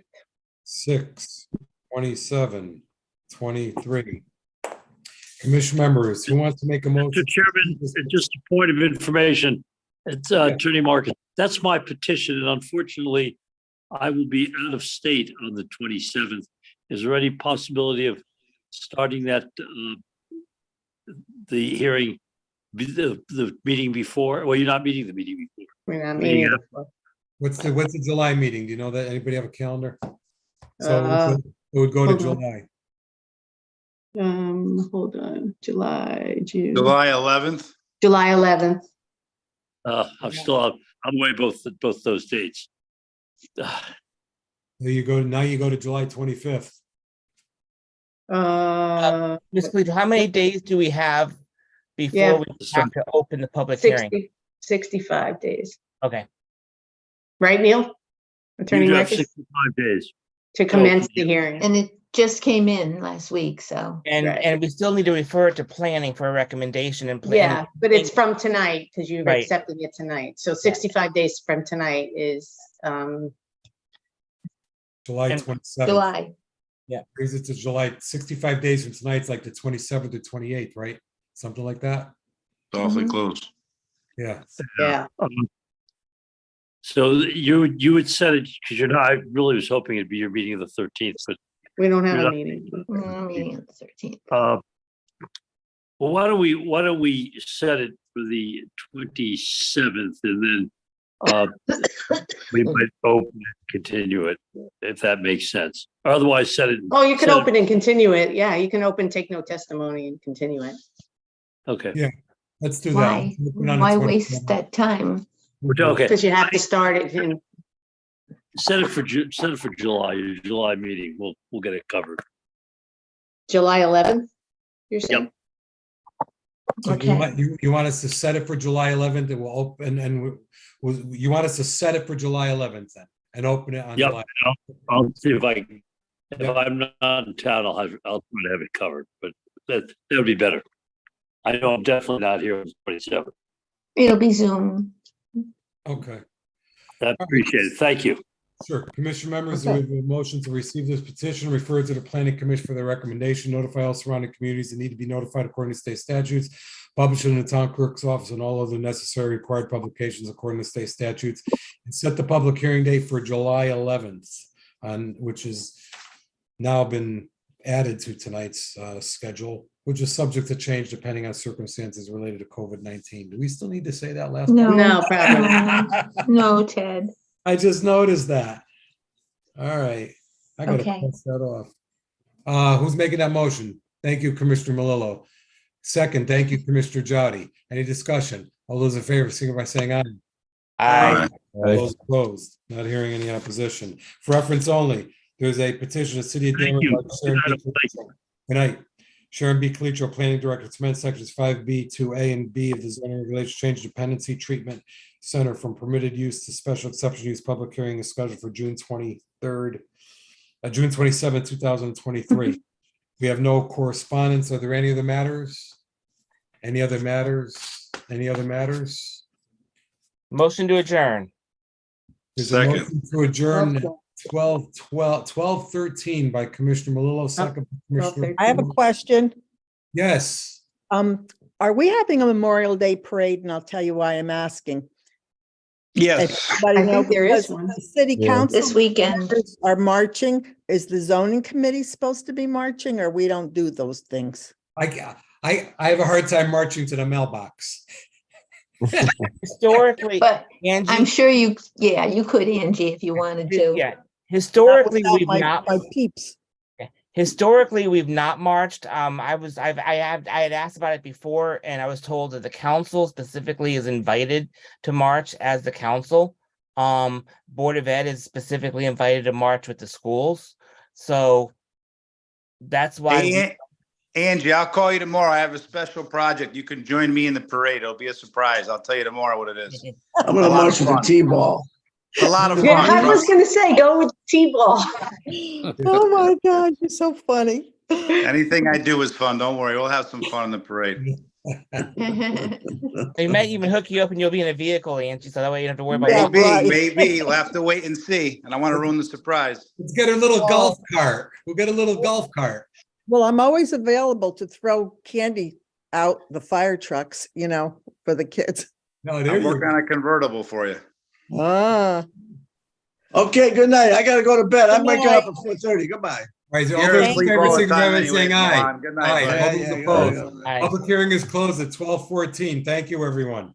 Good Zoning night. commission meeting adjourns at 12:40. Adjourned. What did I They were just say? adjourned. Public hearings, our zoning commission is closed at 12. Good night, Gracie. Ay, ay, ay. I can't do it. Good night. I can't Elvis go has past left the 9 business. o'clock at night anymore. Candace, God bless you, Candace. God bless. Thank you. Thank you. Appreciate it. I need all the blessings I can get. All right, good Elvis night. has left the building. How many sneezes did you do? I only saw one. I'll be a couple. Yeah. Okay, all right. All right, I'm doing a Thank yawn. you. I'm going to bed. Thank you. Good night. Good night. Tomorrow. I never would have thought tonight was gonna go. I never knew would've- it was gonna go this long. I knew it, and I didn't want it to, but I knew it. I I knew knew it was gonna BRT be- was gonna take forever. I knew it was gonna be long, but I didn't think it was gonna be until midnight.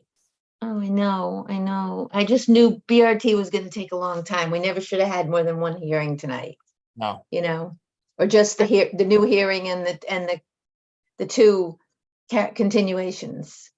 Yeah, and you know what? I'm glad we finally closed that Yes. bar. Yes. You know, it was getting to the point, I mean, like I said, the first presentation needed to be redone, Right, you know? yeah. And I'm even good with continuing to get the walls up because, you know, of the concerns from the other things, but Mhm. it gets, you know, I'm sorry, which way the doors swing in? That's a code thing, isn't it? I don't even know if it's a code thing, because it's a historical building too. Yeah, that too, uh-huh. Yeah, but I mean, that for what we worked with, that needed the hearings we had, you No, know? I like I mean, said, yeah, no, we need, like I said, I was I was okay with the 3. I supported the continuing today and even told him to, you know, to do a floor plan with the walls because it made it Right, clearer. But right. we got that, and I'm like, you know what? Enough is enough. But I mean, at this point, I think if anybody wants to go see it, they can on their own, and they don't have to say anything. It's only for their own peace of mind. If they don't approve of the way it's laid out, they can vote against it. Yeah, I mean, I'm like, what more information are we gonna get? You're not gonna, there is no more information to get. The No. guy can't promise he's gonna do that. What are you gonna do? You know, tell him he's gotta fix the windows, you know, I mean, it's just, there's nothing else to add to it. It No, is what it is. if the city is gonna give a CO and the health department doesn't have an issue with whatever bats might fly in the window, then you know what? Right. That's out of our purview. Mm-hmm. Mm-hmm. So, okay, Yes. I'll be in sometime between now and our next meeting to maybe have a quick conversation with Sean. Uh-huh. Well, Sean will be out until he's at the Mayo Clinic this week, and then he's got 2 weeks vacation, so he won't be back until like the week of the 10th, I think, Okay, which is when we would normally be having our next meeting, but we're not, and so well, I that's just want to make sure I remind right. No, it's myself fine. It's a good for all of idea.